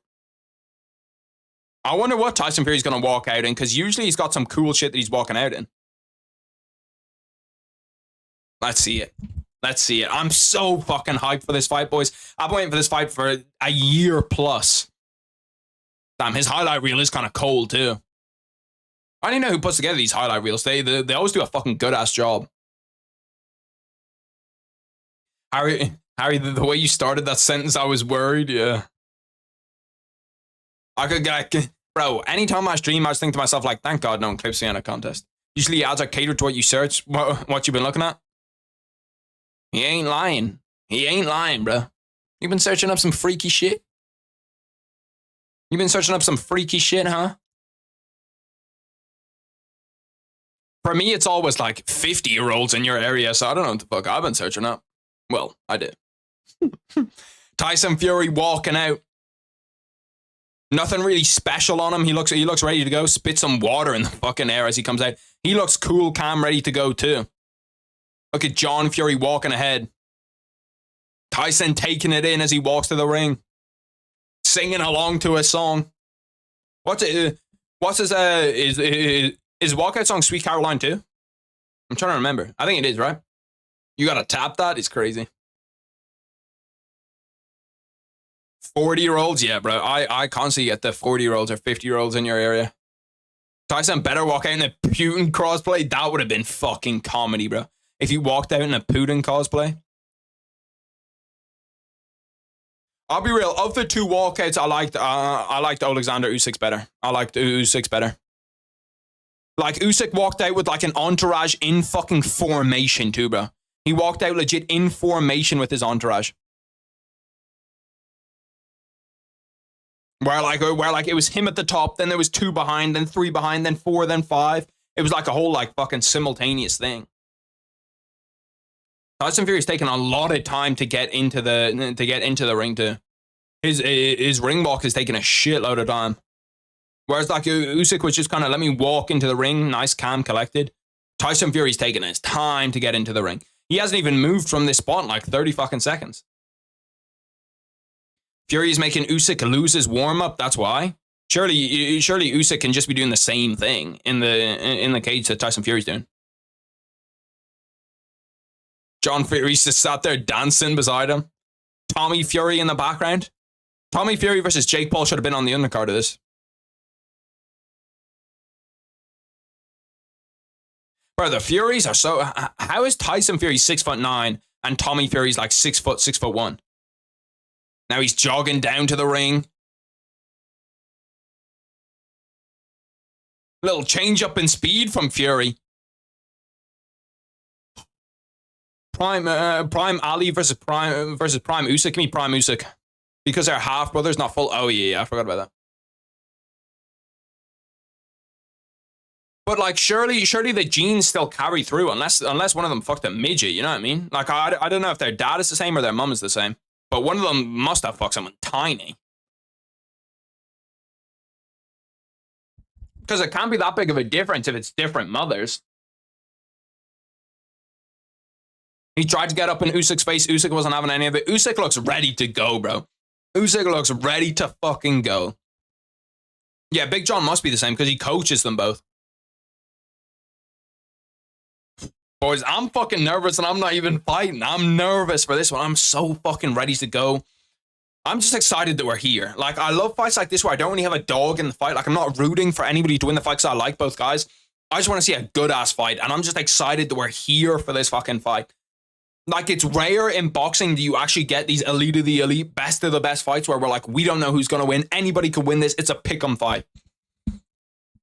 I'm so sick of watching like Fury, Derek Chisora, and Fury, Deontay Wilder 3 where we know he's going to win. What is that Bible verse? What is 3:16? Let me Google it right now. 3:16 Bible verse. For God so loved the world that he gave his only begotten Son, that whoever believeth in him should not perish but have everlasting life. Don't know. Don't really know why he's wearing that one, to be honest. Maybe he's saying that if he believes in God's that... Oh, okay, so he's saying that because he believes in God, he's going to have everlasting life. Should I fuck with it, I guess? I believe in Fury, so I'm immortal.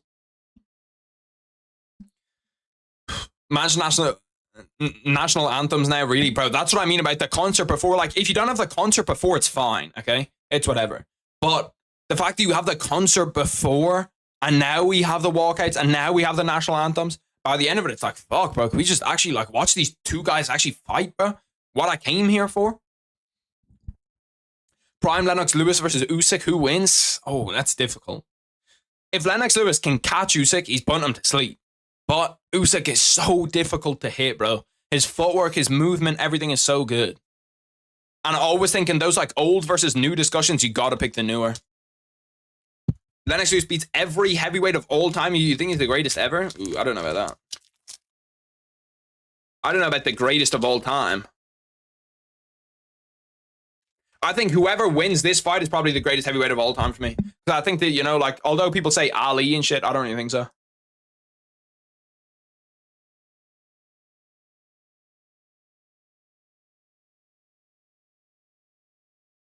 Crazy that Loma and Usyk trained together and are both smaller guys who moved up and had success in heavier divisions.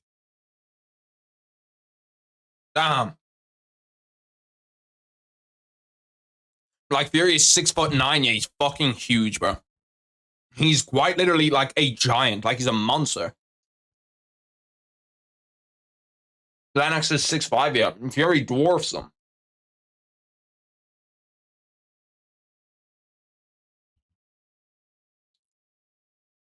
I'll be real. Of the two, I'll be real. Of the two, I think that whatchamacallit? I think that Tyson Fury looks more nervous right now. Of the two, Tyson Fury looks more nervous. But I trust Tyson Fury's camp a little bit more. Like, Andy Lee's been on fire with everyone that he's coached. He's doing super, super well. With Joseph Parker, he looked really, really good against Wilder. Then he looked really, really good against Zhang. So I trust that Fury's game plan is going to be really, really good going into this fight. Do you got Discord so you can stream this? It's not on my computer. It's on, like, TV. So I can't stream it even if I wanted to. Parker looked trash against Zhang. I actually thought he looked really, really good against Zhang. Considering that Zhang has, like, crazy power and Zhang's a difficult guy to fight. I thought that he looked very, very good against him. Considering he's pretty much being sent to lose that fight. Yeah, but you're always going to get dropped by, like, huge punchers. You know what I mean? Like, huge punchers are going to drop you. Gotta lock in for this, boys? Yeah, I'm going to be locked in. We're going to be locked in once the fight starts. Bruce Buffer announcing the two fighters. I have to say, like, the boxing announcing is cool as fuck. Like, the UFC one is cool and all, but when you have, like, a Triple G type record, and Triple G's like 34-0, all KOs, has held the title for 8 years, has knocked out everybody that he's fought in the last 25 years. It's like, fuck. Zhang versus Wilder is a super exciting fight for me too. Yeah, I think it's going to be a good one. Isaac Frost versus Andre Bishop. Isaac Frost is crazy. Bruce better than Michael in terms of aura, but Michael more iconic. I'm gonna actually get an earphone in for the intros. Usually I don't listen to intros, but I feel like in this fight you have to. Is my stream good? Is my shit good?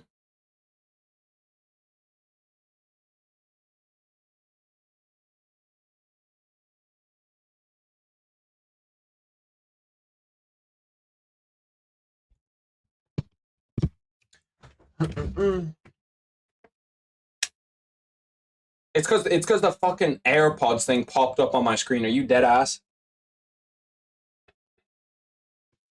The AirPods thing popped up on my screen. I'll fix the quality. Give me a sec. Bro, I don't know what the fuck happened. I should be good, right? Is the camera quality back or does it look kind of shitty? You get tissue rub it. The Arab homies low-key got the tray paper on their head? Nah. Let's get ready to rumble. We good now. We are back. What happened to the camera? It died for a second. We should be good now though, right? Need to focus all good.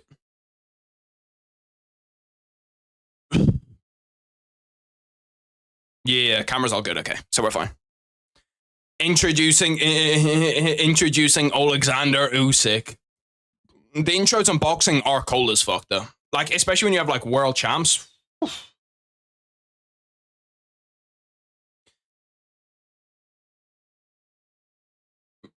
21-0. It blows my mind that Usyk's only 21-0 too. It blows my mind that he's not like 21-0, 14 KOs. Like, it isn't a crazy record to have as many belts that he does, to be as accomplished as Alexander Usyk is.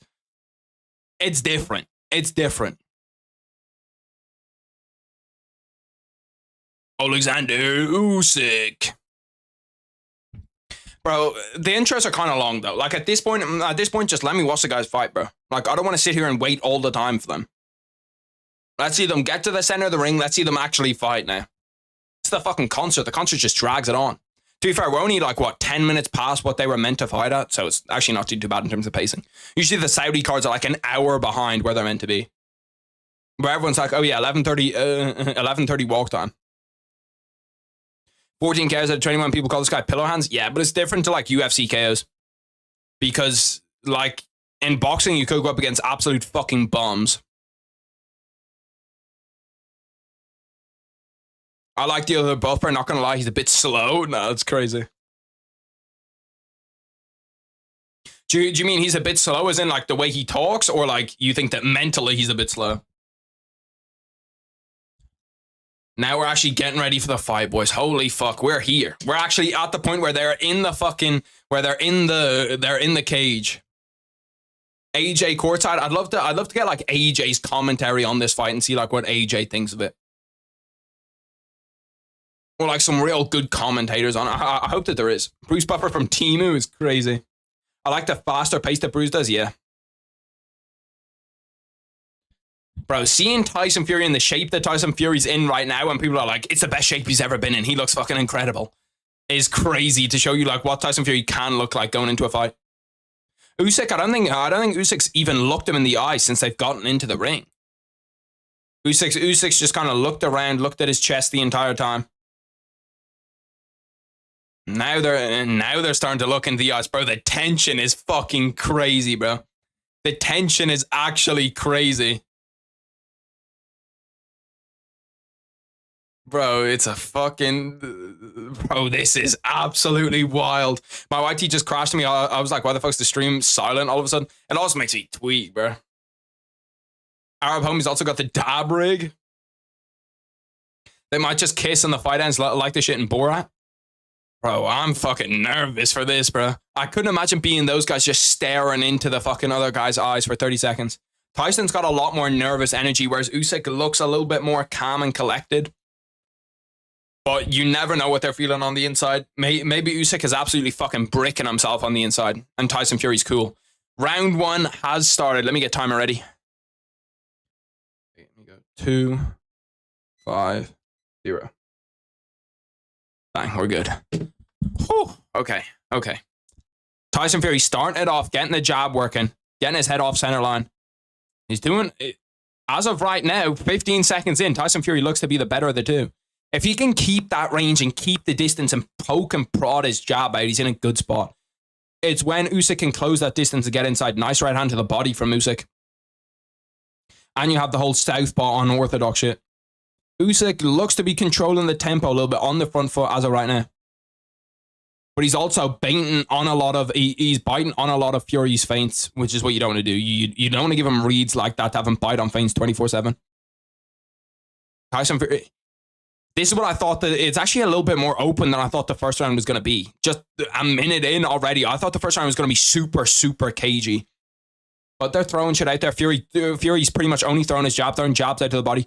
Both kind of working on that outside foot, lead foot positioning, where they're both, because obviously if you're the southpaw, you can throw your two a lot easier if you've got that outside foot. Fury tries to swipe at his ribs, nice little body shot. It's what I was talking about with Fury, where he does he feints with everything, where he can feint with his head, he's feinting with his feet, he's feinting with his hands. Fury looks fast too. First clinch, Usyk manages to escape from the first clinch. This ain't fair, like Fury is so big, bro. He is huge as a heavyweight. But it just shows you, bro, that's what heavyweight boxing is. You can come in there big as fuck. Like Fury weighs what Ngannou weighed pretty much. He weighs like 262. It's just that Usyk's really small. First 2 minutes of this round is pretty much just Fury poking his jab out, keeping Usyk in range. Usyk can't really land anything. He's targeting Fury's body early. And Fury up against the ropes. Interesting to see how he gets away from this.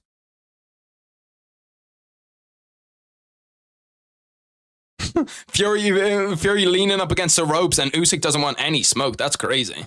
That's actually crazy. The fact that Usyk backed up as soon as Tyson Fury went up to the ropes and he was like trying to slip punches, trying to do the fucking Muhammad Ali.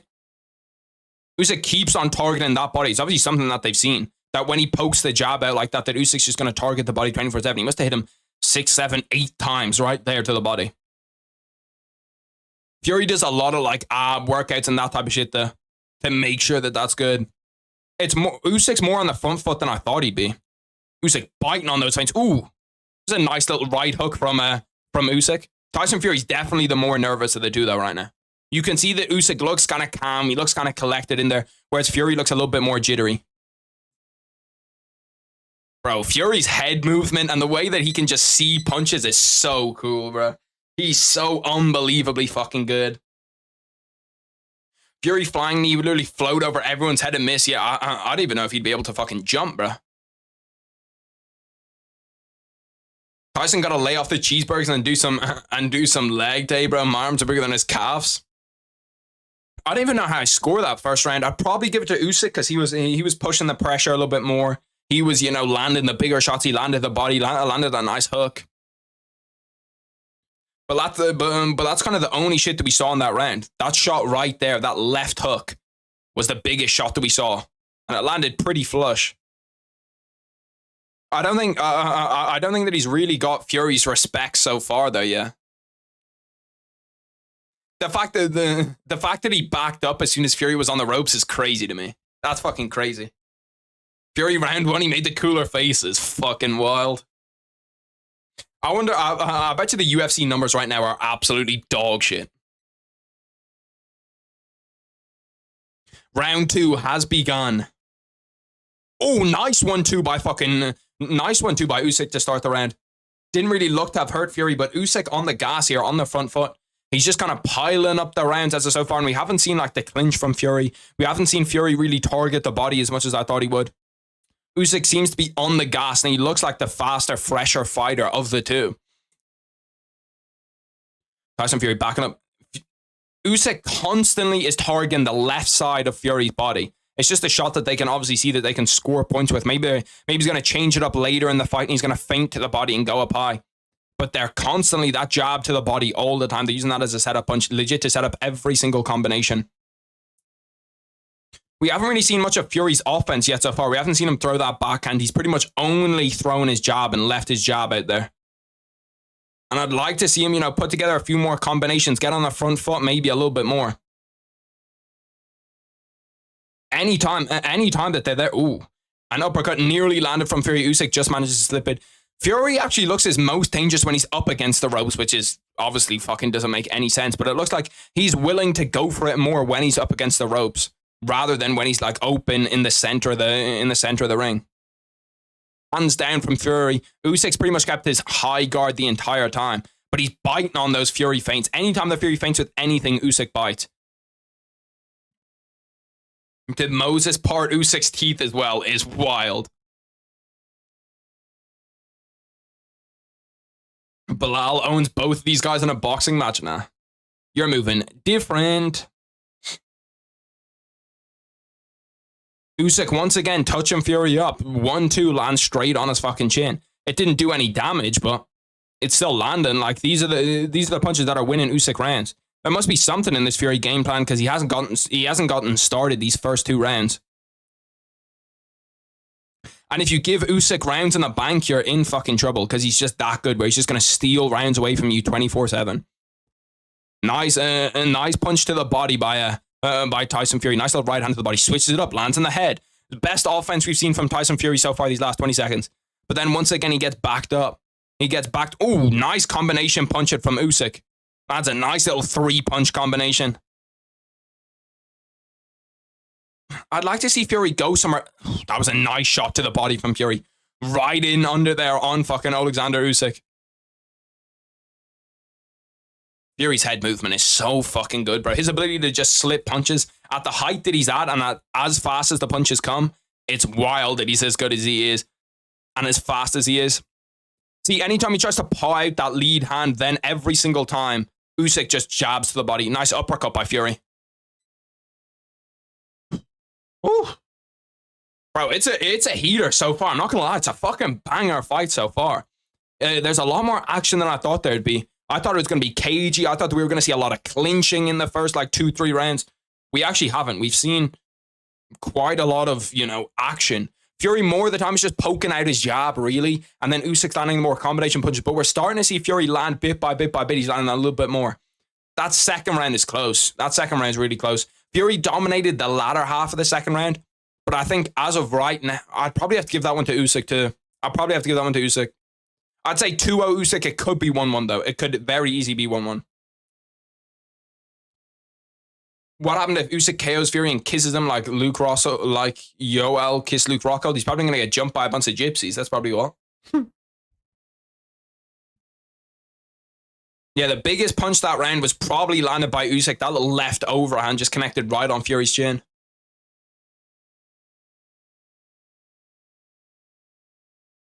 Two, five. Shit, go.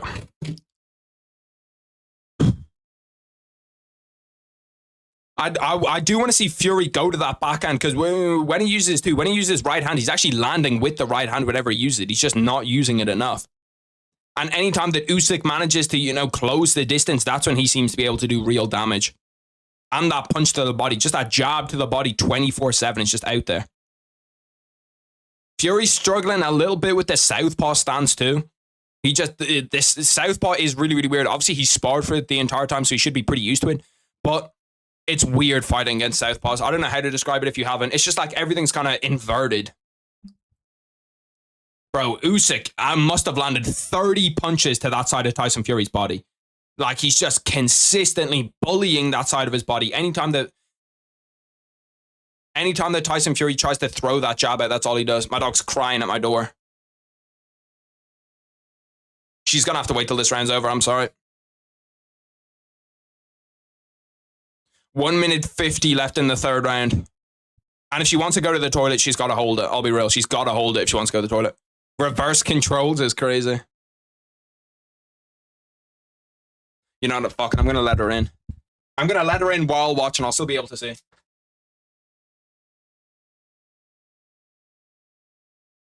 I meant to leave my door open earlier because there's nobody else in my house, so she can just roam in and out.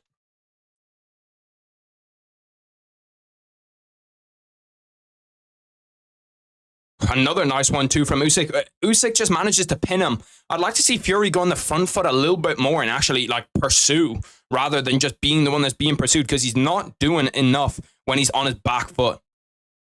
Usyk's just landing the better punches, landing those punches to the body that are winning rounds.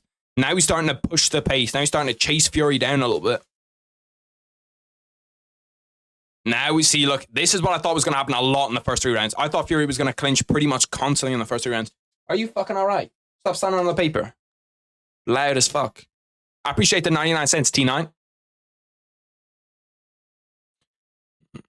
For Harry's dog, shit, she fucking needs it.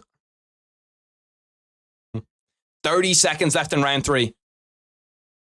I'd love to see. I want to see Fury combination punch. Oh, after they touch gloves, Fury comes in with a 1-2 right after. That was almost some Floyd Mayweather shit right there. Fury always manages to push the pace in the last 45 seconds of the round, which makes it difficult. Ooh, nice 1-2 from Usyk. Usyk landed a nice little right hook to the chin.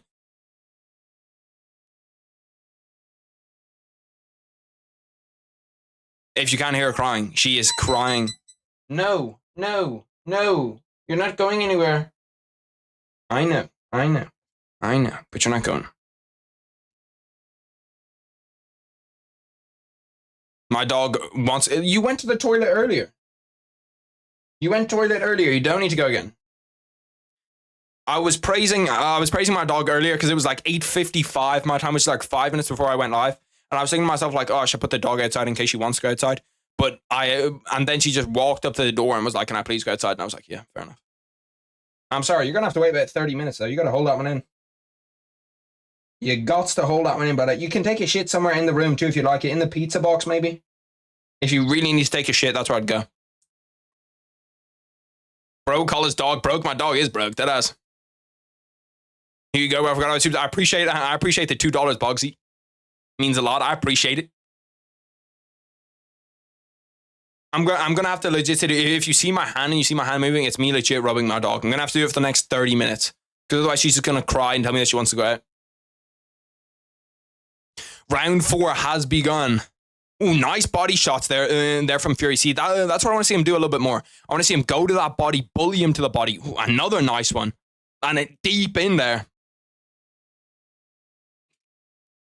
What breed of pup? She's a golden cocker spaniel. And she's just walking out like she's okay. What are we doing here?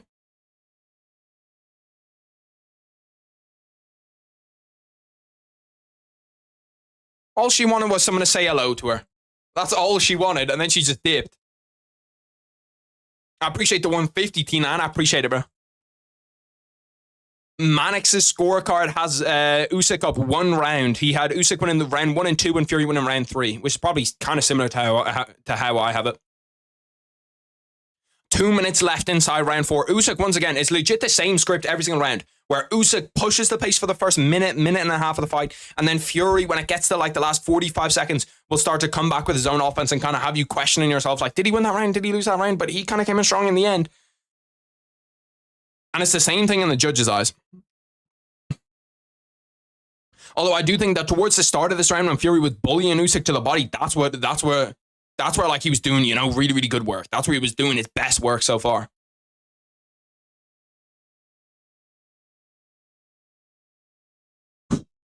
That jab to the body, like, it doesn't really irritate Fury, but that's a scoring punch right there. That's a punch that'll win you a round if he just constantly tries to get there. Headbutt. Little headbutt collision. That's worse for Fury, because Fury has the cut on that side of his face. So if he gets headbutted there, ooh, nice uppercut from Tyson Fury, just right under Usyk's guard.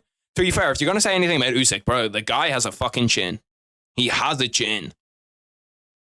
6-minute rounds would be sick. Oof. At heavyweight, bro, you might see some motherfuckers die out there with 6 minutes. 18 minutes is crazy. They'd have Mo Farah as the heavyweight champion. Fury, I do think, has dominated the early bits of this round. Now he's up against the cage. Ooh, he's doing well to block shots, though.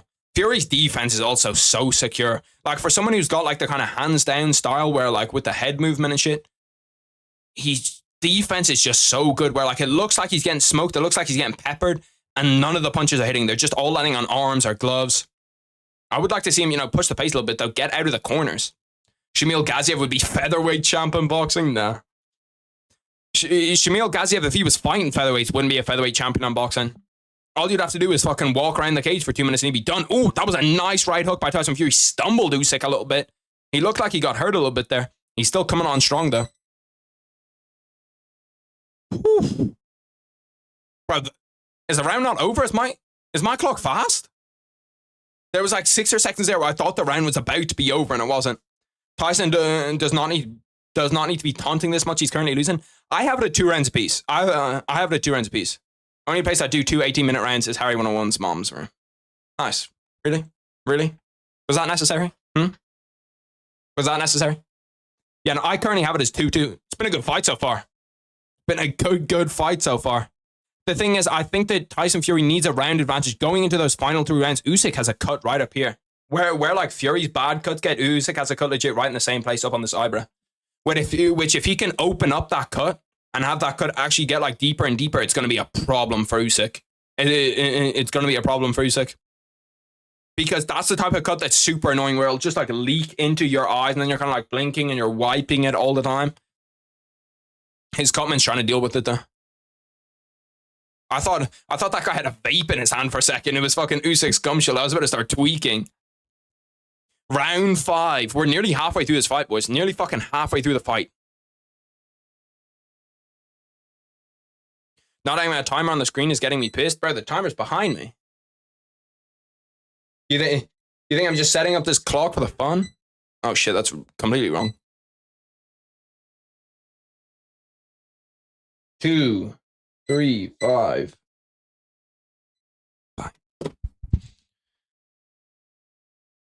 Not your clock? Oh, you mean the timer in like the last 10 seconds when it goes away? Yeah, no, that just kind of threw me off too. I don't know why the fuck they do that because it doesn't make any sense. I'm like 1 minute behind you. Oh shit. Ooh, damn, nice body shot by Usyk there. Usyk's working on Tyson Fury's body a lot more than I thought he would. Tyson Fury goes low to the body. Nice right hand by Tyson Fury, lands pretty clean. That was a nice shot by Usyk. Hurt Fury a little bit. Has to shake that one off. Usyk can't get wild though because like anything you show to Tyson Fury, anything you show that's coming, he's going to see and he's going to immediately get away from it. Fury's trying to wrap him up, trying to clinch him a little bit. Bro, the referee is just so much smaller than both of them. Like, if this went to shit, I don't know what the fuck the referee would do. Obviously, it's not going to go to shit because they're both professional boxers with like 80 million in fucking purses ready. That was a nice body shot. Usyk said that one was low. I thought it was actually good. Usyk busting in some wrestling. Oh, that one was definitely low. That one was definitely low. People complaining about that shit. That one was definitely low by Fury. Nice left hook by Fury over the top. That's another thing. Anytime that Usyk tries to pie at that job like Fury does, Fury can just come over the top over it. Another nice body shot by Fury. You can see that they're kind of getting to Usyk a little bit now. He's biting on those body shots. He's covering up a little bit more than he was earlier. He also did get hit low this round, so that could be a part of it. That could be a fact of it.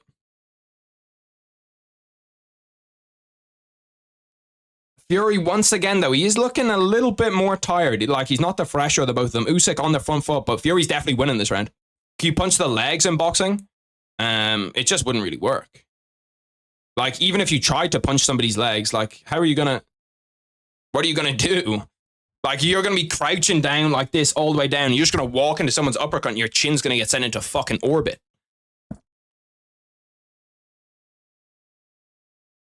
Nice. Bro, Usyk's actually doing a lot better than I thought he was going to do at this stage of the fight. Like, round 5, 6, I thought the Fury was going to sweep up these rounds. And then Usyk was going to take the last rounds. But Usyk's actually staying in there, doing well. Tyson Fury's definitely winning this round. This has been the most concrete Tyson Fury round so far. Maybe it's even possibly been the most dominant round so far of all of them. Throwing some bombs with 2 seconds left.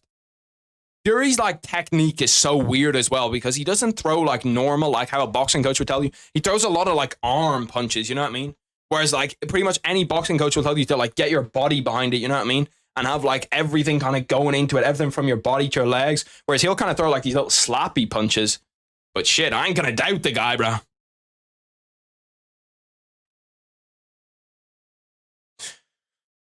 Bam Bam Rodriguez fighting June 18th too. I don't know.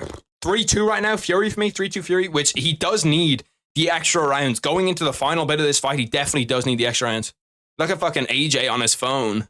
AJ tweeting out, both these guys ain't shit, I'd smoke them both.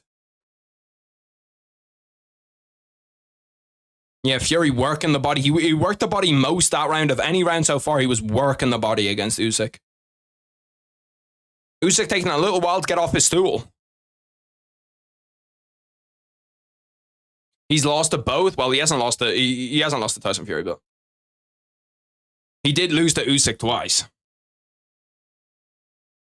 Usyk coming out in the front foot. He's got a little bit more energy this round. That like jab to the body, left hand to the body for Usyk has just been money all fucking day because of where Tyson Fury's hands are. Tyson can kind of do the shit though because he's got such a long reach advantage that he can kind of just poke his arm out, almost like you do with a little brother where like you hold on their head and it can keep him at range, it can stop him, just hold that post out. 2 minutes 28, fuck, let me do clock. Bang, 2-2-0. I feel like that must be like a second fast or something, like it must be counting quicker than the seconds are, because I always feel like it's a little bit too fast. 2 minutes 6 left in the sixth round. Fury's kind of starting to, I don't know, it's been a strange fight so far because both of them have kind of had their moments and spurts where Usyk was winning like the first kind of 2-3 rounds I thought were all Usyk rounds, or Usyk was dominating for a majority of them. Now 4, 5, 6, Fury started to come on strong a little bit more. Ooh, whoa. Usyk, when he has him pinned up against the ropes, Usyk can do some damage. And when he throws out like a double jab, but it just seems like Usyk is more afraid of Tyson's power than Tyson is of Usyk's, which makes sense because Tyson Fury weighs 40 pounds more. He's obviously going to hit harder. Ooh, that uppercut rocked Usyk. That was a big shot by Tyson Fury. You could see that there was a little wobble out of Usyk there. Tyson Fury starting to put it on now. You can see that there's a little bit of shaky legs from Usyk. Another uppercut. Oh, Usyk's hurt. Usyk's in trouble. 1 minute left in the sixth. 1 minute 10 left. Fury starts to go to the body. This is the first time we've ever really seen Usyk in fucking trouble. Tyson Fury trying to wave him on. Usyk was hurt there. Usyk was fucking hurt. Now he's biting on everything, reacting to everything. Body shot. Ooh, we could see him get dropped. There's still a minute left in this round. Fury's starting to...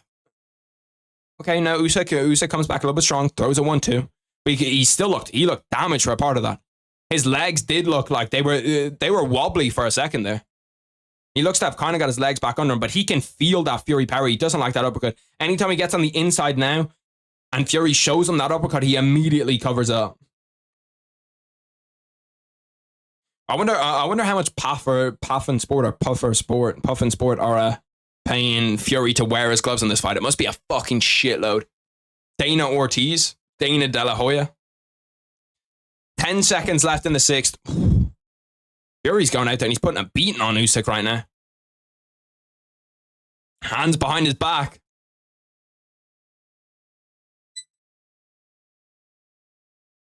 That was by far the best round we've seen out of Fury so far. And I didn't think that Fury was going to get better and better and better as the fight went on. I was like, Fury, you know, he'll do okay. In maybe rounds 1 to 3, he'll start well. And then he'll kind of fall off the later we get in the fight.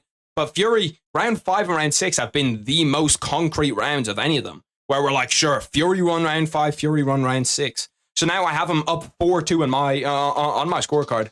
I have him up 4-2.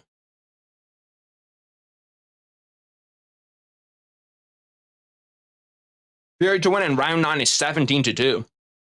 He had him hurt that round, though. That's probably the most hurt we've seen Usyk. Well, actually, he has been knocked down, so it's not really the most hurt, but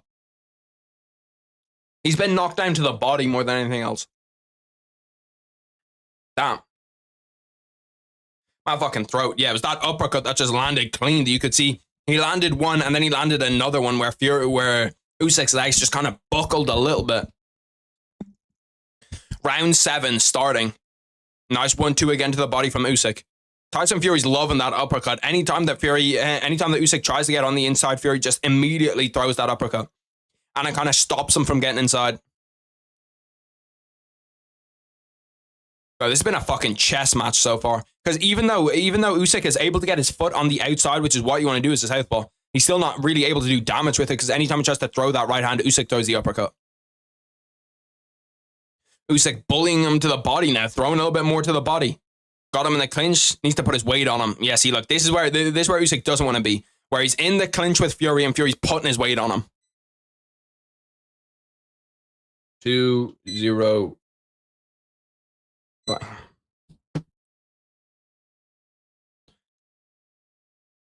We're not starting that again, Heisenberg. We're not starting that again. I haven't said it. I haven't said it, and I'm not going to say it.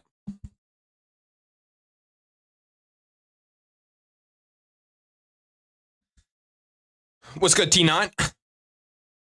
Harry of Harry is crazy. Harry in Harry's even crazier. Mannix's scorecard has Fury up 2 rounds. He had Fury winning 3, 4, 5, and 6, and I think I tend to agree with him. Fury's won the last 4 rounds, according to him, which I don't think that's a bad scorecard either. Sometimes you look at the scorecards on these and you're like, bro, what the fuck is he talking about? But I feel like it's actually not bad. 58-56 is probably the scorecard that I'd have right now. Usyk's starting to put the pressure on a little bit more again in this round 7, though. I think Tyson Fury needs a 3-round advantage. Oh, that was a nice uppercut. Bro, that uppercut is rocking Usyk. Anytime that Usyk gets hit by that uppercut, he is in fucking immediate trouble. You can just see his head snaps back. Okay, that was a nice left hand from Usyk, though. Keeps Fury in check. Bro, this has been a really, really good fight. For like how much this fight has been bigged up to be and how much everyone's talked about this fight has been very, very good. I feel like we could come to the end where we've got a super close decision. Nice 1-2 by Fury. It's one thing we haven't seen. We haven't seen Fury throw really more than 3 combination punches. Like he's throwing 1-2, get out, 1-2, get out, 1-2, get out. 1-1-2 just there. But like we haven't seen him try like throw jab, jab, jab, work to the body, jab, work to the body. He's more just playing around with Usyk where he's like whipping his hand at him. Oh, damn, nice. Oh, okay. Usyk pouring it on these last 10 seconds. That was a really, really nice left hand from Usyk. It didn't seem to bother Tyson Fury as much as when Tyson Fury hits Usyk, but fuck, that was a clean-ass punch right on the chin. You can tell that Usyk is tired, though, because as soon as the round ends, he pulls out his gum shield immediately. Hope you're good. Just want to see what you think of MVP not being on UFC 304 with him being British, and yet we're seeing the last guy fought Kevin Holland on there. Who's Kevin Holland meant to fight on it? I think that what they're trying to do with MVP is that they're trying to have him fight on 303 against Ian Gary. I know that Ian Gary said that the fight had been sent out to him, So I think we probably will see him on 304 if we don't see him on 303, but I reckon that they're pushing to get him on 303. Usyk does have that cut where Fury usually gets cut. Usyk has it, but hasn't really worsened in the last few rounds. The last thing you want to see is like that could get really, really bad. It's that uppercut on the inside, bro. Every single time that rear uppercut hurts Usyk. Usyk's landed good shots of his own, though, to be fair. None of them are really that clean, though. That's the thing. And it's with Tyson Fury that he rolls with punches so fucking well. Tyson Fury pouring it on early.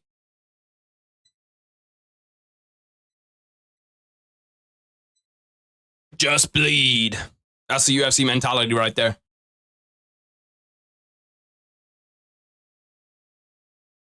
Bro, I'm almost slipping and ducking and diving on the fucking punches that I see here. Usyk looks a little bit more tired than I thought he would. You can see him kind of like coming forward and it looks like he's trying to feint and like act like he's not tired. But I really do think that he's more tired than what we've seen from him before. I don't know if that's him just getting hit to the body a lot. I don't know if that's, Tyson Fury leaning on him, but he does look more tired than he usually does. Tyreekis Woodley is crazy. I have a parlay on Usyk for him to win on decision. I beg he doesn't get finished. Well, shit, even on decision, it's not looking too clean for you right now. Usyk's complaining about another low blow. Dude, there's only been really one tonight. The rest of them are kind of on the belt line. Bro, for Tyson Fury complaining about how high Usyk shorts are, look how fucking high Tyson Fury shorts are. Like, Tyson Fury shorts are legit fucking, like, as far up his body as you can get. Oh, now they're starting to combination punch in the middle. Nice little 1-2 from Usyk off a right hand from Fury. I think that Usyk is landing the cleaner punches. They're just not doing damage because he doesn't have the power to really hurt Tyson Fury. Or at least Tyson Fury acts better that the punches aren't hurting him. Because 8-ounce gloves, heavyweights, these punches are gonna fucking hurt. Tyson Fury just must have a chin of granite. And I suppose when you fight Deontay Wilder 3 times, there's not that many punchers in history that can scare you like Deontay Wilder does. Especially after you've taken Deontay Wilder's best punch and gotten back up. That right hand to the body again from Usyk, he just leaves that jab. Ooh, nice left hand. Usyk starting to dominate this round a little bit by bit. Get back in the clinch. That's where Fury should want this fight. He should want the fight in the clinch. Ooh, Fury's eyes just opened up. I can see the blood on Usyk's shoulder. That's not a good sign for Fury. Or is it his nose? It might be his nose. If it's his nose, it's not too bad. Yeah, it's his nose. Oh shit, that was a nice left hand by Usyk. Usyk's starting to pick it up now, starting to dominate. He's won pretty much these last 2 rounds, bro. We're going to see some controversial scorecards come through at the end of this fight. We're going to see some scorecards that not everybody agrees with. I guarantee you, bro, the amount of fucking robbery that we're going to see on Twitter after this fight is crazy. But now it's mid-round fight because my dumbass girlfriend couldn't get a car to start. What happened? Fury pretty much dominated 2, 3, 4, 5, 6. 7 is a really close round. 8, Usyk dominated. It's been a good-ass fight so far, though. Either Fury's up 2 rounds or it's a draw. It's that round 7. That's going to be a round that's fucking debated heavily. That was a nice left hand by Usyk. That was the first time that we've really seen Usyk like hurt Fury. Like that punch looked like it hurt him. And he opened Fury up, cut Fury. It's those punches right to the nose, straight to the nose. He probably broke Tyson Fury's nose. Tyson Fury just a weird shit where he's wiping his nose and he's wiping the sweat all the fucking time. Yeah, Usyk did some damage in that round, bro. That was the most damaging round so far for Tyson Fury. Where now he's got this little welch under his eye. He's got his nose is all fucked up. Round 9 beginning, bro. This has been back and forth as fuck. Damn, fuck me. I'm already behind on that shit.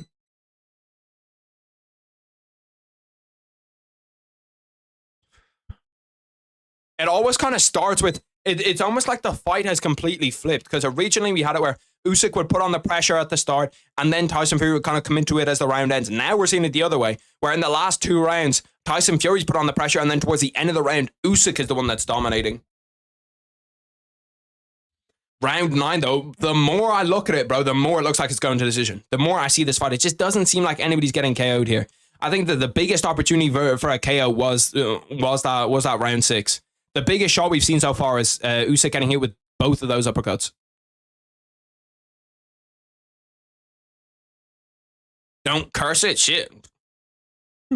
If I curse it, yeah, no, the one thing I don't really want to see is a draw. If it's a draw, like, yeah, they're both going to make a shitload of money and they're both going to come back.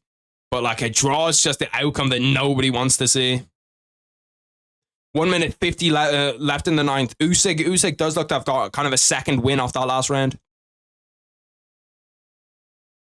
Fury does the weirdest shit, too, where he kind of, like, walks away like this from Usyk. Did Usyk get dropped? No, he didn't get dropped. He was close in round 6. And then Fury hasn't really been close yet. Fury just does such a good job of rolling well with shots. Ooh, that was 2 clean left hands. He hadn't doubled it up before, so as soon as Fury got hit with one, he wasn't expecting the second one. Fury working to the body, and Usyk does not like when he gets hit to the body, bro. He does not like it at all. Nice right hand by Fury lands on Usyk. Just kind of pawing the jab out there a little bit. Bro, they're going for it now towards the center. Round 9 is probably the most action that we've seen. Back and forth round. Started off with Usyk, then Fury. Fury having his kind of hands down style always blows my mind, bro.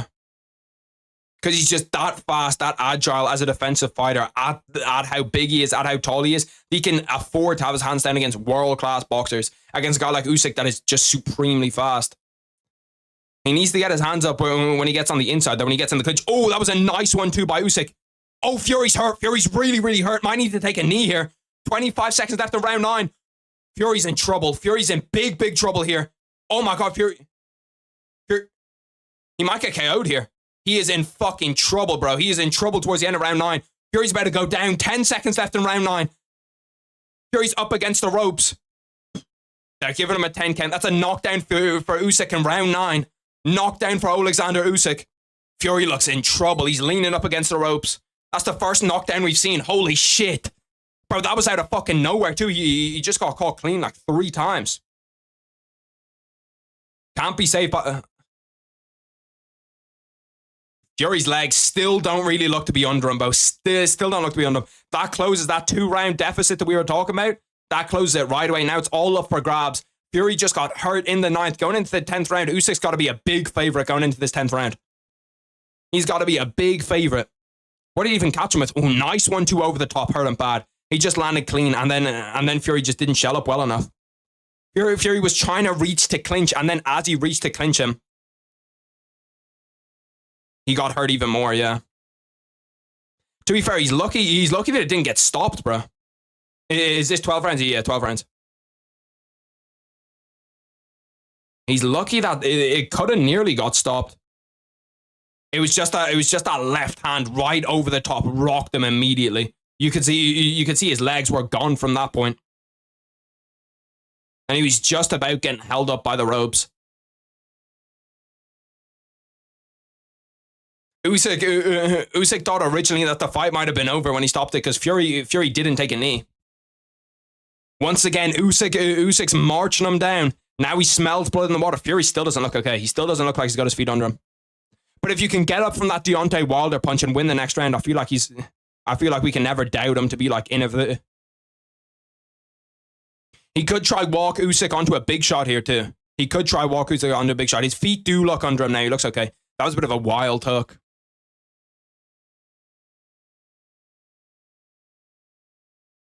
That was the biggest punch we've seen so far, boys. That was fucking major.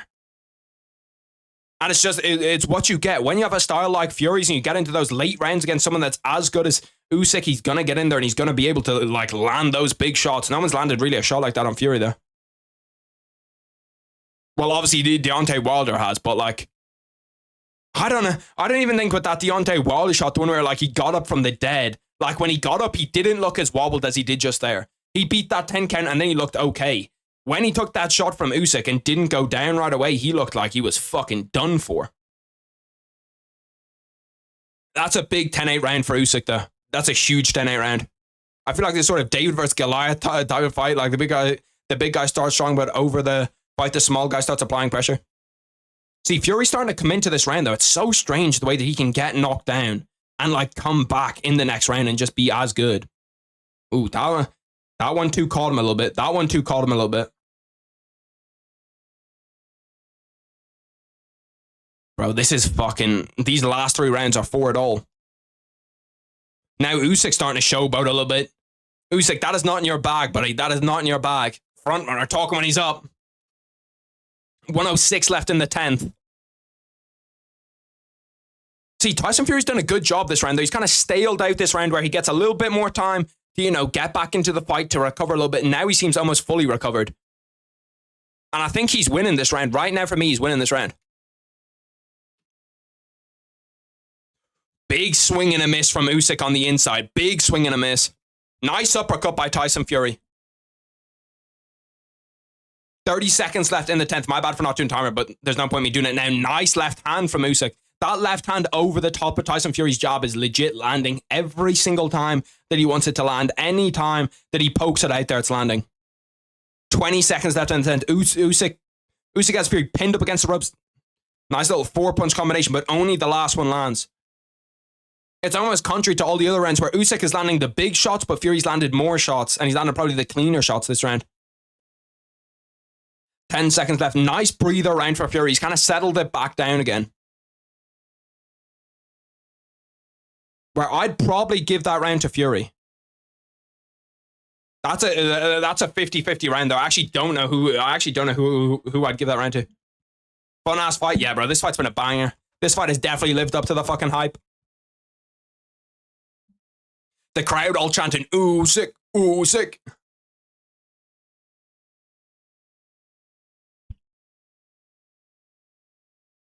Imagine a bare knuckle version of this fight. That would suck so bad, bro. The cuts, Fury would be done immediately. I think I got Fury up 1 point. I think I have the same. I think my scorecard is the same. I think I have Fury up 1 round. It really depends if you think that he won that round, though. It's all down to who wins these next 2 rounds, bro. I have Fury up 1 right now. If Usyk goes out there and win these next 2, then Usyk's a world champion, an undisputed heavyweight champion. And if Fury wins one of these next 2 for me, but that last round was so close, bro. That last round was so close that it could be either way. Yeah, no, I'm counting in the 10-8. I'm counting in the 10-8. Because I had Fury up 2, and then there was the 10-8, so Fury's up, so it's a draw. And then I had Fury up 1. Okay, let me do timer. Fury's still looking good for someone that's deep into this. Oh, shit. I can do here.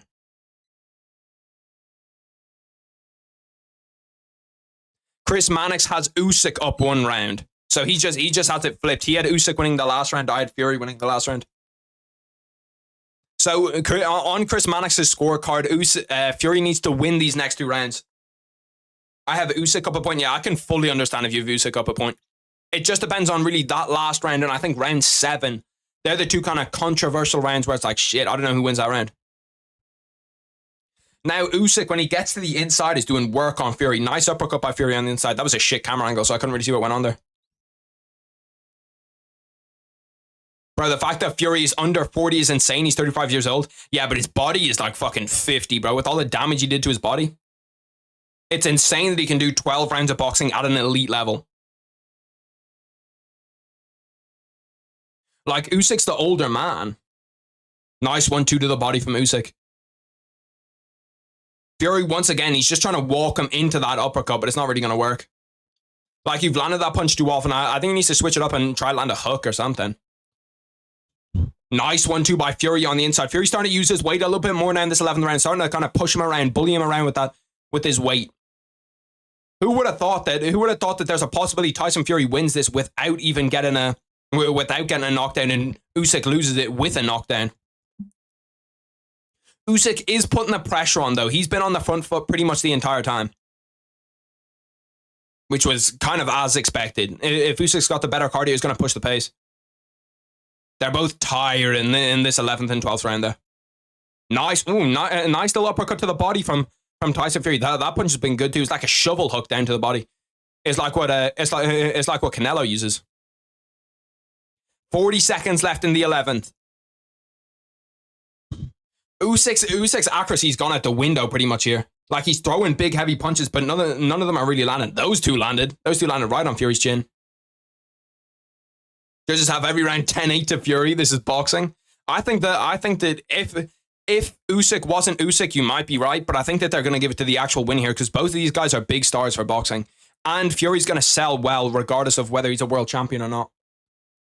10 seconds left in round 11. I need Fury to kind of go out there and land a punch just even in these last 10 seconds just because Usyk's kind of dominated the last minute of this. Yeah, there you go. Landed some punches on the inside. Oh, shit. Nice. Big left hand at the end by Usyk. That left overhand is catching Fury every single time just because he doesn't have his hands high enough. That's another tough round to score, bro. That's another really fucking tough round to score. That's either way.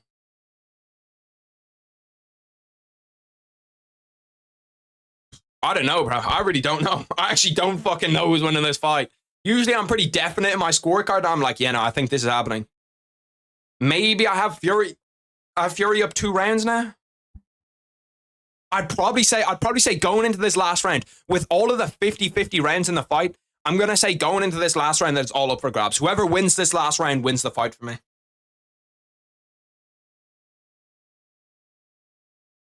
I have the last round for Fury and this one for Usyk. You thought Usyk won that round? I wonder what Tyson Fury's corner is saying to him. I wonder how they're saying that you need a KO. They're definitely saying that they at least need this round because they definitely do need this round. A knockdown for me, a knockdown in this round probably seals it either way. And we're gonna see a split decision here. Like, there's no way that we see a UD. Nice. Nice little uppercut from Tyson Fury. That rear uppercut has worked all night for Tyson Fury. And he's doing good work in the clinches too. The shake or whatever the prince that gives all the money to the fighters is just standing on the edge of the ring. Hands on the edge of the canvas. He's living a fucking good life right there. 2 minutes 30 left in round 12. Nice left hand again to the body from Usyk. If Usyk wants to win this last round, that's where he should go to. He should go to those left hands to the body. Fury's starting to, come back, land some shots of his own. Bro, the scorecards for this fight are going to be a fucking mess. They're going to be a fucking mess, the scorecards for this fight.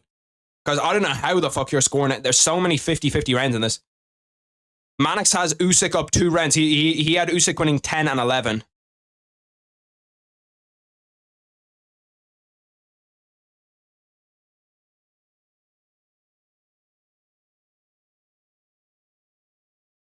One minute 49 left in the 12th.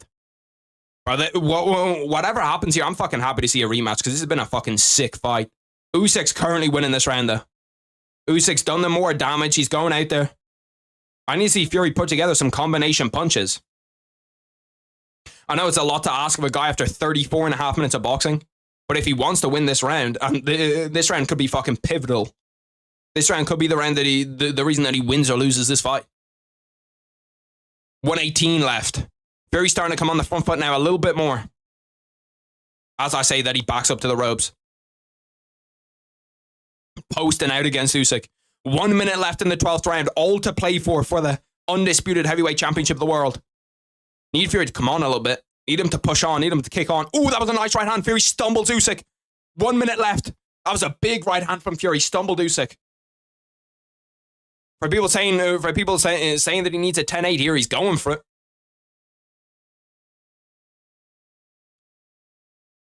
40 seconds left. Usyk goes to clinch. They're looking at the headbutts, but bro, 35 seconds left. Come on. Who gives a fuck? Fury's trying to wind up that rear uppercut. That's what he's trying to land. Nice right hand by Fury again. Bro, this fight is fucking as close as it gets. Usyk misses on a 1-2.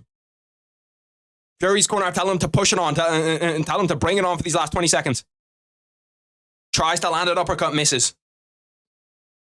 10 seconds left for the heavyweight championship of the world. Fury goes. Fury's looking for it. Fury hands behind the back, 10 seconds left. I think that he needs a fucking... Some people are saying he needs 10-8 here, so if I'm him, I'm going for it. Clinches, fight's probably over. They go the entire 12 rounds. Whatever happens, that was a fucking fantastic fight, boys. Whatever the fuck happens, that was an unbelievable fight.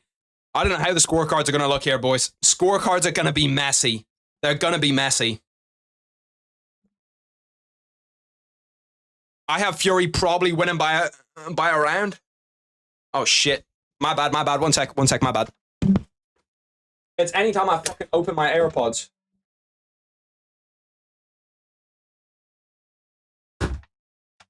My bad. We're back. That one is on me, boys. Oh, shit, I'm zoomed in as fuck. I'm still zoomed in as fuck. Let me go over here.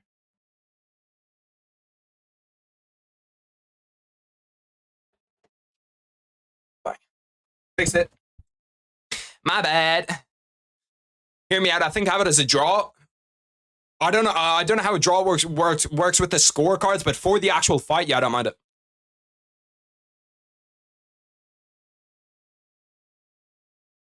A rematch here, I wouldn't mind at all. They do have a rematch clause, bro. They do have a rematch clause. So any rematches, I'm happy to see.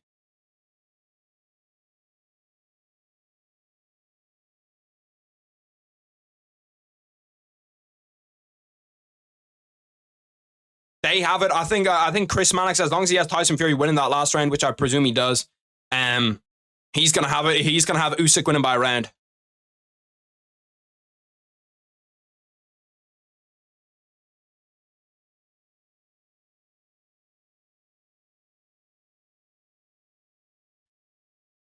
Seven rounds to Fury, 5 rounds to Usyk. Bro, the scorecards are gonna be messy here, bro. It's gonna be both ways.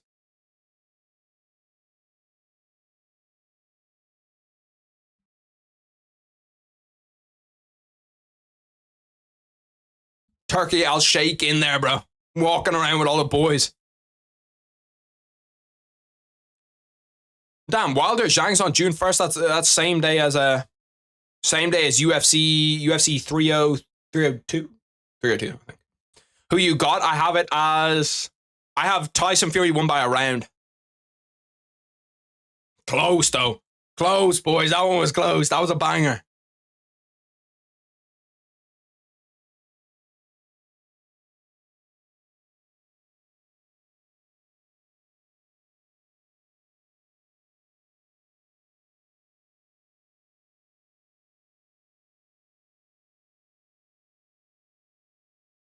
They're talking. The commentator on his own said that he has Usyk winning it just if it's not a draw. Could be a draw too.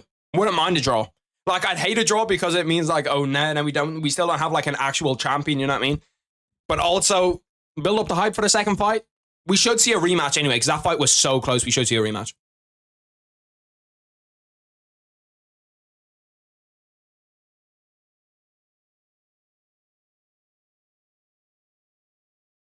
He just kissed Turkey. I'll shake on the forehead, Tyson Fury. Yeah, I wouldn't hate a draw. After watching how good that fight was, I wouldn't actually hate a draw. This is another bad thing about boxing, though. It takes a million years to get a decision. They're at the side of the ring now trying to figure out who's buying the decision. They're like, is it you? 500K, 650, 750. Do I hear 750? That's what they're doing at the side of the ring right now. For the fucking two promoters.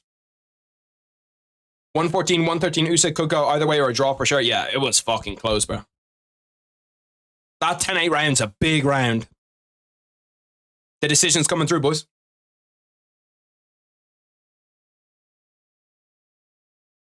Michael Buffer has the decision. I'm not going to look over at chat for a second just in case anyone's ahead of me.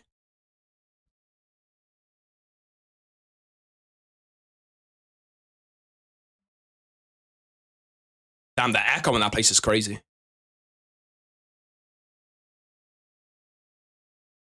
$115, $112 Usyk.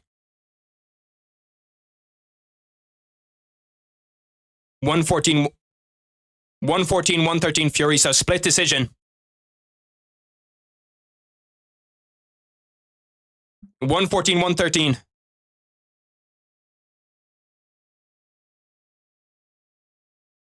Alexander Usyk wins it via split decision. Wins it by 1 point. Wins it 114, 113. Shout out Alexander Usyk, bro. He's a fucking hell of a fighter. Wins it via split decision. That was a hell of a fucking fight, bro. That was a hell of a fucking fight. Bro, Usyk's got a lineup somewhere on the greatest of all time now in terms of boxing. Undisputed heavyweight champion. Undisputed champion, undisputed cruiserweight champion. Like, he's done everything that there is to do in boxing, bro. Can't believe they didn't let it draw. Yeah, I thought it possibly could have been a draw too. We're gonna see a rematch though. We're definitely gonna see a rematch, and I'm happy to see a rematch, bro. I'm fucking happy to see a rematch. Let those guys scrap in fucking 5 months.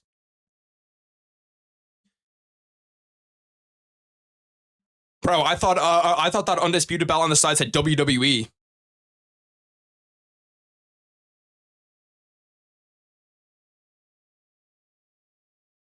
The guy's trying to get an interview. Alexander Usyk's just having absolutely none of it.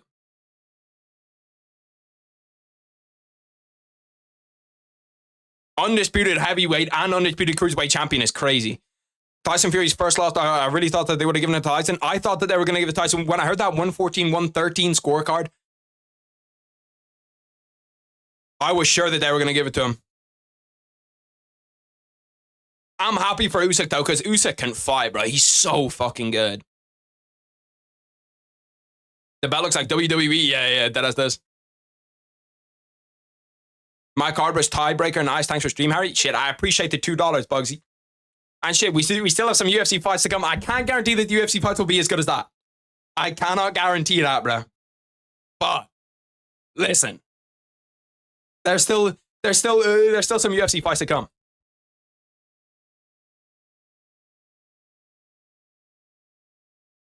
Let's see where we are in the UFC. We have to be at least maybe 2 fights in the main card. Currently, Adrian Yanez and Vinicius Salvador are fighting in the UFC. So we're going to have 3 fights on the UFC main card. Probably 30 minutes for all of them. I hope it's not 30 minutes for all of them, but it probably is going to be. Because they have to fill up the broadcast hours.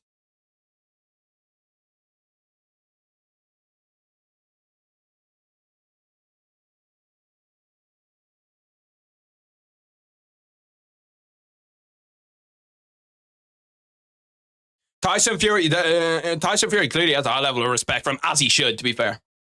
Fury won 8-4, but Usyk got a 10-8 fucking robbery. Nah. It wasn't a robbery. It was a close fight. Like, it could have gone either way. Tyson Fury could have got it. Usyk could have had it.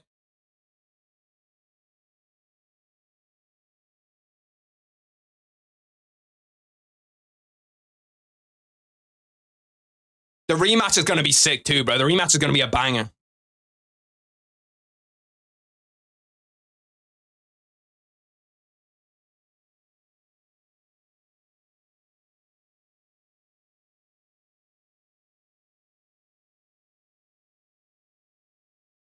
Damn, bro. Tyson Fury goes, make no mistake, his country's at war, so they're giving it to him because his country's at war. Tyson Fury's asking for them to run it back in October. I'm happy for them to run it back in October. I want to see that in October again. A rematch there would be sick.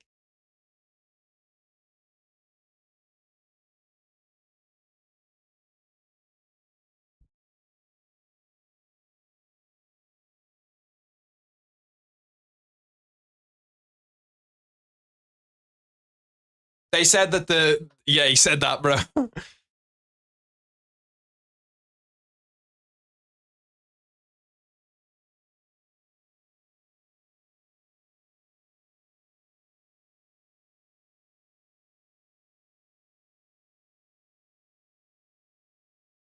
Bro, what the fuck is Usyk's trainer's just there spraying water out of his mouth.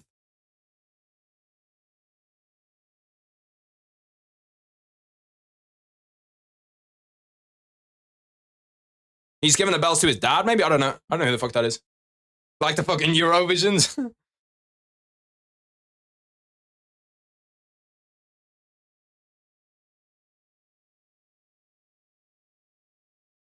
Bro, dead ass, bro. I might have to take the trip to Saudi. We might have to head to Saudi. Shit, Turkey al Sheikh, bro. Bring me over. Bring me over. You don't even have to throw me any money. You just get me in the door. I'll get the flights, bro. I'll get the flights. I'll be in and out one day. I won't even need a hotel. Into everyone else's face.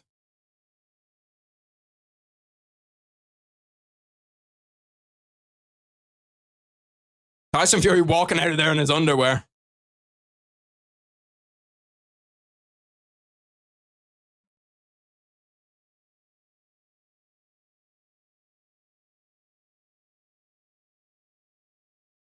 Bro, I hate the way, I understand that you think that Usyk won the fight because you're kind of biased, but like, we'll sort it out. Like it wasn't a close ass fight, bro. Saudi vlog coming soon. Shit, Turkey, make it happen, bro.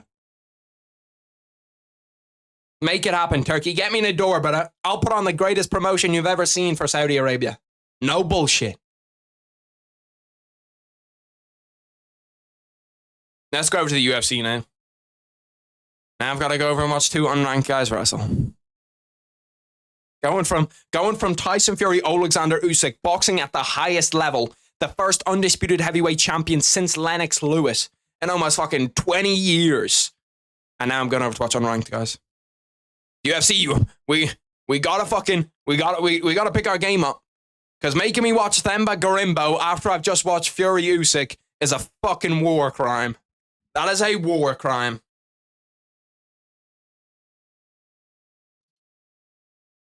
Has to happen though. Has to be done. Has to be done, boys. Has to be done. Damn, Usyk must not win all those belts for his country with all the shit that they're dealing with. Yeah, Tyson Fury said that he won it because they're at war. Tyson Fury's going to go out there and make peace and then get the rematch. He's going to be like, until that fucking war's over, we're not doing shit. Let's go here. Let's whack on TNT Sports. What are you talking about, Dan? That's sick. Bro, don't fucking put shit in my face and tell me that it's gold. Don't tell me after watching Usyk and Fury that to be excited to watch themmaguru. Was a sick as fuck fight? Yeah, bro, the fight was sick. Like, it lived up to it. And a lot of boxing fights, bro, don't live up to the hype. Where we'll see, like, even Terence Crawford, Errol Spence. I was so hyped for that fight. But Terence Crawford just beat the shit out of him. So it didn't really live up to the hype. That fight actually lived up to the hype. But that was, like, back and forth. Fury got knocked down. There's a whole bunch of shit that happened all throughout the fight. 50-50 fight all the way through. That was perfect. Bro, is my shit down?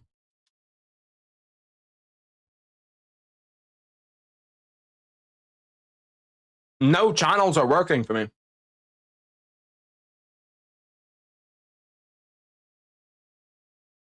My shit might be down, bro. Deadass. The fuck?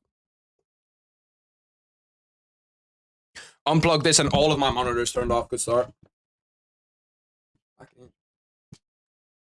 Hit it with the little on and off trick. On and off trick has never ever failed.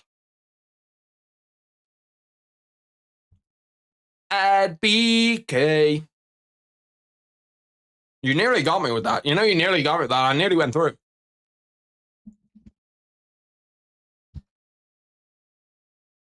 I'm just happy we got the fight, bro. Imagine how fucking up boxing would be if we had this fight and then we had Bivol Beterbiev in 2 weeks. Bro, it would have been a generational run for boxing. I asked it earlier, but I don't know if anybody actually knows. Why did Beterbiev pull out of the Bivol fight? Did they say what it was, or did they say that he just pulled out?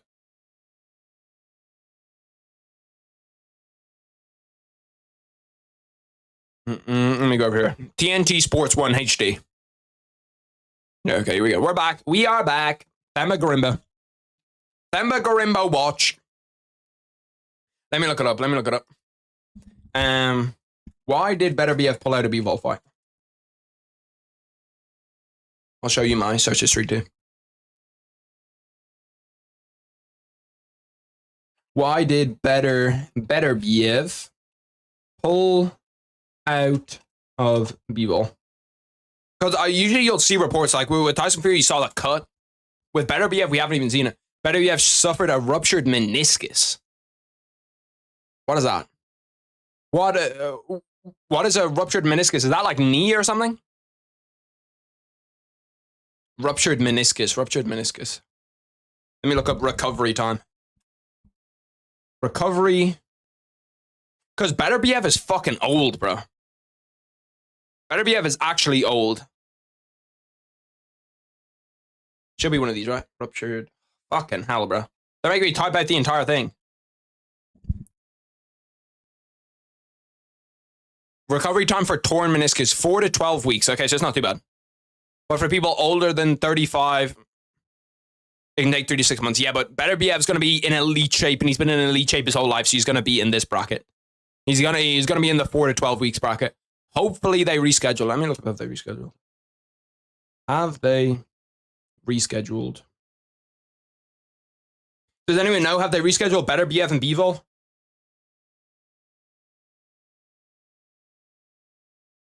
If Tyson Fury and Usyk got with his cut, they made the fight 3 months later. There's no way that they can't do this shit 3 months later too. 3 months might actually be a little bit ambitious. Maybe 4 or 5. Maybe it's going to be around the same time. We're going to have the generational run of the rematch and then the Beterbiev Bivol fight.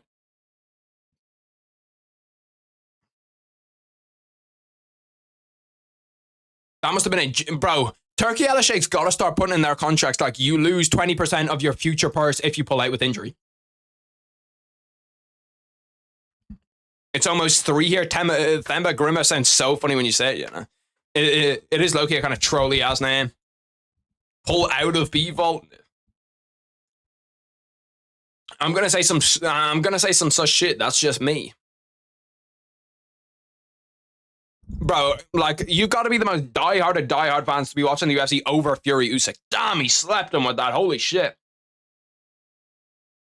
Nice ass little right overhand right to the chin. I feel like Fury won the fight, but Usyk took more rounds.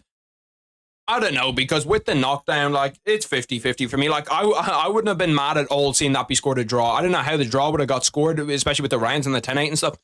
But I wouldn't have minded that be a draw at all. Like, if that's a draw, I'm like, yeah, it's cool. At BK. I'm not going to say it. I promise you I'm not going to say it. I refuse to say it.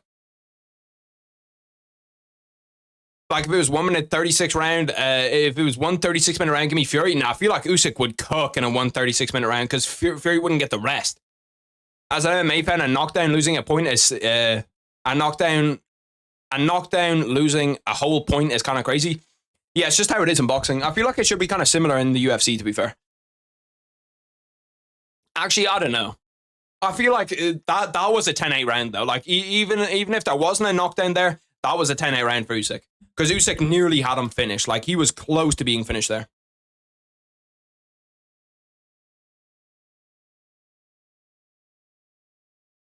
Yeah, I do get what you mean.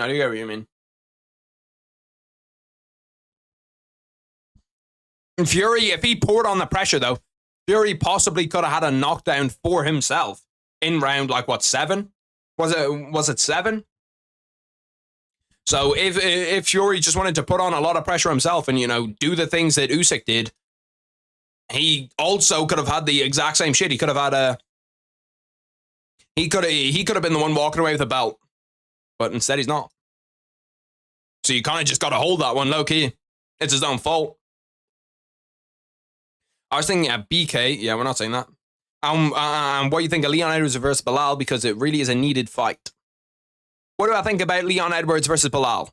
I think that Leon Edwards wins the fight. Don't get me wrong. I actually think that Leon Edwards should smoke him pretty easily.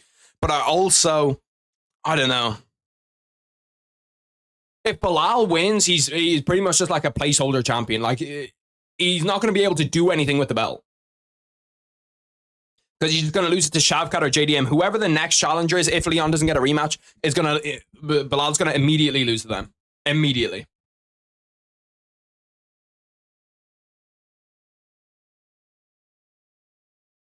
You want to know? No, I know what you think of Leon and Bilal. It was just an effort. Just saying, I'll stop. You can stop. If Bilal wins, making him fight in 2 months versus like JDM or something, yeah, no, they dead as well. Like, bro, they'll give Bilal worse than the fucking Sean O'Malley treatment. They're gonna make him fight fast. Bro, I don't know why the UFC wouldn't have this fight on immediately. So when people go from Fury Usyk, they walk into a UFC fight. Instead, I've got to watch fucking Themba Grimbo promo. Come on. Heisenberg? I don't know. You said it. Saying it with those comments kind of like trips me out, bro. Like, pushy, you know what I mean? Forcing me to do it. By the way, my bottle's officially broken. The lid on my bottle is fucked. If you look at it, it's like falling off. I can't show it to you. Well, actually, I can just put this down. If you look at it, it's like falling off completely. So it doesn't go on properly anymore. Tough scenes. It lasted its time. It did its work. I hope Leon goes. I hope Leon goes in like he did in their first fight. Beating a kick off Bilal's dome, but finishing it this time. Yeah, Leon deadass could have finished Bilal in that first round. Like, he could have finished Bilal in that first round. Now, that's how Walter White said it in Breaking Bad. Damn, Walter White's actually got aura. I never finished Breaking Bad. I got 4 seasons through, and then I just kind of got to a point where I was like, bro, I'm kind of bored of this, deadass. Bro, having the Conference League final in your city is just horrendous. Premier League tomorrow, boys. Premier League final day. Who do we think's winning the Premier League final day? Do City choke? What are the chances that City choke tomorrow, Premier League final day? I want to know what the odds for it actually are. Because I just can't see them losing it, bro. I cannot see them losing. Final day. Bro, we would have actually had a generational combat sports run if Better BF Vivo was on. Because he would have had, what, 302, 303, which is International Fight Week. He would have had Bevo, Better BF, Fury, Usyk. There's another fight in the middle of that. Oh, Gervonta Davis against Frank Martin and David Benavidez. Damn, City are fucking disgusting favorites to win their match. That's an admission. Madrid, wrong league. Wrong league, but close. Bro, the Armenian Premier League. Let's see if we can get any bets on in the fucking Armenian Premier League. FC West Armenia. Canberra, Croatia. Okay, so Man City are pretty much an ultimate lock to win their game. They don't have Arsenal as an ultimate lock, though. Luton, Fulham, Liverpool, Wolves, Chelsea, Bournemouth. Chelsea went to be... Let's take a look at how the Premier League table is going to shape up. Never did I think that I was going to get onto Premier League. Actually, there probably was a time where I thought I was going to get onto Premier League conversations. Yeah, Man City just need to win. And if Man City win, they're good. Or if Arsenal drop any points. And I wouldn't be surprised if Arsenal drew with Everton. Low-key, I would not be surprised if it just ended up like that. For all the people talking shit about Chelsea this season too, for all the people saying like, oh, Chelsea had one of the worst seasons ever. Oh, look at them. They finished above Newcastle, or they're going to finish above Newcastle, above United. They could potentially, if Tottenham lose tomorrow, they could get 5th. Like, all the people talking shit about Chelsea need to chill out a bit. They were 1 spot away from Champions League football. Or should have been. If the English teams actually performed in Europe, they would have been 1 spot away. Fury could just retire now. There'll probably be a report that comes out in 2 weeks that says that Fury's going to retire. But I don't know. After taking his first loss, I can't imagine it. You should check out the IPL. What's that? International Premier League? Is that like cricket or some shit? I feel like I've heard of it before. If that happened, would see more McGregor, Chandler, and Loki. They think they need more. The McGregor promo is on right now for the UFC. Bro, they must have had that promo recorded fucking ages ago. Because that's Conor McGregor's hair from like the tough season, which was like a year and a bit ago. I need you to bet on the Wolves so my Nuggets can't lose. When is that game? Is that game tomorrow, right? Because I know they didn't announce like a formal time for it yet. Today, 1 a.m., the Mavs against the OKC Thunder. Yeah, okay. 1 a.m. tomorrow is game. Bro, we've got 2 Game 7s tomorrow in the NBA too. 2 NBA Game 7s is sick. We've got the Knicks and the Pacers at 8:30. Banger. Game 7. And then we've got the Nuggets and the Timberwolves. I generally think whoever wins this game is going to win the finals. I think whoever wins this game takes home the Larry O'Brien. And then we have a possible Game 7 in the Thunder and the Mavs. Because, because I don't see whoever wins in the Thunder and the Mavs, I don't see them going through and beating the Nuggets or the Timberwolves. And then, but if they do, if somehow the Thunder and the Mavs make it to the finals, I think the Celtics are going to smoke them.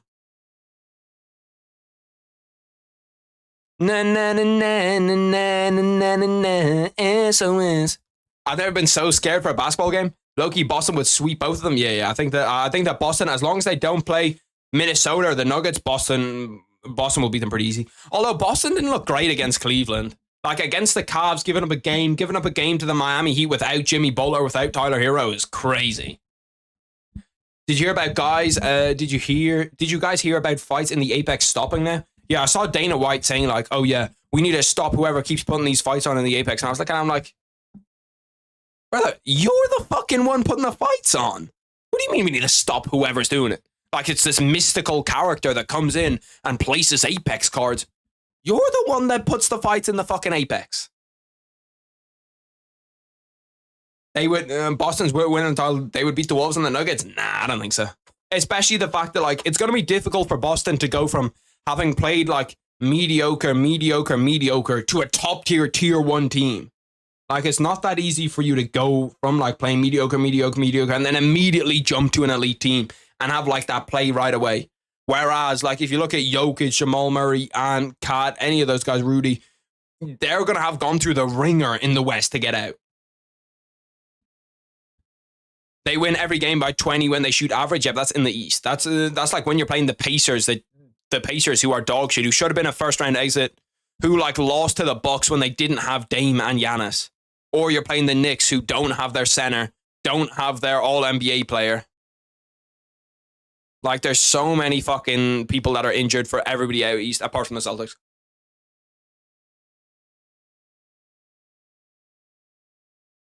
Is he actually?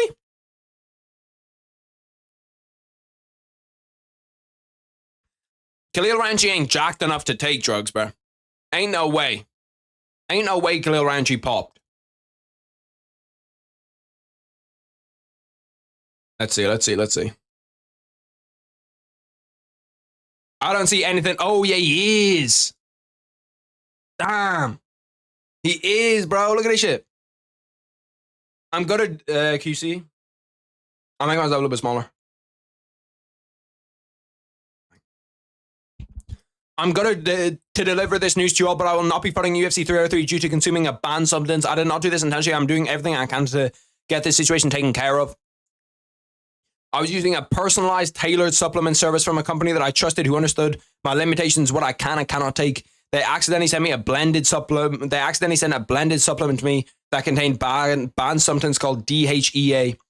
Only after I consumed it was its ingredients brought to my attention. Damn. I immediately contacted Senior Vice President of Anti-Doping Compliance, Jeff Nowitzki, and UFC Vice President of okay, whatever. I provided them with all the information so that this was not a matter of cheating to enhance performance. Damn, he's under a temporary suspension, bro. That fucking sucks, bro. 303 is actually dookie now, low-key. 303 is a real Conor McGregor card where they just have, like, Conor and Inshallah, bro. Conor's the only person on it that's even decent. Damn, bro, I can't fucking believe that.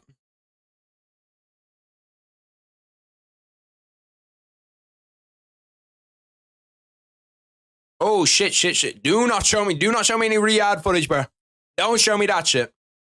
Do not show me any Riyadh footage, bro. They'll come through and kick my fucking ass, bro. So he told on himself. I mean, yeah. Like, he just knew that he took a shitty supplement and then he didn't want to pop. So he was like, fuck. Khalil Ranchi ain't jacked, but I didn't think he was jacked enough to pop for steroids. And it's not like, it wasn't like they found out. He knew about it and then said it.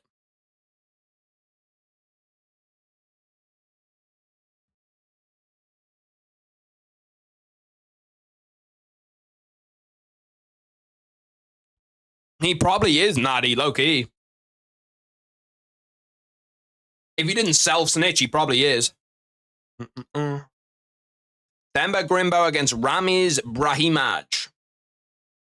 I want all 3 KOs. I want all of these fights done relatively fast because your boy's starting to get kind of sleepy. And I'm not doing the same shit I did last time. I'm not doing that shit again. We're never doing a 15-minute nap again. Never again. 15-minute naps are done. They're in the blender. Especially compared to Jamal Hill. Well, it's for the better for Jamal Hill that fight got cancelled because he would have just got fucking KO'd again. Like, the guy got KO'd like 2 months ago. My new keyboard is so loud, my parents are actually going to yell at me tomorrow for being loud because I'm typing. But you have one of the mechanical keyboards? These watch parties are the cause of my downfall. You actually got to type. That's actually tough. Mine isn't too loud. I just have a wireless one. That's the only thing that I really care about with keyboards, is that they're wireless. Because sometimes if I'm like editing or something, I want to have my keyboard like all the way up here, up against my chest if I'm like lying back and I'm editing something. Even though it doesn't really matter that much because my mouse is wired, so it doesn't even really make a fucking difference. The Anthony Smith Poatan bet, yeah. Which is just a terrible bet from Poatan. He said that they have like a 5-minute grappling match. What was it, a 10-minute grappling match? I'm carrying this watch party more than you. That's cap.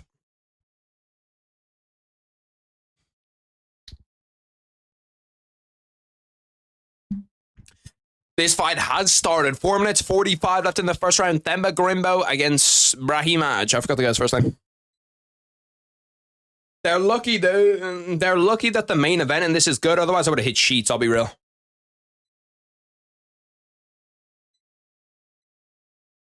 $4.25, and we're immediately into wrestling, bro. Now I can see why people don't like the UFC. We go from an elite fight like the Tyson Fury Usyk fight, and immediately I'm watching these boys wrestle. Go ahead, take a nap. Go ahead. He said he wouldn't get finished if you gave Smith top position and hooks for 5 minutes. Yeah, that's cap. If I'm Anthony Smith, I'm taking that bet immediately. Immediately.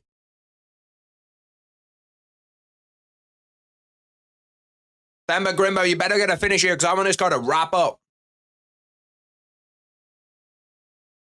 Like a college kid, I want this fight wrapped. What are the broadcast hours for the main card in this? Because if they drag the shit out on the main event, the fighters are walking out at 2 a.m., I'm gonna be pissed. Actually, 2 a.m. is not even gonna be that bad, because if this fight's 15,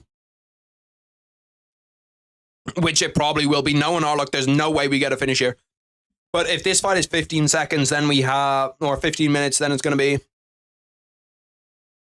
like 20 past, then 25 past, then they walk out, do their whole thing, 15. Yeah, main event's probably gonna be like 2 a.m. It was some dude using AI to speak, to have Alex. I said a 43-minute timer. I didn't even realize. 43-minute timer is crazy.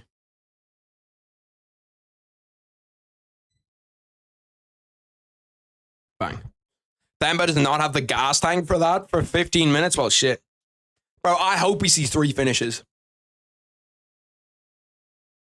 No, I think they'll get on with for the Barbosa Murphy thing because it's an Apex show and no huge names. I hope they do, but usually the runtime shit means that they have to like fill in a certain amount of broadcast hours.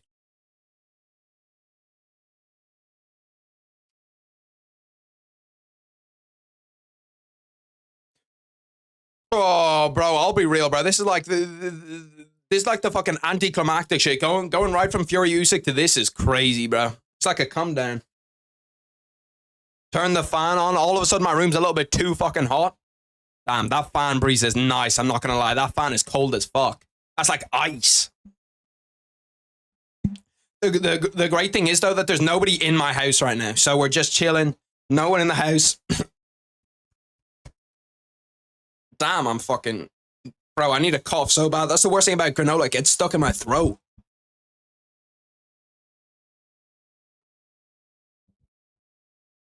I just had the end bit of the coffee where it's like all of the coffee at the end. Damn, what the fuck? This one bit of granola, it's still stuck.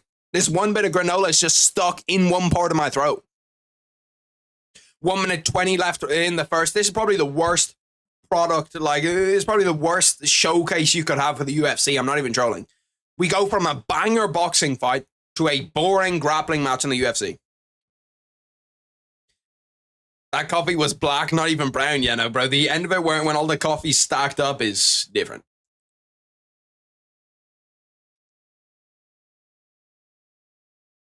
Nah, I'm not seductive ass fucking putting the granola in my mouth. There's no other way to really eat granola, though. Maybe with a spoon. I don't think I have any cutlery up here, though. Granola's like finger food, though, pretty much. Or I could just, like, munch it out of the bag. I have a chocolate bar with me with the same color. I can guarantee you're not as white as me. There's no way.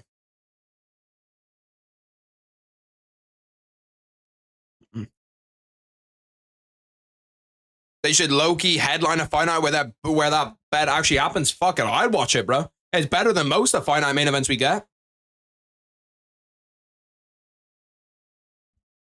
I wish I was black for some attributes, yeah. Black below the belt, shit it. That'd be nice, brother. That'd be nice.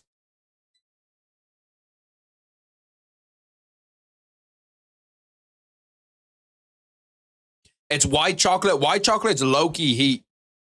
White chocolate is low-key heat. You can't have too much of it, though. White chocolate's the type of thing where if you have like even 10% too much of white chocolate, you just feel sick as fuck.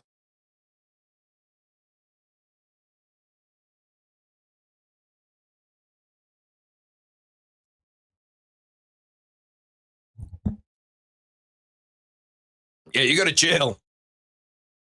Lol, he might be whiter than you. Remember that time you were in Mexico? Never been to Mexico. I've been to Mexico State. Bro, realistically, I think if you left me outside in the sun for 1,000 years, I don't think I could get to be as black as themmaguru is. I just don't think it would ever happen. Damn, he's got crazy cauliflower ear, bro. Bro, he's got crazy cauliflower ear on one ear too, bro. Deadass, he's got it on one ear. One of his ears is just fully, like, puffed up. The other ear has pretty much none. Look at Bud Light sponsoring the UFC. Oh, yeah, me sitting in that orange Mexican stream. Yeah, that was fucking crazy.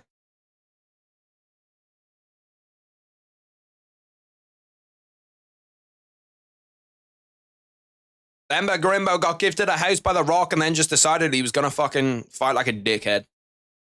What did I miss? You didn't miss. Well, I actually don't know when you left. When did you leave?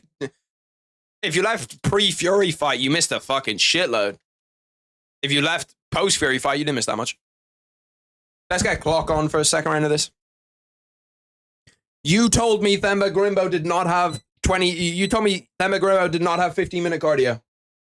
Right now, it looks like he's got fucking 20-minute cardio. Lucastracymma's low-key fuming right now. Why?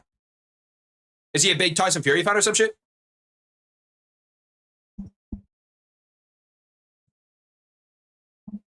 He's the biggest themmaguru fan. How the fuck... How can you be a big themmaguru fan? How? That, like, how does that even exist? Themma's underperforming like crazy. Brother, we had no expectations for him anyway. He was just about a favorite.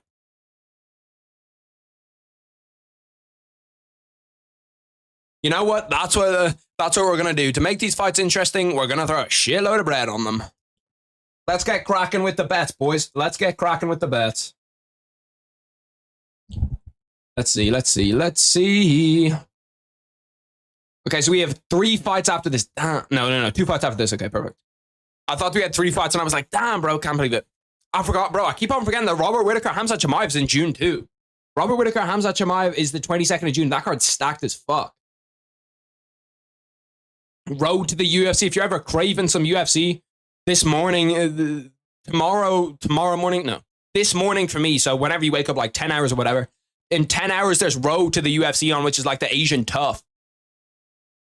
He's fun as fuck to watch, bro. He has like 3, he's had like 3 suck finish. Bro, what the fuck? Betting is an addictive habit and should not be done by people under the age of 18 or shouldn't be done by people over the age of 18. Realistically, if we think about it. It shouldn't be done by really anybody. But shit, fuck it.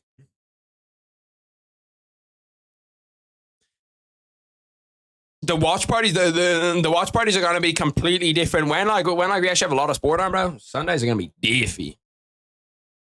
I forgot. We can actually flick over to the NBA at some point in these two, which is great. Betting cookies doesn't count. Crazy. Event has not started yet. I'm trying to find a stream that's a little bit further ahead. They're all Fury Usyk streams though, which is understandable. Stay tuned. The Zone. Fury Usyk. The Zone. The Zone. The Zone. The Zone, bro. I've got to. Okay, here we go. At number 9, that's where you find it. And number 9's even further behind. Grimbo, minus 2100 favorite. Yeah, bro. People are riding that fucking Themba Grimbo coattails. People are on that. I think it's event 5. They're all fucking far as fuck behind. Why? TNT Sports is the one that's furthest ahead by far. It's only like 20 seconds behind. Love God. Bramage has his back no matter, bro. We are not locked into this fight. I'm going to keep it 100, boys. We are not locked into this fight. We're not even fucking 10% locked into this fight. Betting pennies out of a penny jar. Yeah, you know what I'm betting on, bro? I'm betting on every single fight to not go the distance. Give me every single fight via finish. That's what... Can a man dream? Can a man dream to get every single fight to go not the distance? Damn, they have fucking hella striking matchups on this shit. Fight to go the distance? No. Bro, if this one goes 25... If that one goes 25 and is a snoozer, we might have to dip, low-key. I can't even bet on this. Can I? We already know for a fact that this fight's going the distance. Round 2 finished, okay. Draw, no bet. Themmaguru. Okay, so we legit can't even bet on this. Themmaguru is such a fucking unbelievable lock to win it that they're just like, no, we're not doing it. No, we'll throw some bet on that. I actually don't know if I have bet in my account. No, I don't. Give me 1 sec. Let me depot.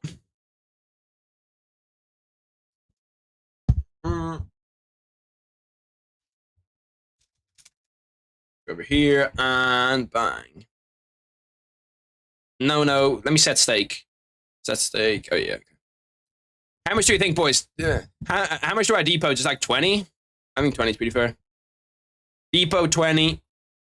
I had to make sure I didn't just fucking dox myself. Not only dox myself, but give out my credit card information. I actually don't have a credit card. I only have a debit card. Not trusted with the credit card yet. I actually could definitely get one if I wanted one, but I feel like a credit card's a little bit OD because like you're just spending money you don't actually have, and that's always a bad concept to me. No, whack a little 10 on that. And then give me... Okay, we're gonna go 10 on that, boys. Then we're gonna go Chaos Williams to win via round 2 KO. Chaos Williams to win in round 2. And then where's the other one? We're gonna go Lerone Murphy to win via decision. No, but I already bet no, so that doesn't really make sense, does it? I think it does though. Lerone Murphy by decision makes sense. Back a little 5 on that. 5 to return 100 or 87, 85. And then give me... what do I want here? What do I want here, boys?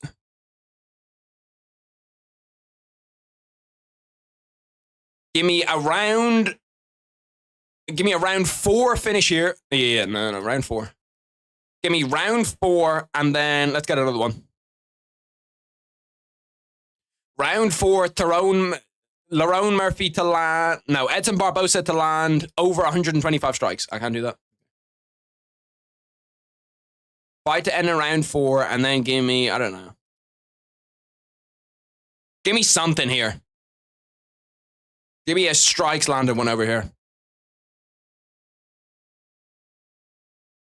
Sure, over 75 strikes on, and we'll put 5 on that too. That's when you know you're in the depths, boys. When you're just throwing shit at a wall, just being like, bro, hopefully one of these fucking works. What's good, Heisenberg? Stop making fun of me? Fuck do you mean? Credit score is minus 67. Yeah, that could be. Heisenberg said he liked men. What the fuck? For legal purposes, there's nothing wrong with that. For legal purposes. On the other side, though, bro, like, what are we doing there? You need some help? Is that a call for help?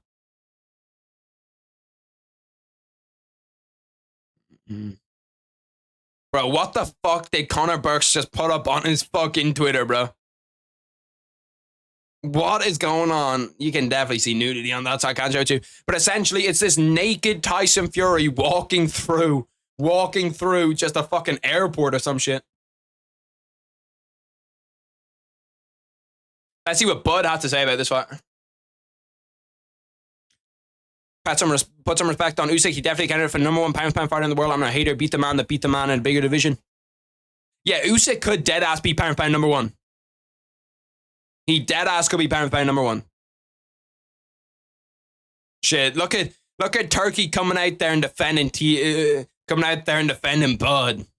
I do think that either having any of Inoue, Bud, or having any of Inoue, Bud, or Usyk as your #1 pound-for-pound makes sense. Not having Usyk on this list is crazy. Having Kenshiro... Wait, what fucking kind of list is this, bro? Now, this list is dog shit. Where's Ring? Give me the fucking... Give me the Ring magazine ratings. That's the real shit right there. All the other shit's just fucking bullshit. I still can't believe that shit that they tried to peddle, bro.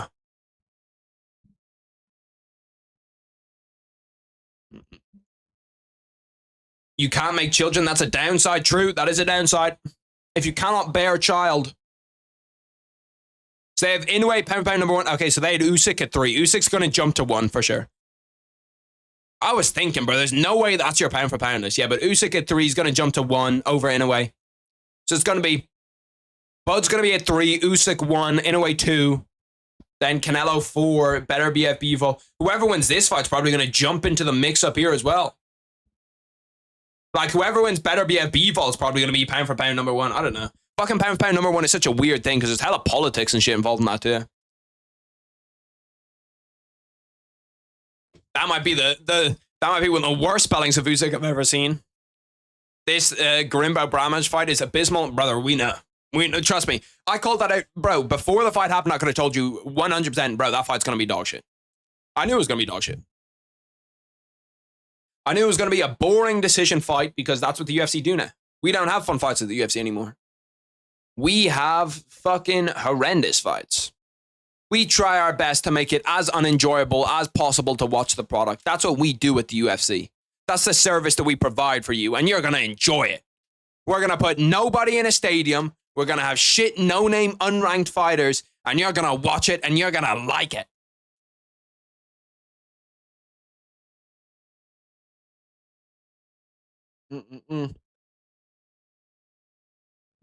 What's the most amount of simultaneous viewers you've ever had on stream? When I used to stream on Twitch, I got hosted by one of my boys that plays COD. He's like a professional COD player. So I had like 300 in that. But like organically by myself is probably the 300 stream. I think I had 50 at one point. Why are you trying to find gold in a dump, bro? This is an Apex fight night? Shit, bro. Harry, have you had a 10 out of 10? Like, in terms of... Are you talking about, like, videos? Yeah, of course. I had a 10 out of 10 yesterday when I put up the Usyk video. Or are you talking about girls? I don't know. It depends. It depends what you describe as a 10 out of 10. Because for me, there's two different rankings. There's 10 out of 10 real people and 10 out of 10 Instagram models. Because, like, the Instagram model rating is different to a real person. So you could be a 10 out of 10 real person and you'll be like a 7 out of 10 Instagram model. But if you're a 10 out of 10 IG model, you're like a 14 out of 10 real person. 10 out of 10 girlfriend? No. I was fat for ages, so I wasn't going to get one. But then I reset myself. And girlfriend is crazy. That's a little bit in too deep. Word to Drake. In too deep. In too deep. Na. What's the best movie you guys have seen recently? Because I'm always looking for good movies to watch. I'm trying to always like find good movies or good recommendations.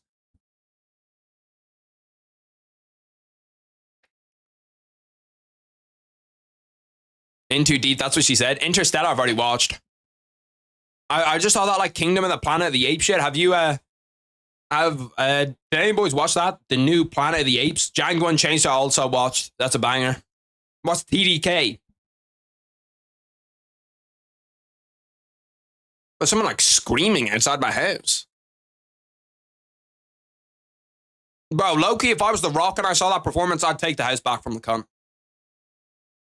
Fuck off with that bullshit.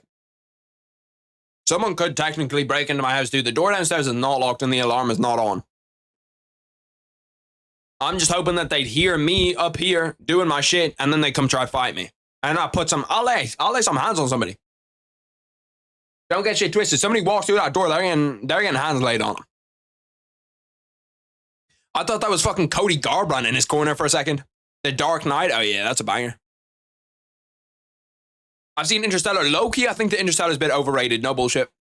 I'll be the first one to say it. I know it's a fucking scorching hot take, but I dead ass feel that Interstellar is overrated. Like anytime I watch it, I'm like, yeah, this movie's good. Like it's alright, but it's not like anything fucking incredible. You know what I mean? My back door is locked though, which is good. Because if my back door wasn't locked, someone could legit just open up the door and just walk in. At least front door, they gotta have like a skill set to get through it. And Interstellar is my favorite movie, bro. I think that is overrated. Like the ending too is just kind of mid too. Your back door, yeah. I probably could have paused that one too. Bro, themmaguru, you just sat on another man for 15 minutes. We don't need your fucking motivational speech, brother. Unless he's calling somebody out. Is he calling somebody out? Is he calling somebody out or is he just like going heart to heart with me? Because he's staring me in my fucking soul. I think he's going heart to heart after having, you know, one of the biggest snoozer decisions of the year. Themba, put the fucking mic down, brother. Fuck off. Appreciate it. Appreciate it, Themba. Interstellar had a little bit too much cheese towards the end. Yeah, that's what I was thinking. Where we were like going through like fucking dimensions and shit. And I never really understood that whole. Kind of library shit where like he goes through a black hole and it's like all a little bit fucking weird. I know that Sean Shelby. Look, Sean Shelby, Mick Maynard, Dana White, none of those guys are there because they wanted to be in because they were watching Fury Usyk. And there's me like a dickhead. Bro, the person that owns the company isn't watching these fucking fights, yeah? And there's me like a dickhead sitting here watching themmaguru. Significant, bro, why are you showing me significant strikes per minute in UFC welterweight history of two fighters that are not fucking fighting tonight?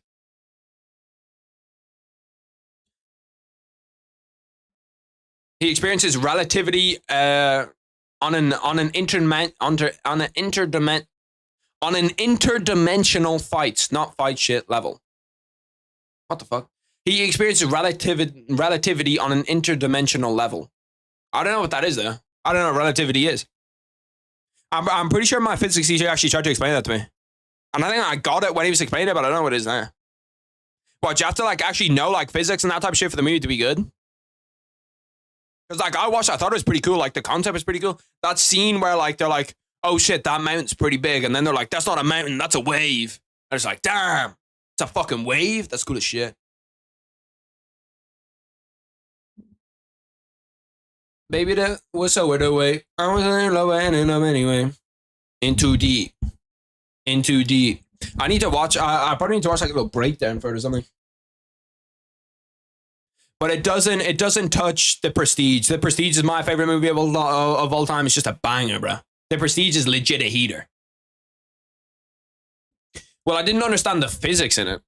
I understood what they told you about the physics, like, oh, 1 hour here is 7 years in our homeland. You know what I mean? In our home country. I get that. That makes sense. But like the actual physics of how the shit works, no, I don't get it.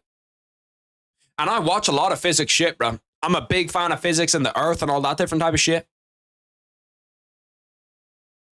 But yeah, no, the Prestige was fire to me. I thought Interstellar was dope up until the last few minutes. I have to rewatch it, but just the love's the overarching force power was a little bit shaky when the actual science was firing. Yeah. That it kind of threw me off a little bit too. When like he woke up and they were like, "You woke up because of love." I was like, "What the fuck are we doing here?" Like the rest of me was kind of dope, and like black holes are sick, bro. And then I like think about black holes and I go down that little like rabbit hole. Banger.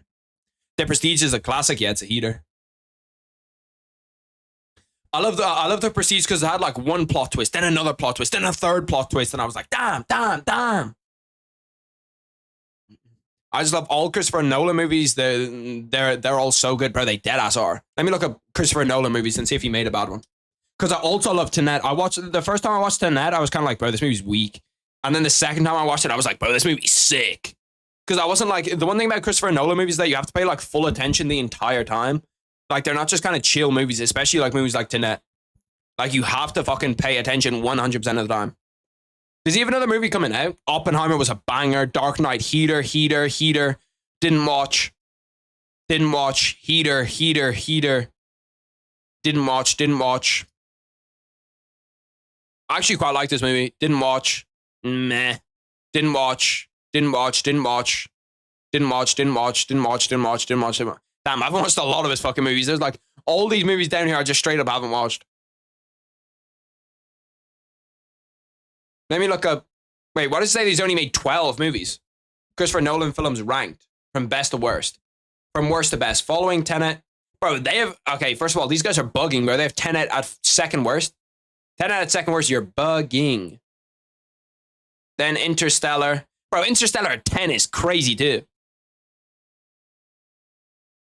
It's always these little fucking movie geeks that do this bullshit, bro. Memento was number 2. Like, bro, come on. We're tweaking. We're actually tweaking. Let me look up. Does he have another movie coming out in like 2025? What is Christopher Nolan's next movie after Oppenheimer?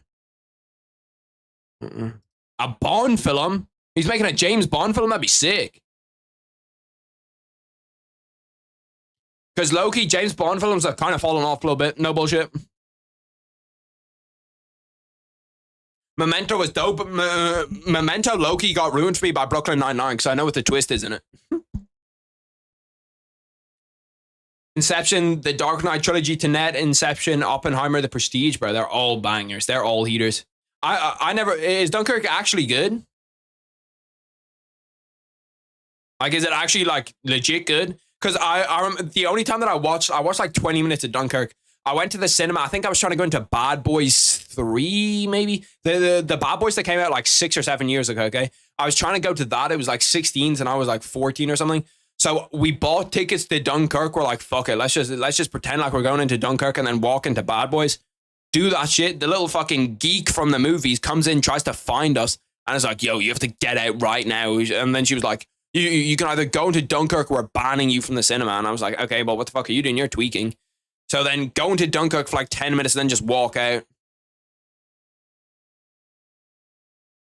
Brooklyn Nine-Nine is so good. I love that as well, bro. It's such a heater. I've some of those shows that I watch like every time before I go to bed. Brooklyn Nine-Nine I watch every time before I go to bed. The Office as well I watch every time before I go to bed. Rick and Morty sometimes I'll flick on before I go to bed. There's one more. Parks and Recs. Like I'll just get into different little binges with them. How did you miss Dunkirk? It's not really one of my movies, you know what I mean? It's not like a movie where I'm like, yeah, shit, gotta watch that. Brooklyn Nine-Nine, I've watched like 11 times, bro.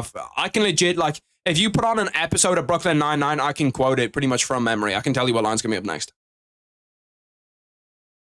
And also, fun fact, I've watched Criminal Minds, if you know what that show is, so much that within the first 30 seconds, I can tell you exactly what happens in the episode.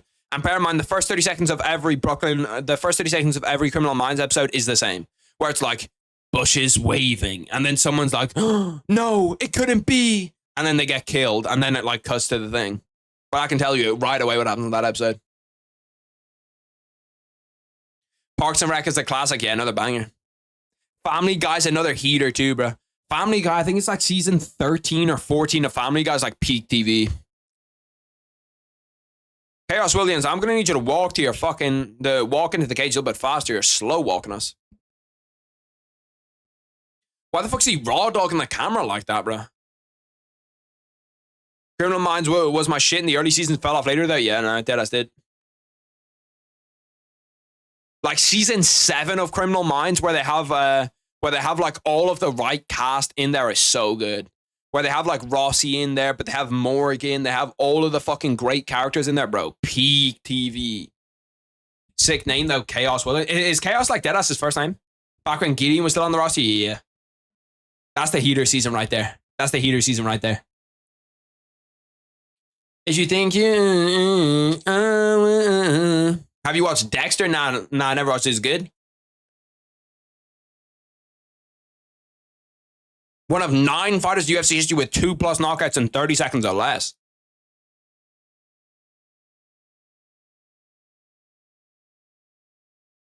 $30 seconds, two KOs in 30 seconds or less is actually pretty far. Bro, he looks so fucking angry. God damn. Why is he so mad for? He's not playing any fucking games. The Wire, I tried to watch an episode of The Wire like 3 weeks ago, bro. I just can't get into it, bro. Like, the first episode is just so slow. If you think... I was listening to this song. I'm actually not sure I can listen to it. It might be copyright. It might not be. I think it is copyright because it gets removed by Spotify shit ton. But I was listening to it. It's like a JME song. It's a song that you hear a lot, or not JME. It's a Skepta song. But you hear it a lot in like compilations and shit. I was trying to find it, bro. It's such a banger. It's the I can't even describe for you how it goes. Actually, I can probably just play it because if they copyright my shit, it's whatever. As long as actually they might strike me. I don't want them to strike me, bro. JME. No, not JME. What is the what's the fucking I'm trying to think what it's called. Skepta. It's down as something. Few days later, I'm in the Jula. It's a banger. It's an absolute banger, bro. Let me see if I can find it.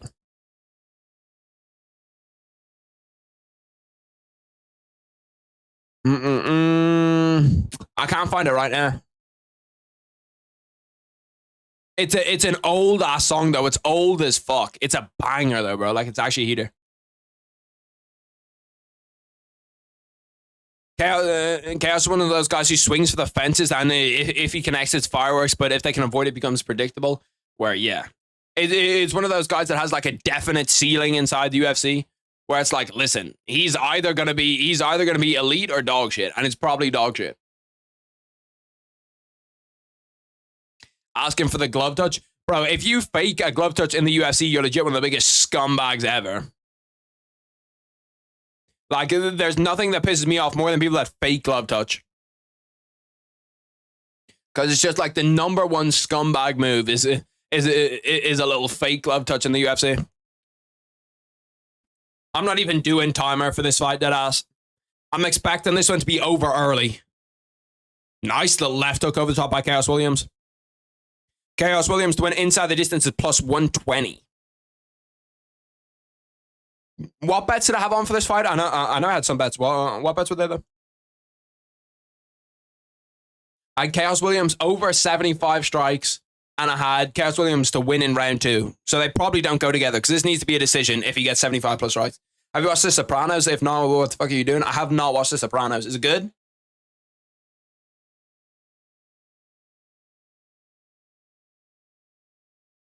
I feel like The Sopranos, it's been too long, you know what I mean? It's been like, like, this Sopranos came out like 30 years ago, didn't it? I feel like I'm kind of past it. Bro, did you guys see the ticket prices for fucking McGregor Chandler? Holy shit, are they expensive? Like, it's like 1K to sit in the fucking bleachers, dead ass. Sopranos, The Wire, dead. Oh shit, Chaos Williams smoked him immediately, done in one. That's what I'm looking for from fucking Chaos Williams. Yes, sir. Yes, fucking sir, bro. 1 minute just caught him. 90 seconds is all it took. That's what I want to see. Get us to that main event early. You did fuck up both my bets, but it's okay.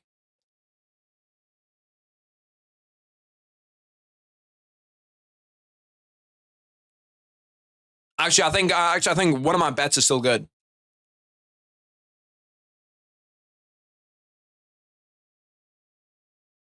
Let's see. There's 3 that I had. Yeah. Okay, here we go.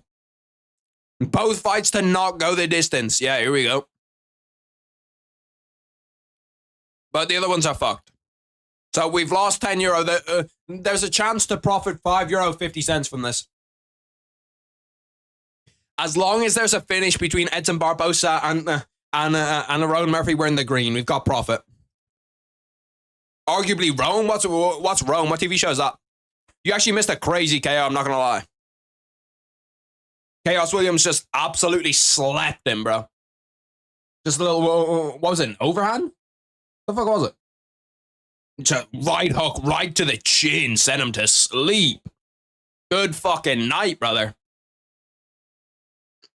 Holy shit, he put his ass down.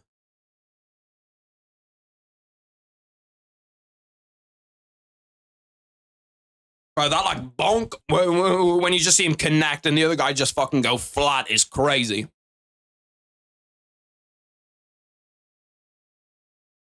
Now we're about to get on to the main event. Loki, this is good time. This is good time. Main event, if the main event walks out soon here, we're in a great spot. We're in a great fucking spot. Main event could be done by 2:15, walk the dog, 2:45, go to sleep. And then maybe wake up at 12 tomorrow. Rome is a HBO show about 2 former Roman centurions who are around during Caesar's rise and assassination. Damn, that actually sounds kind of fire. Yeah, I might have to look into it. See, I kind of want some new shows, do some new shows that are like background. Because that show seems sick, but it seems like you also have to like pay attention. Yeah, bro, you could have legit been gone for that entire themmaguru fight, and you would have missed absolutely nothing.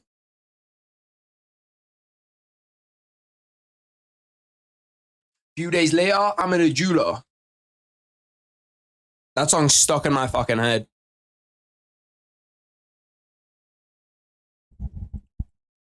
Yeah, now leave, bro. That's the worst feeling when you watch like a dog shit decision and then you leave and you miss a fucking KO. It always hurts.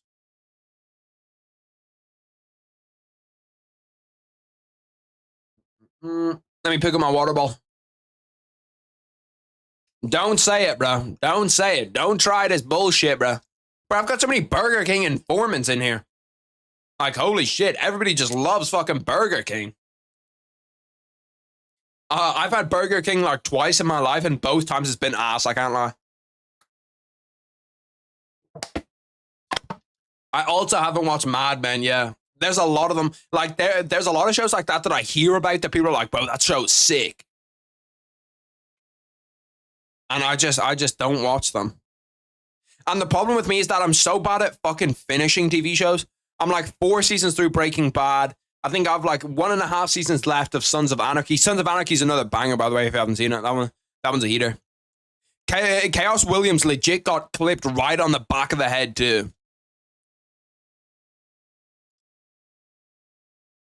He got hit dead ass right on the back of the head, comes back up and just fucking sends him into orbit. Bop, done. Now I'm saying what's good with you.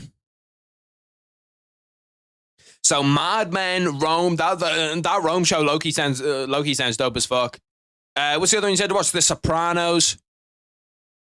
There's another one that somebody else was telling me to watch, Snowfall. Has anybody watched Snowfall? Is that good? I'm so bad at finishing.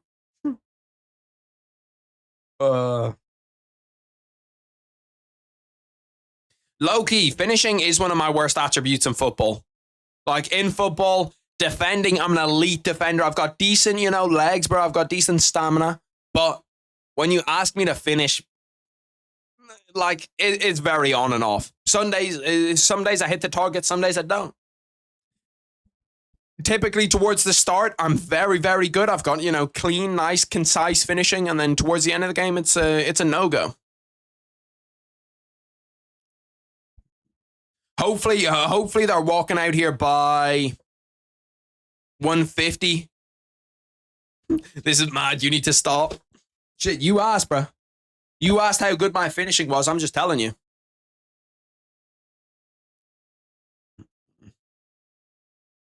Jesus. Islam Makhachev, Dustin Poirier. Lightweight legends collide. 6 UFC finishes. 9 UFC finishes for Dustin Poirier. Bro, Islam Makhachev has 2.46 significant strikes per minute. Somebody tell that brother to let his hands go. Damn, Islam has 90% takedown defense. Who took down Islam Makhachev? I suppose, he fought Arman a bunch. That makes sense. I was thinking surely Islam has like 100%. Islam's highlight tape is actually pretty good too. Damn, he does not let go of submissions, bro. People tap immediately, and he's just out there fucking not letting go of not letting go of the fucking submissions. Like, Charles Oliveira had to tap maybe fucking 30 times for Islam to even just consider letting go of it. Islam's gonna be the new fucking, what's his name? Bro, what's the guy's name that I'm thinking of? I put him in like every video. He's gonna be the new Rousimar Paul Harris. I feel bad for Dustin Poirier. They're showing fights for Dustin Poirier that he lost, and fights that are 7 years ago. Like, they're showing the Justin Gaethje highlight. That was fucking years ago, bro. Damn. I hadn't seen that Benoit St. Denis knockout in a minute, bro. He folded Benoit. Like, legit fucking lawn chair folded his ass. After watching the first round of that Benoit St. Denis Dustin Poirier fight, I just can't see the Islam fight going any different, bro. Like, I just deadass think that he gets smoked by Islam. Let me turn my cam on and off. It just seems like it's blurry for some reason. Does it look blurry to anybody else? Maybe it's just me.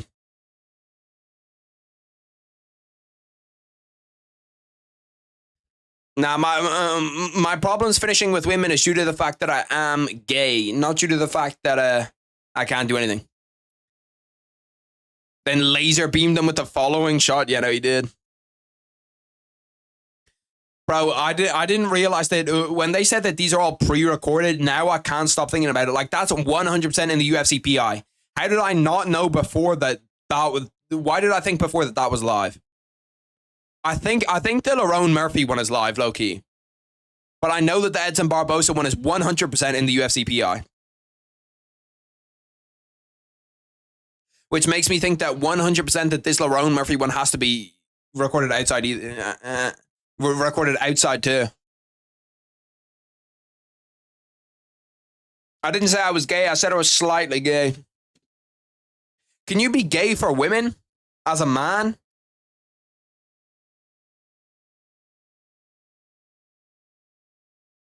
Bro, this is going to be sick. If Turki Al-Sheikh can actually get this fight over the line, a little Terence Crawford Canelo fight over the line in America. Strategy to enter Shanghai and Berlin. Who the fuck are you going to target? Who are you going to have fight for you in Shanghai? Random ass place to go to go and put a fight on. Damn, look at Terence Crawford. Damn, Caressa Shields is out there actually looking good. That's got to be edited or some shit.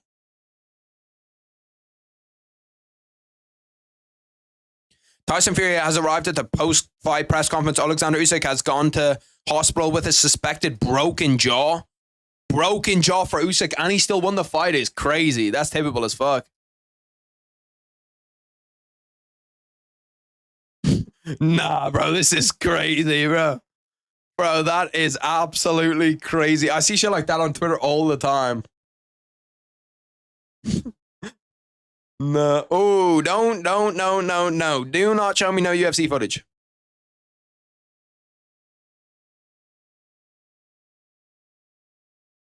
That is absolutely wild. Tyson Fury sounded concussed in the post-fight interview, so best not take his comments literally. Apart from this, he seemed gracious to Usyk's corner. Yeah, no, he was definitely concussed in that, bro. When he said that they gave him the decision because there's a war going on in Ukraine, that was crazy. Zhang, yeah, but Zhang's not a superstar enough to headline a card over there. Canelo doesn't want to fight Crawford. Well, he doesn't want to fight Benavidez. He doesn't want to fight Crawford. Who does he want to fight? Does he want fucking me to hop in there with him? Is that who the fuck he wants to fight? Because he's not getting it. He should have stood on that shit. Yeah, deadass. He should have came to the fucking thing playing the Russian anthem. Jordan at a... Bro, my nose is mad itchy. I don't know why it happens, bro. Every stream, my nose just gets crazy, crazy itchy. Nose is such a funny thing to have on your face, isn't it? The way that it can like move around like this and you can kind of like poke it up and down and shit. Like it's such a funny apparatus to have on your face. It's kind of different to anything else. It's kind of like ears. Like imagine how weird ears would look if you had never seen ears before. You just kind of be like tweaking. Like if every human had no ears and then all of a sudden one human had ears.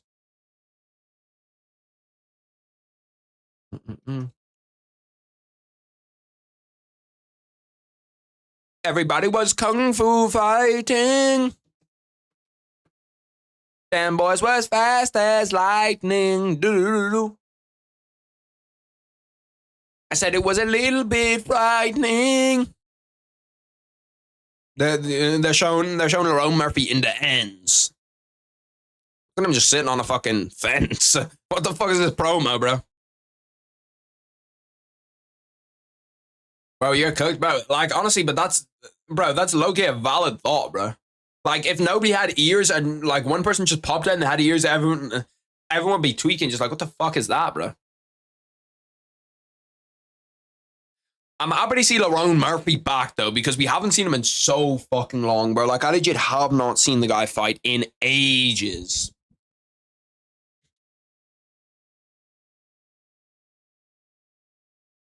I forgot he got into a car crash. I was trying to think to myself just there, like, how did he get injured? It was a car crash. And then he had to pull out of his last fight through injury. I can't remember what injury it was. But it's random as shit. It is kind of random. But, like, still. Facts are facts, bro. Like, you can't deny the facts.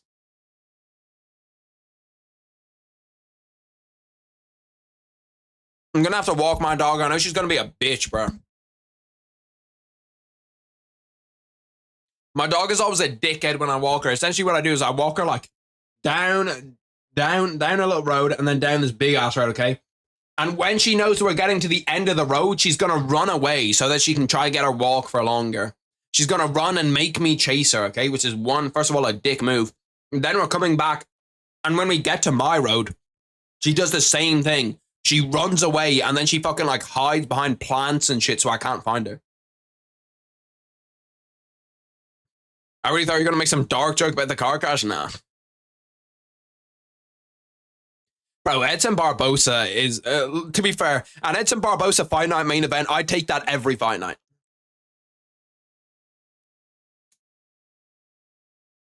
Bro, dead ass, she just pisses me off because she's just sprinting, like she's just gone.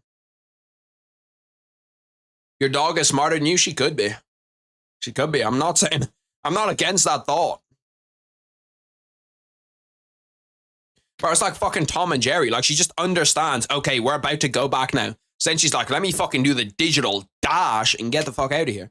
Because she knows she's got 4 legs. I've only got 2, so it's difficult for me to catch her. Like, if she's going full speed, it's very difficult. I bet she'd understand Interstellar. Interstellar doesn't take much to understand. The movie's dog shit. I'm trolling. 1:51 a.m. walkouts, that's what we love to see. This is the type of shit that I fucking live for. Actually, don't know what time it is. What time is it? 1:51 or 1:52? It's one of the two. Yeah, I saw that, Cedar, bro. I saw that because of a drug test. Bro, 303 is low-key becoming more mid by the day.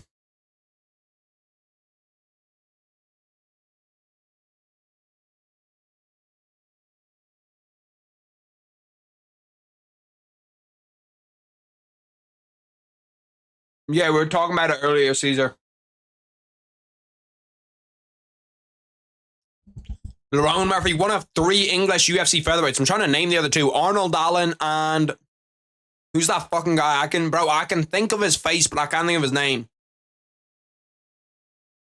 What is his name? So there's Arnold Allen, Lerone Murphy, and there's one more. I can see his face in my head right now. I can't think of his name. He looks kind of like he belongs in The Hobbit or something. Nah, Giga's from Georgia. Bro, what the fuck is his name? Okay, I'm going to have to look it up now.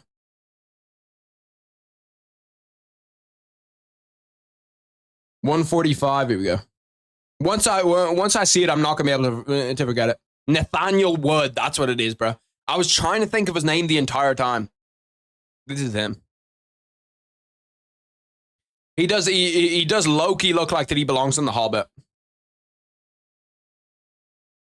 I'm just gonna look up Wood UFC because I don't want to look up Nathaniel, but it's a risky game to be playing.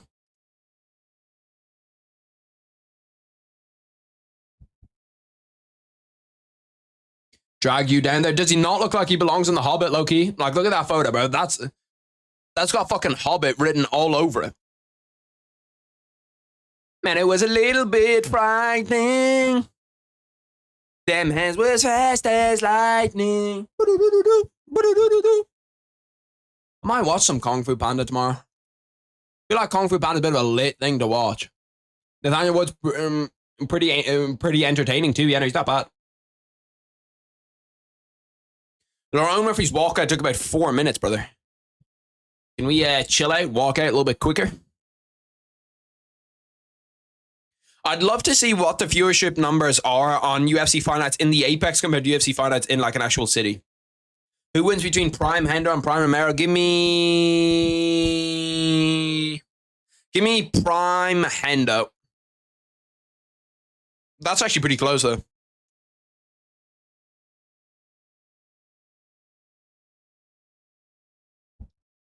If you have any other takes you'd like to hear, ask them now, because now I'm going to give you my 100% real takes.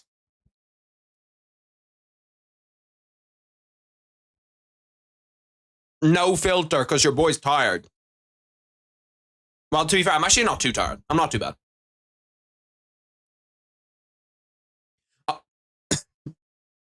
Damn, I nearly choked again, bro.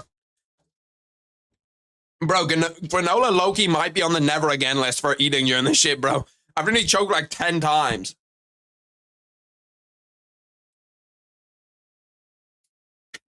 Bro, Edson Barbeau says deadass aging in reverse. Like, he just looks younger every single fight.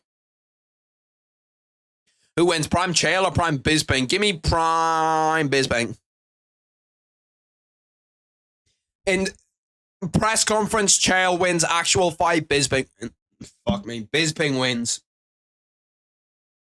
Okay, I have a question. Would you guys consider Bisping's prime to be when he won the UFC championship? To be when he won the UFC championship, or for it to be when he had 2 eyes? Which one is it? Which Bisping are you taking? 1 eye, won the championship Bisping, or 2 eyes? Prime Chael would 2 eyes for sure. Really, I think it's close. I think 1 eye Bisping was like more skillful.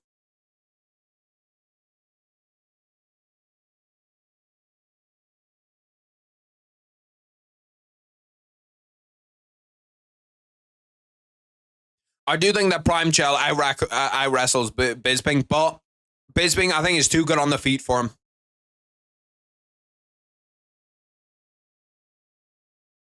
Yeah, but 2-eyed Bisping has an eye. That's a good point. That's a great point. But 1-eyed Bisping also has an eye. That's the problem, though, is that he only has 1. What we want to see here, boys, is we want to see a first-round KO. I don't really care who gets it, but a first-round KO is generational.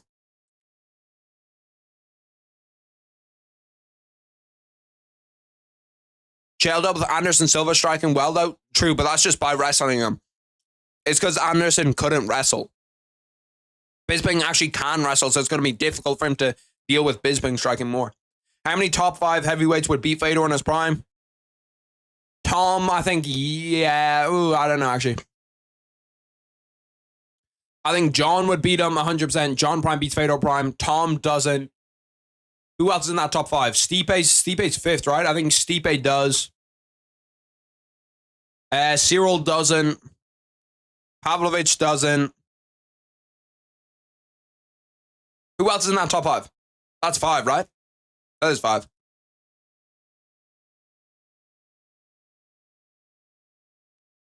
Volkov gets smoked. Curtis gets smoked.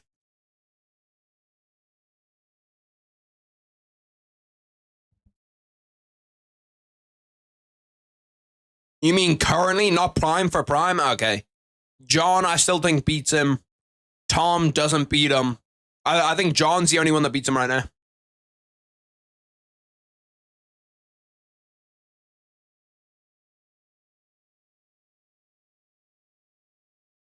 Herb Dean getting ready to ref this boy up.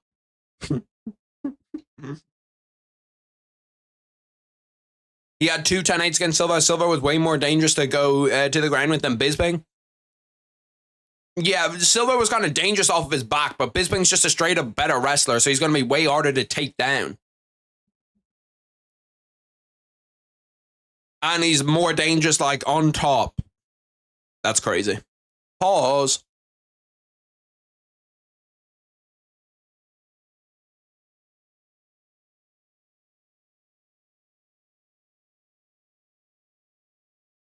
Pimblett versus Barbosa. Imagine that. Who did Paddy Pimblett get a fight announced against?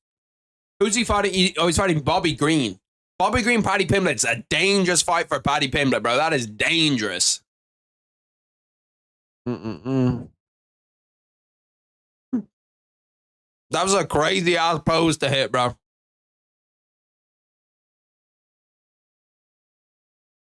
Full on mouth open was crazy. Does Lerone Murphy have Tom Aspinall's dad in his camp in his corner?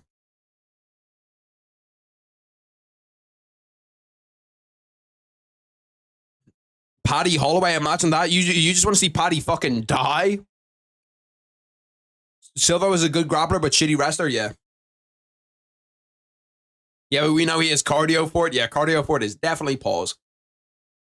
Holloway versus Guitar too as well. Bro, you just want to see Max Holloway actually kill somebody. Holloway versus Qatar 2 is legit like a death. Like, that would be, like, you're liable for that. To be fair to Bet365, they pretty much get all the timings right when they're talking about, like, main event and shit, bro. Because, like, having Lerone Murphy against Edson Barbosa down here as a main event is legit. They said it was going to start at 2 a.m. It's quite literally starting on the dot at 2 a.m. If you could make a rematch on all UFC history, what would it be? Conor Khabib. Conor Khabib 100%. Run that bitch again. What's good, Dane?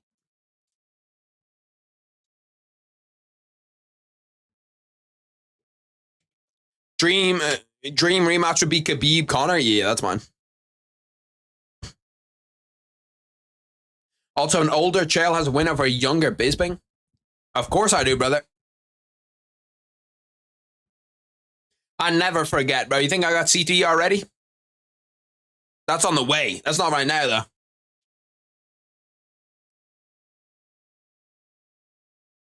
I had the exact same, bro. We've got a nut shot within 10 seconds this fight. Are we fucking dead ass? Oh, yeah, that one was right to the dick, too.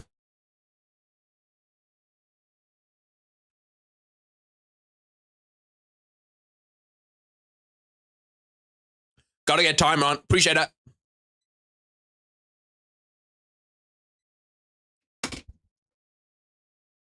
Ugh. I just want to see a finish here. That's all I want to see, boys, is a finish. One of the two guys goes out there and gets a finish. Whether it's Edson Barbosa, whether it's Lerone Murphy, I'd prefer it to be Lerone Murphy just because he's on my prospect list. But if it's got to be Edson Barbosa, if that's how it's got to be, that's how it's got to be. Bro, like Barbosa put all of his attributes into like speed. You know what I mean? He put none of his attributes in anything else, but all of them in fucking speed. To be honest, all that I need is a finish in this fight. If there's a finish in this fight, I make money. As long as this fight don't go to decision. And if it goes to decision, there's no way that Lerone Murphy's not winning it. Edson Barbosa's got to win this via KO. And he could, very easily, but...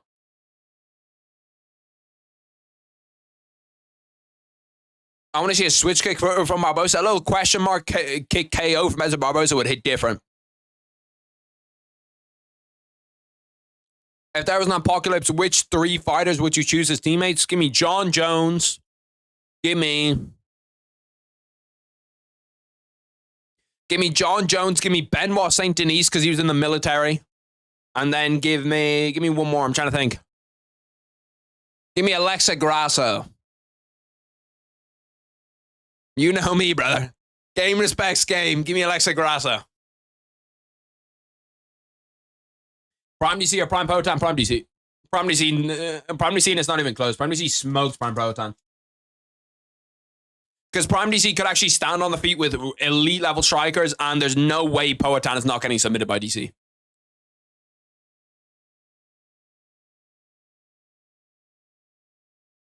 John Jones, Max Holloway, Justin Poirier, like Justin Gaethje. John's a lock, and then you just want guys that are big or have military experience.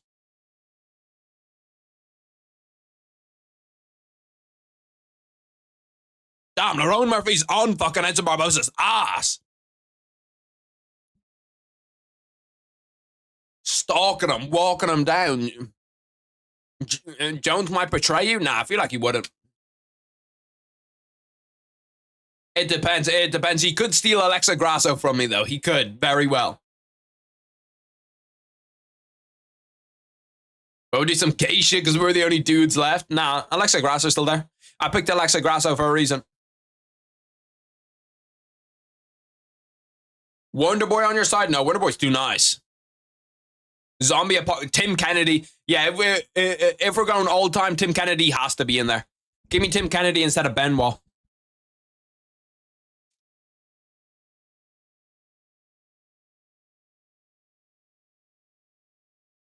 Leaving Jones with Alexa is too risky. Yeah, but like, what else am I going to do? You know what I could do, though? Well, actually, see, John Jones has a wife, so he might be loyal to her. So if we go Tim Kennedy, who has a wife, John Jones, who has a wife, and then me, Alexa Grasso, I think that's perfect right there.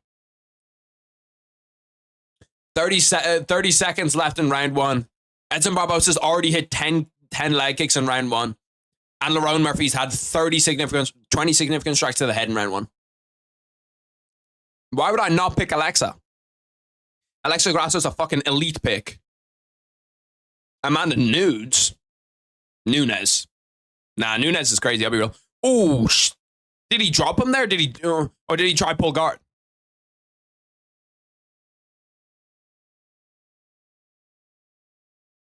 Oh, shit.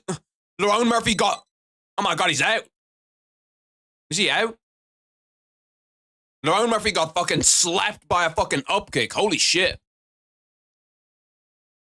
That was a fucking intense ass round. If there was one more second left in that round, they would have called it. They would have called it for sure. He got hit hard as fuck by that upkick. He's still kind of dazed. He still seems kind of out of it.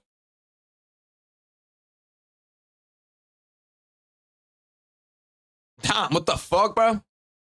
Barbosa slipped trying to throw a knee. Okay, and then fucking he nearly got knocked out by that upkick. Like, he was legit done. He was out. Let me see this shit again. Oh, yeah, that's clean as fuck. He was done.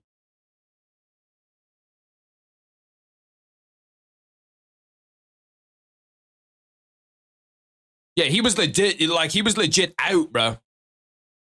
He was out. He might still lose at the start of this, right?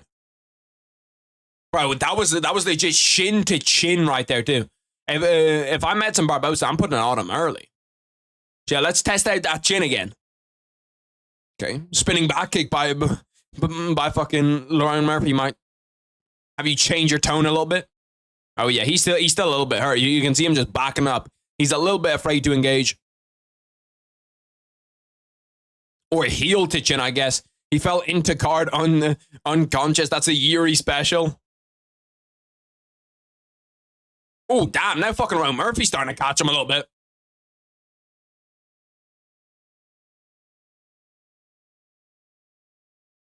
Yeah, because you also have to think about it with heavyweights. Heavyweights are going to see, but heavyweights would just kill anybody that you come up against. So I feel like I feel like Tim Kennedy, Grasso, and John Jones is the best trio that you could pick. Or if you want to go Tracy Cortez. Tracy Cortez also works. I have Edson by KO round 2. I just hope that this fight gets finished. No matter who it is, that it gets finished, and it gets finished early. Kennedy, Benoit, and Jones. See, Benoit can get a little bit difficult, though, because I'm not sure how good his English is, and I don't speak great French.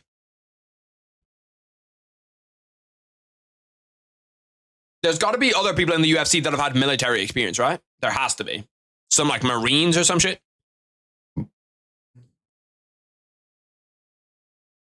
I'd rather die than take Raquel Pennington. No bullshit.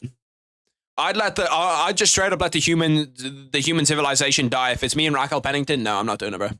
I'm sorry, bro. I'm sorry. I can't do that.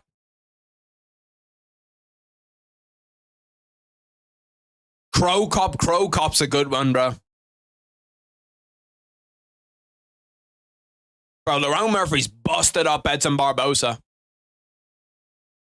It doesn't look like this one's going to go the distance. I'm going to keep it 100%.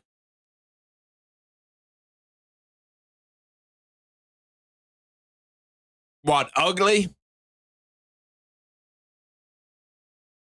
Put it on him. Put it on him. Oh, come on, Lerone, bro. We were having a good striking stand-up battle and you shoot a takedown like that? Shit, he's taking his back. He's taking his back pretty much immediately. He has one hook in. He doesn't have his bottom hook in. No, he lost it. Why the grappling match? No, we don't need this. Lerone, you are fucking him up on the feet, bro. Think about how much respect you're going to get from fucking up Edson Barbosa on the feet. And then you change to this Dagestani bullshit. This ain't who you are, Lerone. This ain't who you are. You've changed. Used to be a good man. Used to be a man of high honor.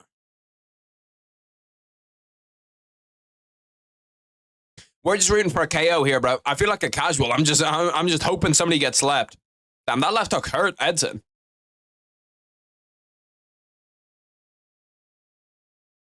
One, two from, oh shit. Holy fuck, Edson Barbosa's hurt, but then Lerone Murphy hit a clean ass knee.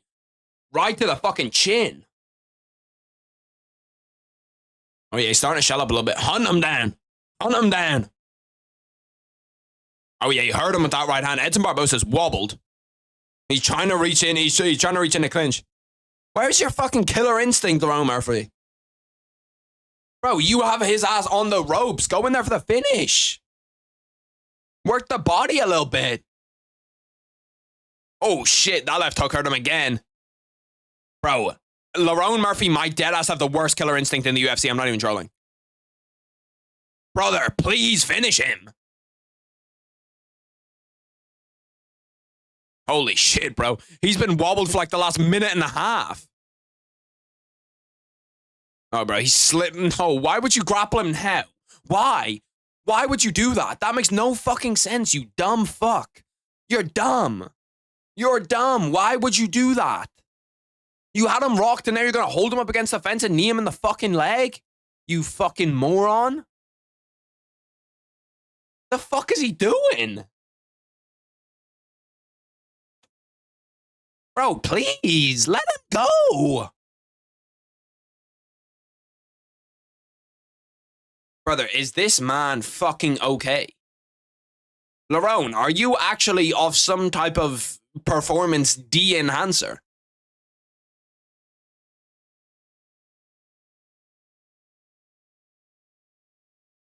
Oh, wow. Now we're trying to finish him with 2 seconds left. That was a fucking great idea. Just hold him up against the fence for 40 and try and finish him for 2. The fuck is he doing? Do you see Max Holloway is officially getting barrier in Spain? Barrier? What does that mean? Officially getting barrier. Like they're going to give him a a sign or something. I don't know. A street.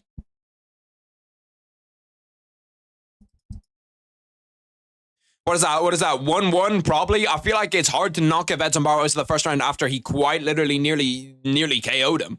There's 1 second left, he KOs him.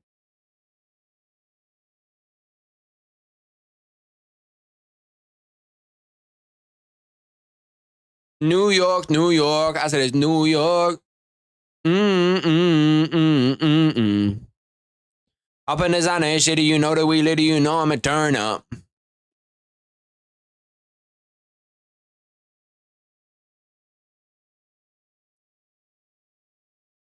Big Brazilian Edson stay in this round. Buried?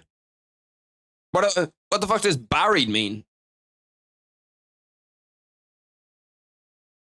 Max Holloway's getting buried in Spain, as in like Ilia Touré is gonna beat him?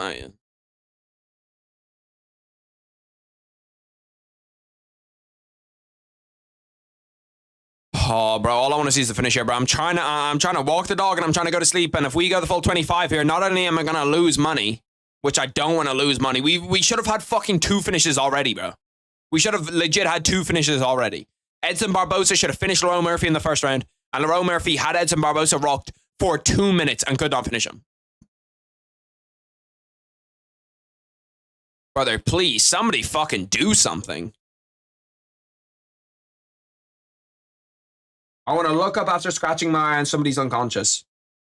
Nope. Ilia will beat him worse than Volk did? That's just, no.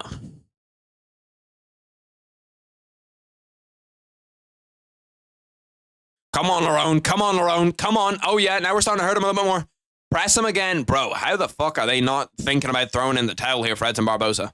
Like, he's taking a lot of damage here. Oh, yeah, he hurt him again. Bro, why when he hurts him is he shooting?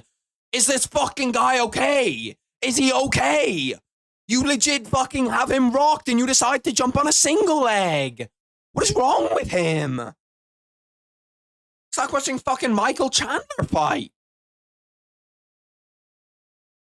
Oh my fucking God, bro. Like, the man is actually... Bro, I'm taking him off the prospect list. He's not on the prospect list next year. I promise you that much, bro. He is not on the prospect list. He's fucking done. The guy's a fucking bum. What is he doing? Like, he's legit the Bilal Muhammad of 145. You sound like an 11-year-old playing Among Us and someone voted for you.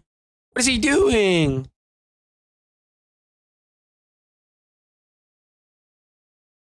Bro, I'm not even joking. Edson Barboza could have legit been finished 5 minutes ago. And Lerone Murphy just doesn't want to finish him.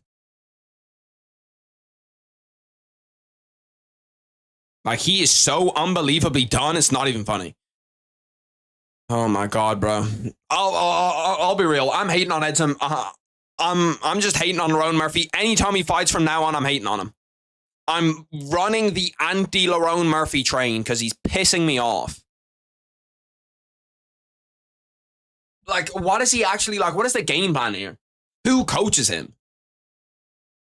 I don't know what his coaches are telling him, but they're incorrect in whatever they're telling him. Brother, he is so fucking finished. Lerone, throw anything. Throw anything and you'll knock him out, bro. Please. Bro, surely we think about throwing in the towel here when our fighter's getting stalked down for the last 5 minutes, just taking unnecessary brain damage.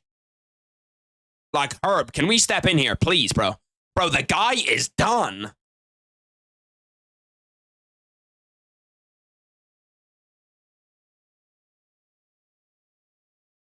Brother, what am I seeing? Like, this has to be the worst finishing ability I've ever seen in a UFC fighter. I'm not even trolling. Like, he is without doubt the worst I've ever seen. And what the fuck is Edson Barboza's chin made out of? Like, he just got hit with an elbow clean on the fucking chin. And it's just stood there.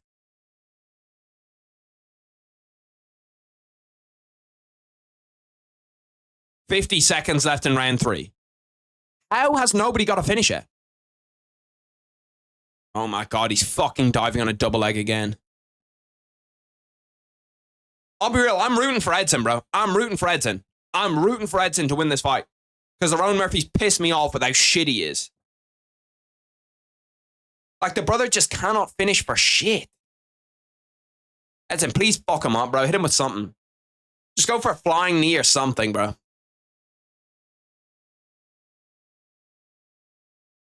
Like, this has probably been one of the most frustrating fights I've ever watched.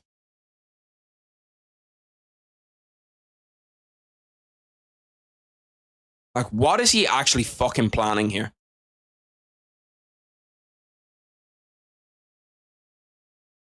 And why Edson Barbosa's corner haven't just been like, yeah, we're going to stop this, I do not know. Like, look at the guy. He can barely fucking walk over to his own corner and you're just in there fucking giving him CTE. Like, yeah, I'm sure in 10 years he's really going to appreciate the fact you let him go in there and take 40 more strikes.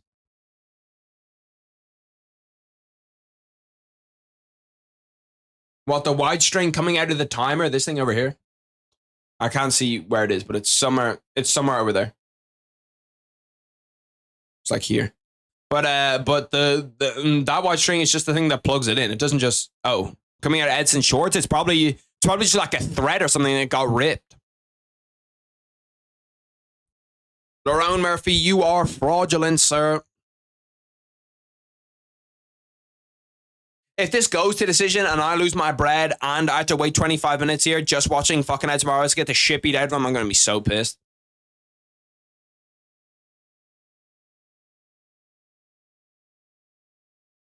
Bro, Edson Barbosa's in shape, though. God damn.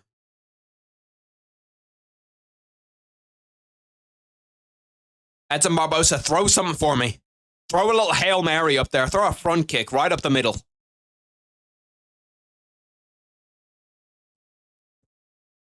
Now we're in round 4. I've got to just firm it now. I've got to just firm it. We're in this deep. No point not finishing it now.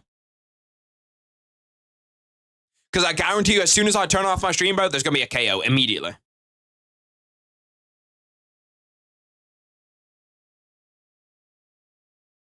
If it goes to decision, though, I'm not waiting around to see because we all know who's winning this on decision.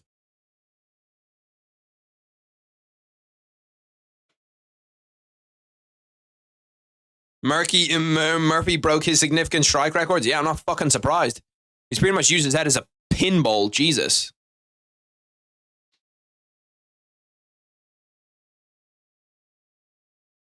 Bro, is he broken? Can he fucking throw something?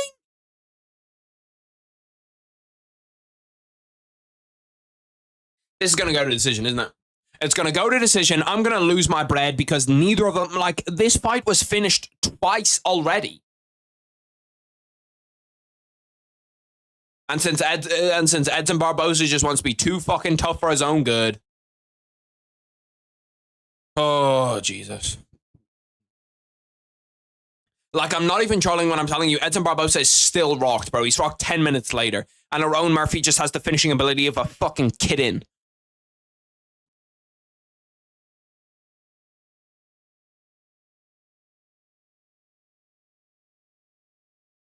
Bro, Lerone, I'm begging you to put this kind of out of his misery. Please throw that rear high kick. Please, please, please throw it. Throw it. Throw it up the middle. Throw it. Throw it. Throw it. Throw it. Fuck, man. Turn off stream for bread? That's actually not a bad idea. This is one of Harry's prospects. Yep, correct. Right here. This is a guy that I had pretty high in my prospects. There's two. I think I had him at 4 or 5.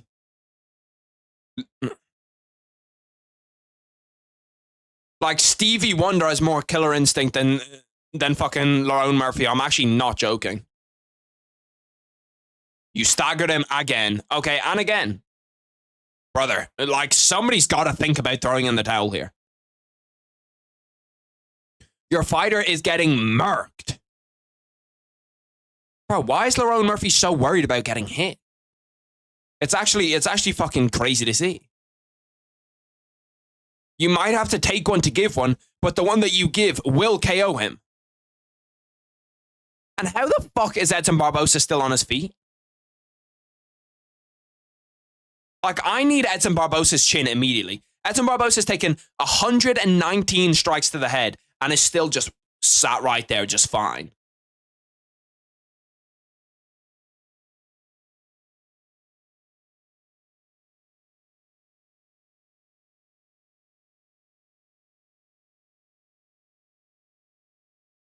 Bro, his face is fucking busted up. He looks prehistoric.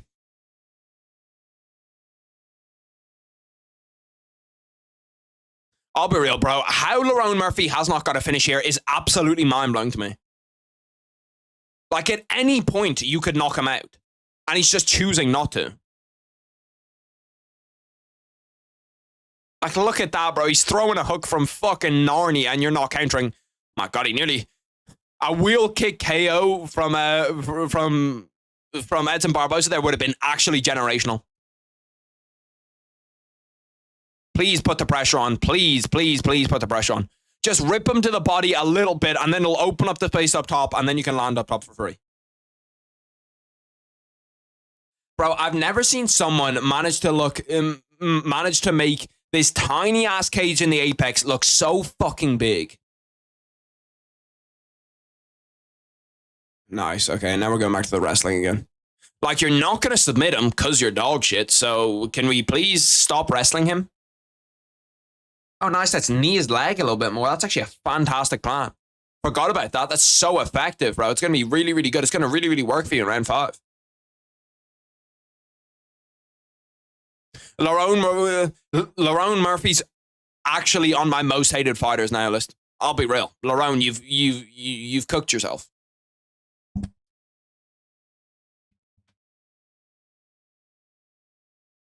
I don't know why Lerone Murphy's corner are not fucking thrown in the towel either. Like, or not the other one. Edson Barbosa's corner aren't thrown in the towel.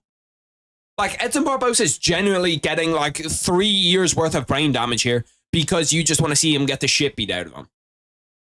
But you want to say, hey, listen, man, he didn't get finished. He didn't get finished. He should really care about it, bro. He should really care about it. And I'd say I'm not the only one who's got him on his list. I'd say there's about fucking any Edson Barbosa fan now has Lerone Murphy on their most hated list. Because he's quite literally just taking enjoyment and beating the shit out of like one of the most loved fighters inside the UFC. I'm not sure whether he's unable to finish him or just unwilling to finish him, but it's one of the two. 5 minutes left, boys. We've made it through. Another Apex card down the drain. It'll be interesting to see what the scorecards are on this. Like, we could legit get like a 50-43.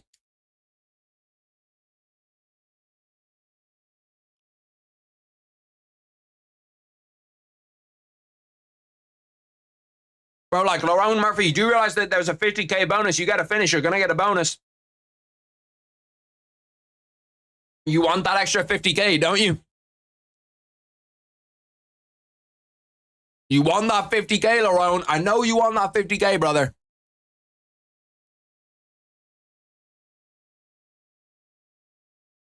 Bro, he just does such a terrible job of cutting off the cage. Like, it's actually fucking embarrassing. He's rocked him again, and he's rocked him again. Like, bro, we have to fucking investigate Edson Barbosa's chin. How is it this good? It's either absurdly good or Lerone Murphy might have the worst pillow hands in the UFC. Like, he actually might. Because he's hitting him clean on his chin, elbowing him clean on his fucking chin, and somehow Edson Barbosa just isn't going down.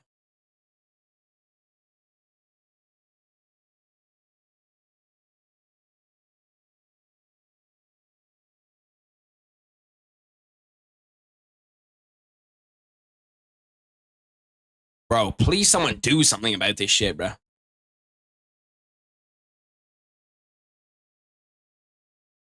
Danny Ige tweeted out Edson lost his fire. He got the shit beat out of him.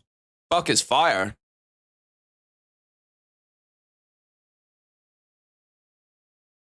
Oh my God, bro. Like,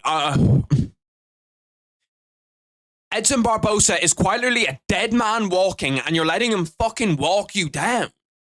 Like, he's walking down Lerone Murphy. Lerone Murphy's backing away from him. Oh my God, he's hurt him again. And he's backing away. I actually don't understand it. I actually do not understand it. How do you make a shit fighter look so good? Well, to be fair, Edson Barbosa is a good fighter, but like, he has not fought well at all tonight. And fucking Lerone Murphy's made him look like prime Conor. Like prime Nate, where like prime Nate just would never go down to a strike. Just had an unbelievable chin.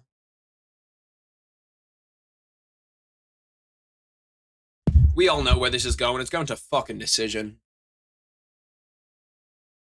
I can't believe it. My bread's going down the drain, boys.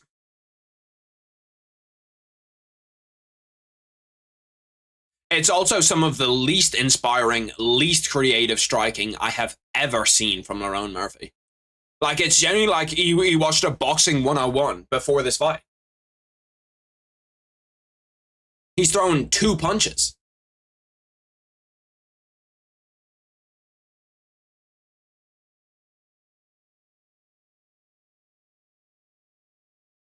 I'm actually quite confused as to how we haven't seen a finisher.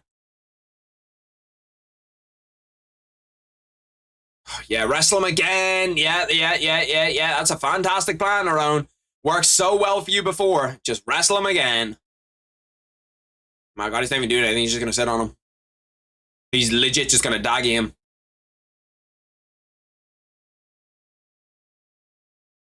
Bro, how you managed to lose? Okay, now here we go. Here we go. He's going to let him stand up, isn't he? He's going to let him stand up. He's got 1 hook in. He should not be able to stand up when you have 1 hook in. Just hook the outside of his leg and pull it away from him. Oh my God, brother. Brother. Lerone, you might actually need Jesus Christ himself.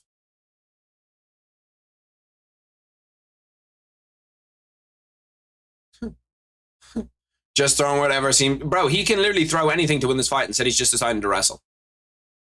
Wrestle and try to not get a finish. Can you jump on something? Thank you. No, he's just like Lerone Murphy's actually fucking hopeless, bro. This is one of my least favorite UFC fights ever to watch, because I have to watch someone. I have to watch someone in Edson Barbosa, who I really like, get the dog shit beat out of him by Lerone Murphy, who just has absolutely no finishing ability, and I lose money. Nah, you ain't the only one. Okay, that fight is done. And officially, we fucking made it through. Now you want to throw hands with 1 second left to you. I appreciate all the boys watching the watch party. I appreciate all the boys like tuning in, staying in for the entire time. Fury Usyk was good. The UFC was absolutely dog shit. But I'll catch you, boys. Peace, love.